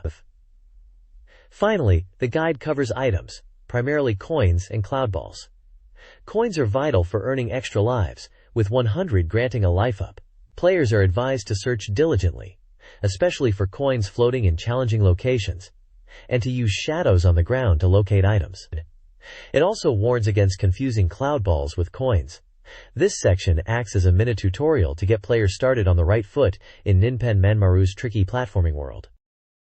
This page dives deeper into Ninpen Manmaru, detailing specific stages and how to handle the game's rivals. It breaks down several stage types. Stage 4 is a maze, where you navigate to find a switch that opens the path to the goal, noting enemies won't pursue you outside their attack range. Stage 2 is a game of tag. The objective is to avoid getting caught by the pursuing opponent, as getting tagged drains your health gauge. Key advice includes using speed-up items and always keeping the opponent in your sight. Stage 3, called Oshikura Manju, is a chaotic pushing match on a small platform with no edges. The goal is to knock opponents off while avoiding scattered bad items like spikes. Countering charges is the key strategy here. Stage 5 is a coin collection race against rivals. The rule is simple. Finish with more coins than your opponent. The page lists the coin counts needed to clear this challenge against specific rivals. Kaid requires 65 coins, Boruto needs 39, and Tanutaro requires 35. Finally, the page covers fighting these rivals. They appear in the 5th area of each stage, and the coin collection type is highlighted as particularly tricky. Since opponents recover quickly after being hit, the best approach is to focus on dodging their attacks and accurately collecting coins, suggesting players practice jumping in arcs to grab multiple coins efficiently. Success against rivals mostly comes down to training and solid execution. This page dives into Real Bout Fatal Fury Special, specifically focusing on how to unlock and play as the hidden characters. It highlights that the SEGA Saturn version requires the expansion RAM cartridge for versus battles. The game features 4 hidden character variants besides Geese Howard, based on existing fighters but with unique moves and slightly different characteristics. To access these hidden fighters, you select the base character, either Andy Bogard, Tung Fu Rue, Billy Kane, or Blue Mary, and then hold down the B and C buttons simultaneously while confirming your choice. The guide details 2 of these hidden characters. First is Hidden and Fighty Bogard. While his normal attacks resemble the standard Incarity, his special moves are significantly altered, changing his fighting style completely. He even possesses a flashy new attack not found in the regular version, requiring players to adapt their strategy. Next is Hidden Tung Fu Rue. Unlike the standard version, Hidden Tung Fu Rue lacks combination attacks in normal play, making him more challenging and geared towards experienced players. His special moves include variations named with Old, such as the Old Shogekiha, reminiscent of his abilities from past Fatal Fury titles. Although combination attacks are absent in standard modes, they are possible in challenge mode, adding another layer for skilled players to explore. This guide explores the hidden characters and abilities in Real Bout Fatal Fury Special. Hidden Billy Kane offers a unique playstyle with modified special moves, including fiery attacks and a defensive pole technique, demanding a different combat approach. Hidden Blue Mary, similar to Hidden Andy, excels with throws. Mastering her various throwing techniques and using the quick sway evade is essential. While her standard combos are fewer, throws are her strength. The guide also covers Geese Howard's Deadly Rave ability, a powerful, combo-like attack. Executing it requires a specific input, starting with a successful initial hit, followed by timed button presses, culminating in a fiery explosion. This guide focuses on the Arcane Mall and its warehouses in Devil Summoners, Soul Hackers. The player, responding to a call from their sister, searches the mall for their missing father. The guide provides detailed dungeon maps and item lists for the mall and its associated warehouses, 1-2, B1F, and B2F. The key aspect covers demon encounters, offering tips on dealing with various enemy types in each area. Strategies include recruiting neutral demons, using items to manipulate demon appearance rates, and understanding demon weaknesses to physical or magical attacks. Specific enemy encounters, like the Ghoul Greyman, are highlighted. Players are also advised on software like Dark Connect to avoid battles with dark-aligned demons. The guide further explores the unsettling atmosphere, describing violent citizens, and providing hints for finding a back entrance to the warehouse, including a locked door and a lost key. Overall, it's a comprehensive resource for navigating the game's early, creepy environments. This page delves into the Argon Precision Factory in Devil Summoners, Soul Hackers. It details the player's investigation into the source of the strange illness affecting the city, which is traced back to this factory through information gained from a Kuzunoha faction member. Detailed dungeon maps for the first, second, and third floors are provided, along with a list of treasures found within, including useful recovery items like soma, and helpful accessories like the magic mirror. The narrative summary explains analyzing a crypt chip found to contain strange entities, getting assistance from the character Lunch's father inside the factory, and facing legal repercussions that label the party as net terrorists, forcing Lunch and Six out of the group. The guide also lists the demons encountered in the factory area. A significant section covers Fusion Extra, discussing fusion accidents and special demons that can only be created by fusing dark and light-aligned demons. Highlighted examples include the powerful Kyoshin Ogun, the unique Irei Black Maria, the rare Chinju Tada, and the mysterious Shinpi Bilikan, suggesting players experiment with fusions to discover these powerful allies. This page covers the Vision Quest 3, Naomi arc within Devil Summoners, Soul Hackers. It presents maps for the Nijumon underground floors 1-3, and the Daireki Sekishitsu room, guiding players through these areas. The story summary explains, the protagonist receives a request from a woman named Naomi to infiltrate these ancient ruins. The goal is to install a network system and, more significantly, to seal two ancient demons rumored to be sleeping there, identified as Tiamat and Abzu. Screenshots depict the protagonist meeting Naomi and show the game's exploration interface.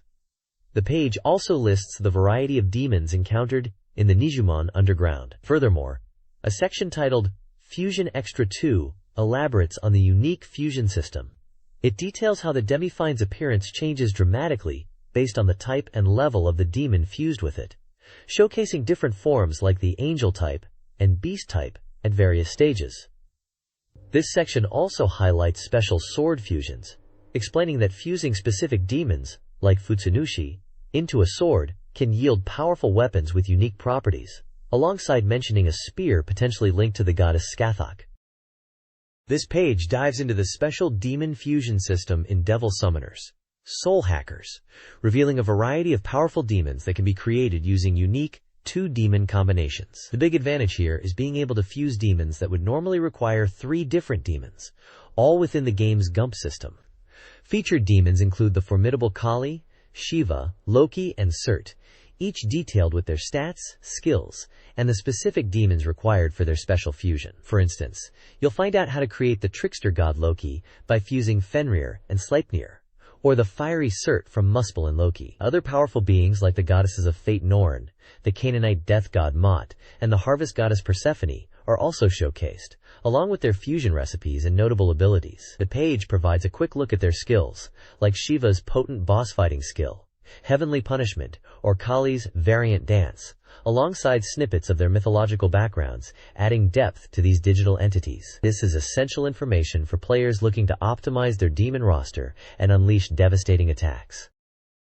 This page highlights a supplementary release for Devil Summoners, Soul Hackers, The Demon Compendium Volume 2. Far from just a list, this is a full CG library that lets you get up close and personal with the game's demons.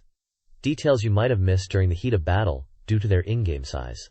It's packed with features like a demon fusion simulator and a sound room to listen to the game's music, making it a must-have for anyone who invested time into the main game. Featured here are some of the diverse demons you can encounter or fuse. The powerful Majin Luke, the majestic holy beast Seigyu Kai, the eerie Kai Murasaki Kagami, the formidable Megami Tlazolteotl, the unique Shinju Maya Huel, and the monstrous Yuju Kabrakan. Each is shown with their stunning artwork and a brief description hinting at their mythological origins. The page also teases an extra dungeon campaign, urging players to participate and presumably offering access to additional content. This page presents Volume 4 of the Satamaga Forum, serving as a hub for fan interaction and community content centered around devil summoners, soul hackers. It kicks off with the week's cover illustration, featuring a striking depiction of Nemissa by a fan, followed by a VR art museum, showcasing more impressive fan artwork of game characters. There's a quirky segment on compatibility, and a Mega 10 meeting room, where fan questions are addressed, including a discussion about the characters' spookies and confirming their age. The page also highlights the legendary artist Kazuma Kaneko, giving readers a look at the man behind the iconic demon designs. This is coupled with a devil card feature spotlighting the Dragon King Huyakami, complete with lore and artwork. Finally, a queue and a section on devil summoners details some game mechanics or mysteries, and a call for reader submissions keeps the community engagement high. It's clear the magazine is fostering a strong connection with its readership through this fan-focused section, heavily weighted towards the popular soul hackers. This page delves into the continuing story of Princess Crown, guiding players through key events as Gradriel's adventure intensifies. Following the events in Tallyland, Gradriel discovers Ariel has been kidnapped and taken to the Black Forest Tower. The guide details navigating the tower, noting its complex layout with sections where the floor has fallen, requiring players to use stairs to bypass obstacles. The climax of this section is a battle against the Red Witch on the top floor. Tactically, the witch relies heavily on magic, contrasting with Gradriel's sword attacks, making staying close crucial. The guide advises that guarding is effective against standard magic, and recommends equipping shields that boost attack, while keeping magic stones handy. After the tower, the story shifts back to Follyland for an incident involving a missing crew member needed for the journey to Arcentura. Players must gather information to locate and defeat a tricky doppelganger lurking in a strange mansion. The doppelganger mimics Gradriel's appearance and abilities, emphasizing the need for careful combos and countering after guarding or evading. Attack items are noted as effective. Finally, the page hints at an upcoming event back at Valenadin Castle, where demons attack, leading to a confrontation with the boss demon Skyrug, with further details on that fight promised on the next page. Screenshots accompany each section, showing the battles and key character interactions.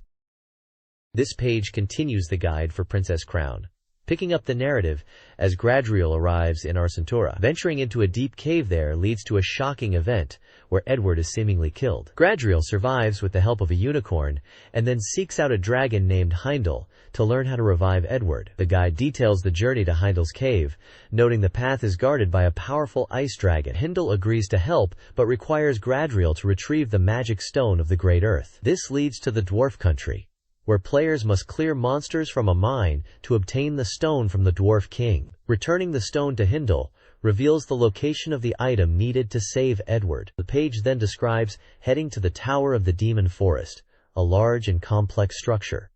Reaching the top culminates in a battle against a demon called Shadow. After defeating Shadow and using a timeless magic stone, Gradriel finds herself in Valenadin, a familiar town, but notices something strange about the residents. Finally, a section provides tactical advice for fighting demons like Scatterrug and Shadow, emphasizing the need to stay close and prevent them from using magic stones. This page continues the guide for Princess Crown, shifting focus from the main story to highlight some of the hidden sub-events players can discover throughout the game world. It points out optional activities that add depth to the experience. One section details how to access a secret shop in Kadubadu by helping a specific character. Another describes a side quest involving a village of frogs who need saving from a Myconid boss. You can also investigate a bandit gang led by Donphan troubling Kadubadu, an event where Proserpina makes an appearance. The guide also highlights the fun minecart chase minigame, available in the Dwarf Country, even offering tips on how to play effectively. Finally, it touches upon a mysterious tower that becomes accessible only after completing a specific sub-event and finding a key, teasing its secrets. These optional events offer players a chance to explore more of the world and engage with its inhabitants beyond the main quest. This page continues the guide for Princess Crown, focusing on the beginning of Edward's scenario after you've cleared Gradriel's. Edward's route is described as faster-paced, with less map exploration, but his combat style is notably different from Gradriel's. As a fighter, Edward has longer combos and higher overall attack power compared to Gradriel. However, he has weaknesses like a larger hitbox and a vulnerable back, making him easier to interrupt. His dash attacks and special moves also handled differently, so you'll need to adjust your playstyle. The guide details the initial stages of Edward's journey, starting in Kadu Bado Drangora, where he tackles dragons, including an ice dragon, and helps restore peace to the village. He then moves on to Tachiania Lake. At Tachiania Lake, events unfold involving checking the lake, fighting a tarantula, reporting back, encountering Gradriel, battling a doppelganger Gradriel, and finally confronting the barbarian leader. Defeating the barbarian clears this event.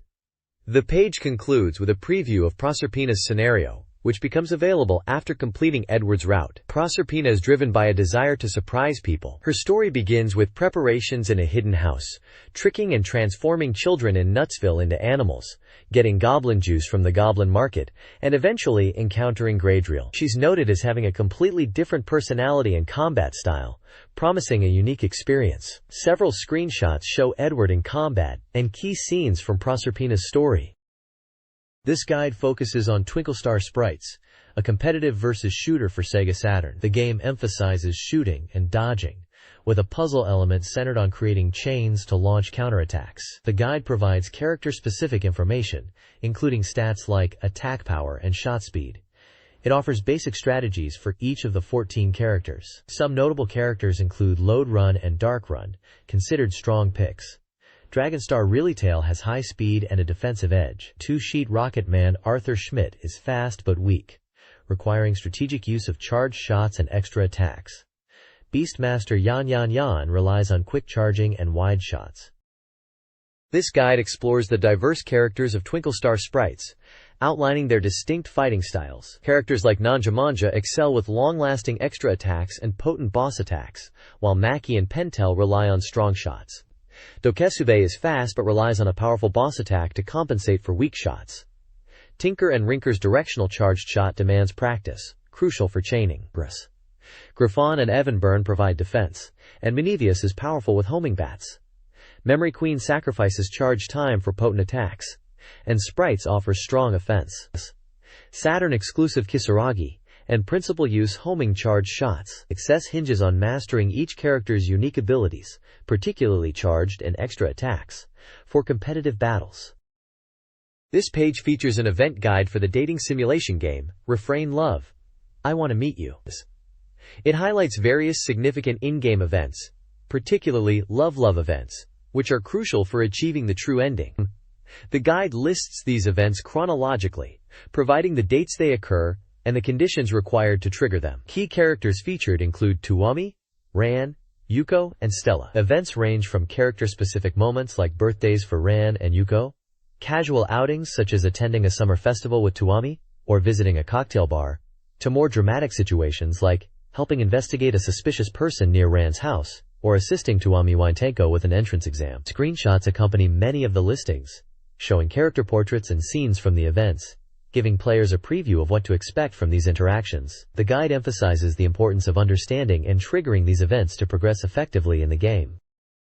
This page continues the in-depth event guide for the dating simulation game, Refrain Love, I Want to Meet You. It maps out various critical moments in the game's timeline, spanning from September through November, detailing the specific dates and the necessary conditions players must meet to trigger each event. The guide covers a wide range of interactions involving characters like Yuko, Tomimi, Ran, Taizu, Ai, Tetsuya, Kusuke, and Naosan. Events range from character-specific personal dramas, such as Tuyumi's worries or Yuko's decisive actions, to more intense plot points involving Tetsuya, including being scouted, getting injured, and his subsequent recovery. Special Love Squared events are prominently featured, indicating moments of significant romantic development or dramatic turns. Screenshots accompany the event descriptions, showing character expressions and scenes from the game, giving players a visual preview of the depicted moments. The detailed conditions provided, including dates, locations, relationship levels, and sometimes even specific items or choices,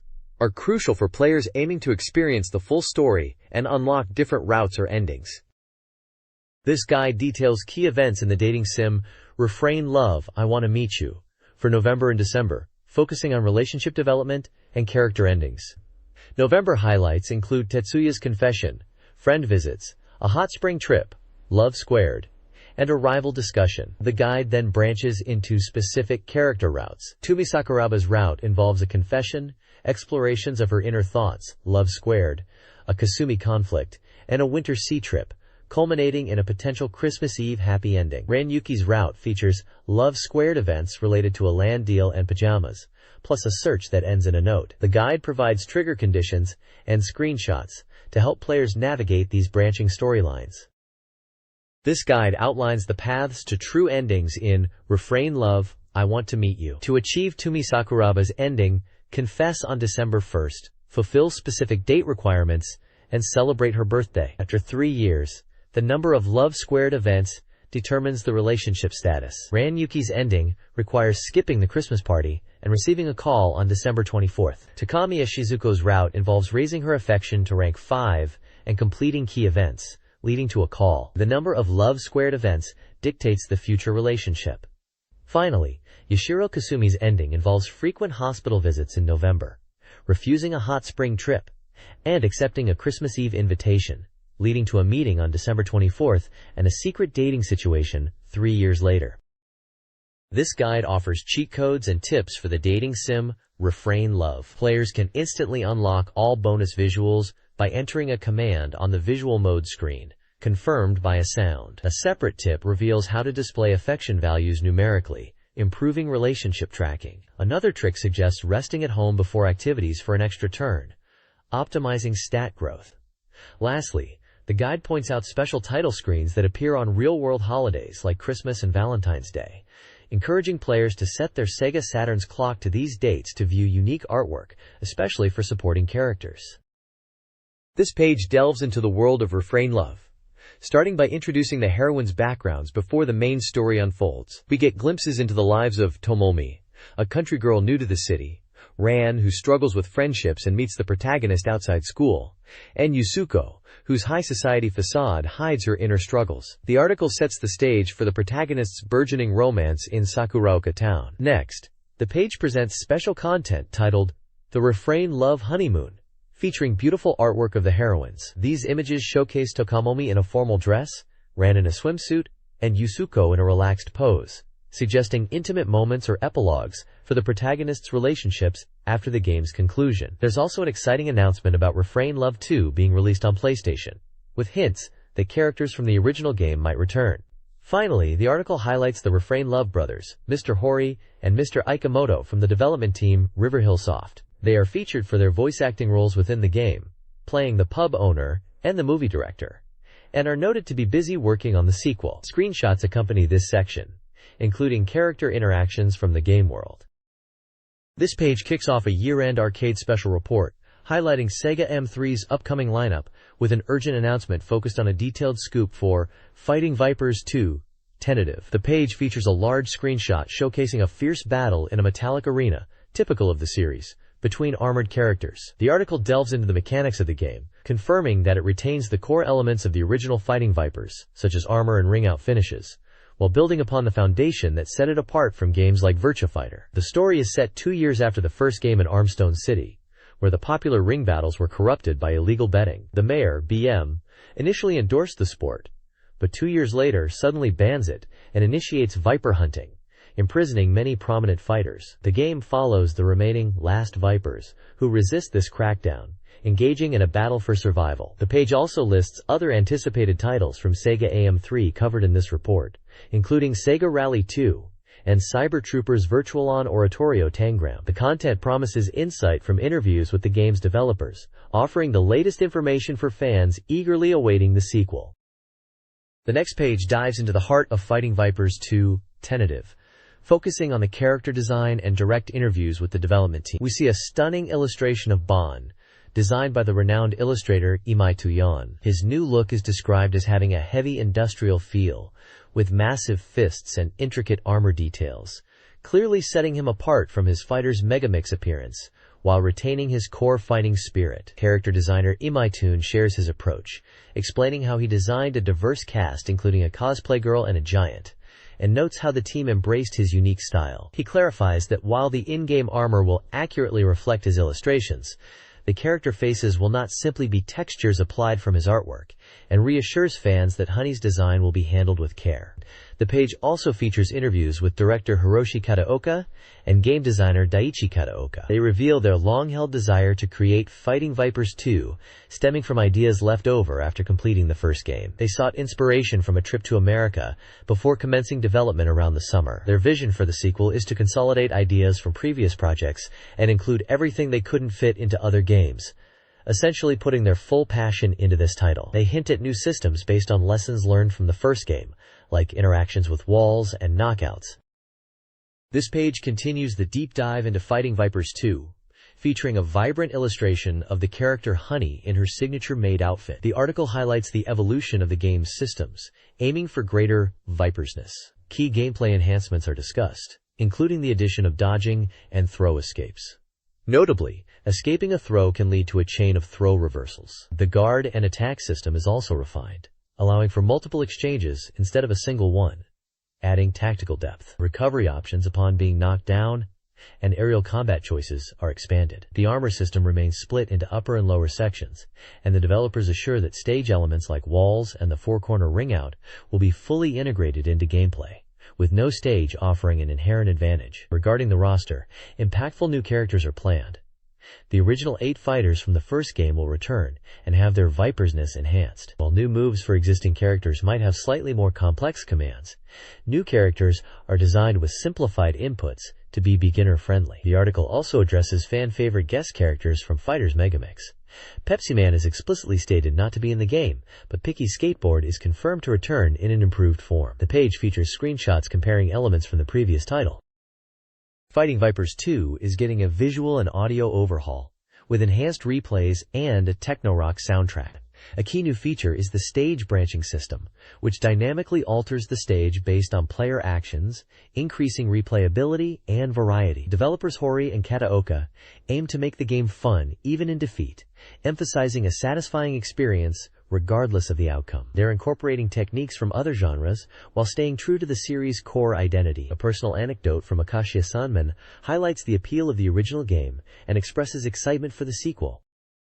This page features an interview with Tetsuya Mizuguchi, the producer of Sega Rally 2. The highly anticipated sequel is announced to be coming next spring, running on Sega's powerful Model 3 arcade board. Mizuguchi, known for his work on popular racing titles like Sega Rally and Manx TT, discusses the development of the game. He states that currently, the game is about 40% complete, with core gameplay functional but many details like special effects and production elements still needing work. The team is aiming to create a significant impact with this title, building on the success of the original. He touches upon the technological leap from the Model 2 to the Model 3 board, acknowledging the graphical and audio improvements.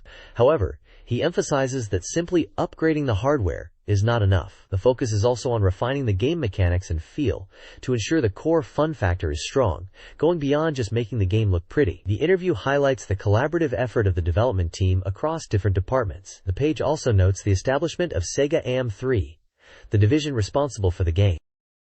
The next page features an interview with Kenji Sasaki, the director of Sega Rally 2. The main focus of the interview is on the game's development progress and design philosophy. Sasaki discusses the planned vehicle roster, stating they intend to include a variety of cars, some of which may be hidden or significant to rally history, promising a selection that fans will enjoy. He touches upon course design, emphasizing the goal of creating realistic and atmospheric environments that convey the feeling of wind and terrain, not just visually pleasing tracks. Sasaki highlights the importance of player immersion, aiming for a feeling of being truly present in the race. The interview also hints at potential features, like the inclusion of a side brake. A significant part of the page is dedicated to the development team's hands-on experience, detailing real-world test drives at locations like Nikko Circuit, using actual cars, including a Honda Civic Type SAR, to gather data and refine the game's physics and feel. Sasaki concludes by emphasizing that making the game fun is paramount, encouraging players to look forward to the release. This page announces the upcoming Cyber Troopers Virtual-On Oratorio Tangram, featuring a striking visual of a virtualoid robot, likely Temjin. The game, a versus-action title running on Sega's powerful Model 3 board, is currently 59.6% complete. The text highlights a dramatic new storyline, revealing the awakening of the Moongate was artificial and led to a crisis. The plot involves the Dina and RNA factions vying for control of 9 vital plants, culminating in the disappearance of Plant 9, which houses the crucial Tangram control mechanism. This loss triggers a desperate search and a grand restructuring of VR forces, setting the stage for an unprecedented battle. The preview visual section comments on the design philosophy behind the promotional art, suggesting a focus on simplicity and possibly containing hidden messages for players to uncover. This page continues the deep dive into the world of Cyber Troopers Virtual-On Oratorio Tangram. The storyline takes an unexpected turn, revealing the Moongate's awakening and subsequent rampage were artificially triggered, tied into Operation Moongate, OMG, and a conflict over 9 critical plants which house VR control systems. The disappearance of Plant 9, containing the vital Tangram mechanism, is central to the new conflict. Dr. Watari, the game's producer, offers insights, teasing that detailed story elements are currently secret, but encourages players to speculate on the revealed information. He confirms the game development is progressing well, and asks for patience. The page also addresses the status of other Virtualoids. Development is currently 59.6% complete, compared to the AM show build. While new machines are still being refined, Cypher, similar to Viper 2 from the previous game, is nearing completion in its high-end CG form, and might be shown next. Returning VRS, like APHARMD, the Battler, and Grisbach are also mentioned. Images show Temjin with a color swap from the previous game, and Raiden, described as powered up. The article notes these 3 are the only VRS revealed so far, reborn and enhanced from the original game. It hints that the remaining unrevealed new machines might be publicly shown early next year, urging readers to pay attention. This page features a column titled Zoom In Elf, focusing on the developer Elf. The main highlight is a personal message from Kimiko Furuyama, the voice actress for the character Yuno, in the game Yuno, a girl who chants love at the bound of this world. She reflects on her year, detailing her path into voice acting, receiving the role of Yuno after an audition, and how fulfilling the year has been seeing her dream come true. She expresses gratitude to the readers, and shares a bit about her personal life, including her love for food and her dog. The page also includes an Elf message board, where the developer staff express thanks for the support throughout the year, noting the successful releases of Kyukyoku Jigoku Yugi, Level Upper, and Yuno. They promise more fun games in the future. There is also a brief mention of a Yuno Original BGM Collection CD available via mail order. This page announces the arrival of the highly anticipated Marvel vs. Capcom Clash of Superheroes. The focus is squarely on this new entry in the popular Versus series, highlighting its dynamic tag battle system. The text notes this is the 3rd arcade installment in the series, following up on the success of games like X-Men vs. Street Fighter, which recently saw a lauded release on the Saturn utilizing the 4 MB RAM cartridge for a near-perfect port. The page showcases various characters making their appearance, featuring familiar faces from both the Capcom and Marvel universes. On the Capcom side, you see characters like Captain Commando, Strider Hiryu, Mega Man, Jin Saotome, Morrigan Ainsland, Ryu, Chun-Li, and Zangief. Representing Marvel are heroes and villains, such as Spider-Man, Captain America, Hulk, Gambit, Wolverine, War Machine, and Venom. Brief descriptions accompany each character image, touching upon their significance or playstyle. The page also includes details on the game's mechanics like hypercombos and character assists, emphasizing the chaotic and exciting battles the series is known for. This page dives into the core systems of Marvel vs. Capcom, Clash of Superheroes, highlighting the evolution that makes the gameplay deeper and more dynamic.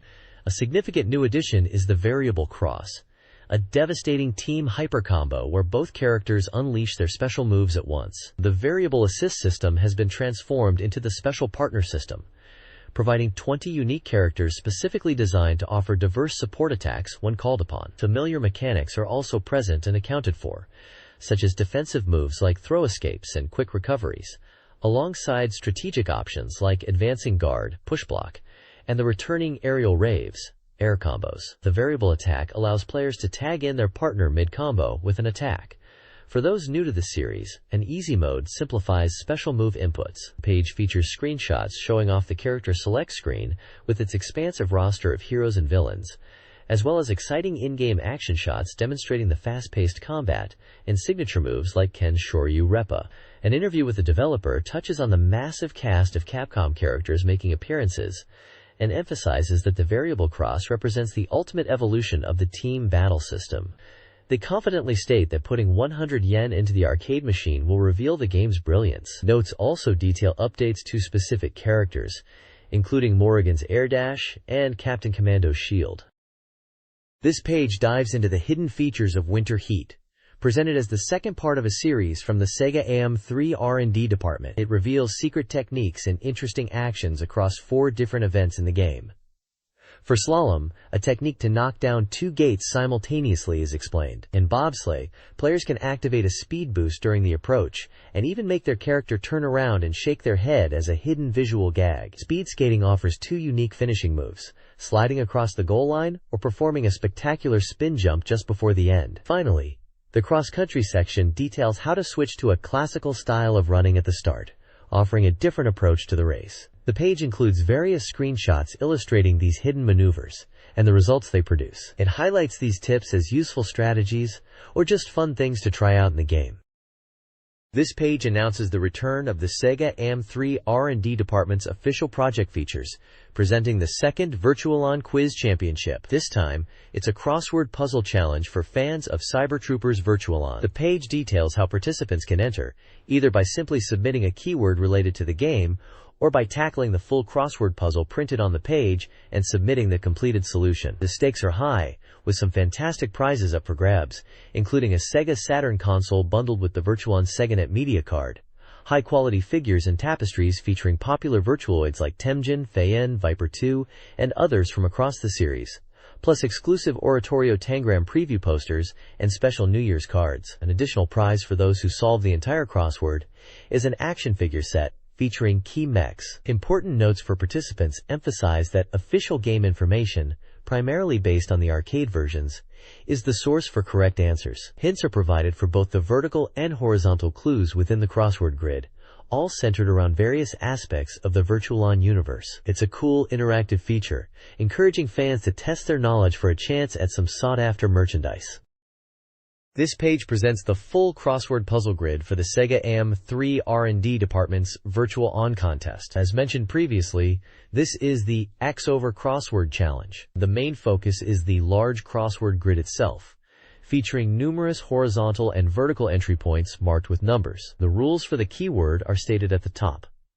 Participants must rearrange letters found within the squares marked with a double border to form a keyword, and then write something associated with that resulting word. Below the puzzle, the page provides the necessary information for entering the contest. Participants need to write their answers on the page and mail it to the specified address in Tokyo. The deadline for submissions is January 9th, 1998, based on the postmark date. While the grid is here, the actual crossword clues are not presented on this page, requiring contestants to find them elsewhere in the magazine. This is a straightforward contest entry page, laying out the puzzle and submission details for fans eager to test their Virtual-On knowledge.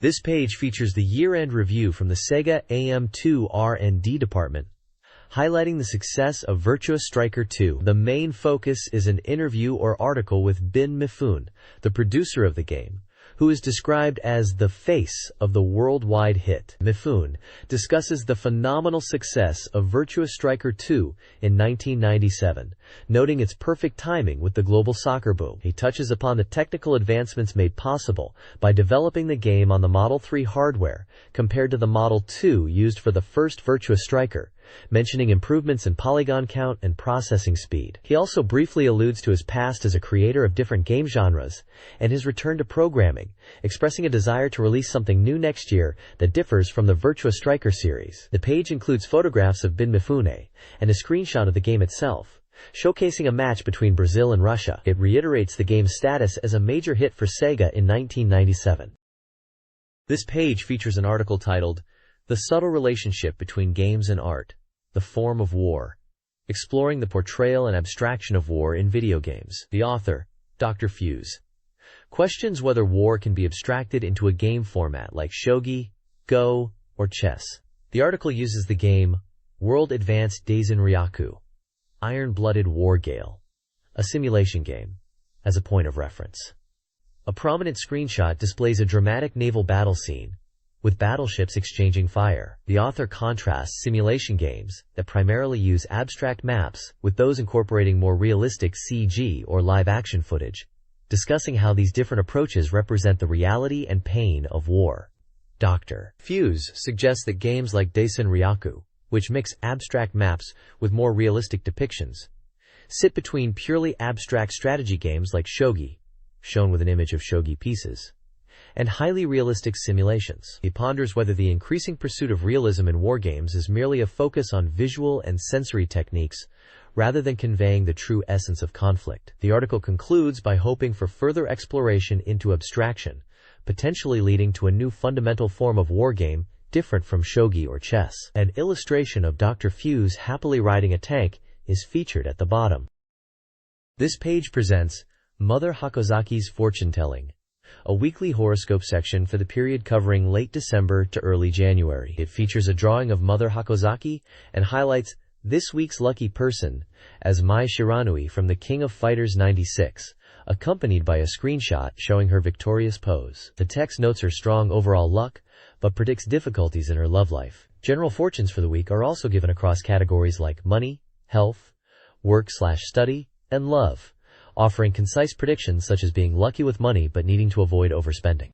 The main part of the page is dedicated to horoscopes for each of the 12 zodiac signs, providing separate, brief predictions for boys and girls, each illustrated with simple, distinct cartoons. This appears to be a regular, fun segment, offering astrological advice within the magazine's gaming context.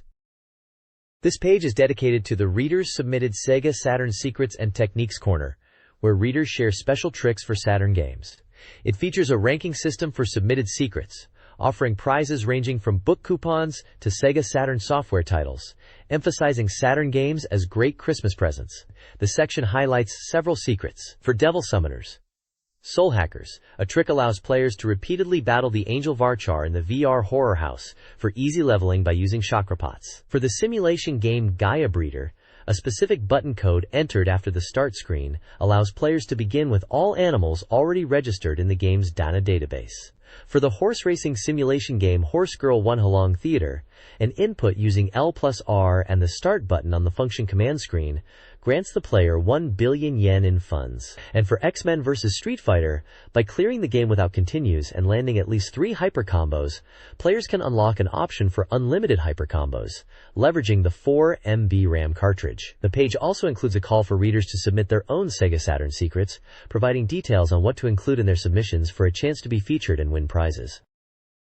This page presents the new software schedule for the Sega Saturn, giving players a clear look at upcoming releases in early 1998. It includes a helpful guide on how to interpret the schedule, defining various game genres like action, RPG, adventure, simulation, and sports, alongside explanations of supported peripherals such as the mouse, multi-terminal 6, analog controller, and twin stick. The core of the page is a comprehensive list of games slated for release in January and February 1998, as well as a section for titles with undecided release dates. Each entry lists the release date, game title, price, developer or publisher, genre, and any special compatibility notes. Notable titles featured in the schedule include the highly anticipated RPG Sentimental Graffiti, the unique sound novel Machi, the classic dungeon crawler Wizardry Nemesis, and the next installment in the epic series, Azel, Panzer Dragoon RPG, Panzer Dragoon Saga. Budget re-releases under the SEGA Saturn collection line are also highlighted, bringing back hits like Sakura Wars, Tomb Raider, Gungraphon, and Dynamite Cop at a lower price point. The undecided section lists exciting future prospects, such as Legend of Heroes 2-1, The White Witch, the challenging shooter battle Garega, the sequel to the famous adventure game Riven, and the arcade port Burning Rangers. This schedule provides a great overview of the diverse range of software coming to the Saturn, from RPGs and action games, to simulations and unique Japanese titles. The next page continues the new software schedule, presenting another extensive list of upcoming SEGA Saturn titles. Organized in a clear table format, it details game titles, tentative release dates, ranging from March and April 1998 to simply undecided or coming soon, prices, manufacturers, genres, and any specific hardware compatibility notes. This section highlights a diverse array of games players were looking forward to. You'll find highly anticipated ports like The House of the Dead and the incredible fighting game Marvel Superheroes vs. Street Fighter, both arcade powerhouses heading to the home console. The schedule also lists Japanese favorites, such as the next installments in the Shining Force 2i saga, Scenario 2 and 3, alongside classics like Lupin 2-1, Pyramid's Wisdom, and Super Adventure Rockman, Mega Man. RPG fans had plenty to anticipate, with titles like Dragon Knight and Lunar, Eternal Blue. Fighting game enthusiasts weren't left out, with titles like Guilty Gear and Virtua Fighter 3 making appearances. The list covers a wide spectrum, from action and shooters to simulations and adventure games, showcasing the breadth of the Saturn's library in early 1998. This is a combined year-end/New Year issue releasing January 9th after a break. The upcoming issue will preview 1998, including hints and new game titles. The magazine features regular content and reader engagement, listing staff and contact information. A key highlight is the Reader Presents giveaway. 20 readers can win a SEGA Saturn game, while 5 will receive Eternal Melody 2 posters. Other prizes include Burning Rangers, mousepads, 3 winners, Capcom memo pads, 5 winners, and a PC game set, 5 winners, featuring Quake and other titles for Windows 95. Entries are by postcard, due January 2nd. The page also announces winners from the previous issue's giveaway. This page features an advertisement for the SEGA Saturn game Stellar Assault SS, a full polygon 3D shooting game. The image displays several blue and gray spacecraft set against a space backdrop, with Earth visible in the distance and bright stellar explosions. The game is described as a significantly powered-up SEGA Saturn version of the original Stellar Assault, allowing players complete freedom of movement in 360 degrees within its dynamic 3D space environments. Key features highlighted include a trace play function to review gameplay objectively, a combat display radar for easy enemy location, accurate hit detection, and high-quality rendered CG movies. The advertisement emphasizes the thrilling final battle against them in a turbulent universe. It was developed and published by Sims, and was scheduled for release on February 26, 1998, with an estimated price of 5,800 yen. A limited first-run bonus included a metal sticker.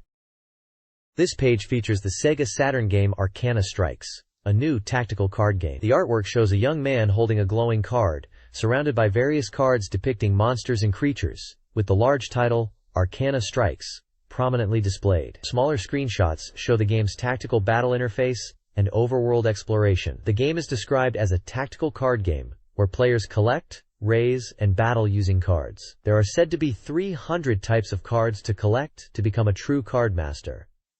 Players can raise monsters obtained from cards and teach them special moves.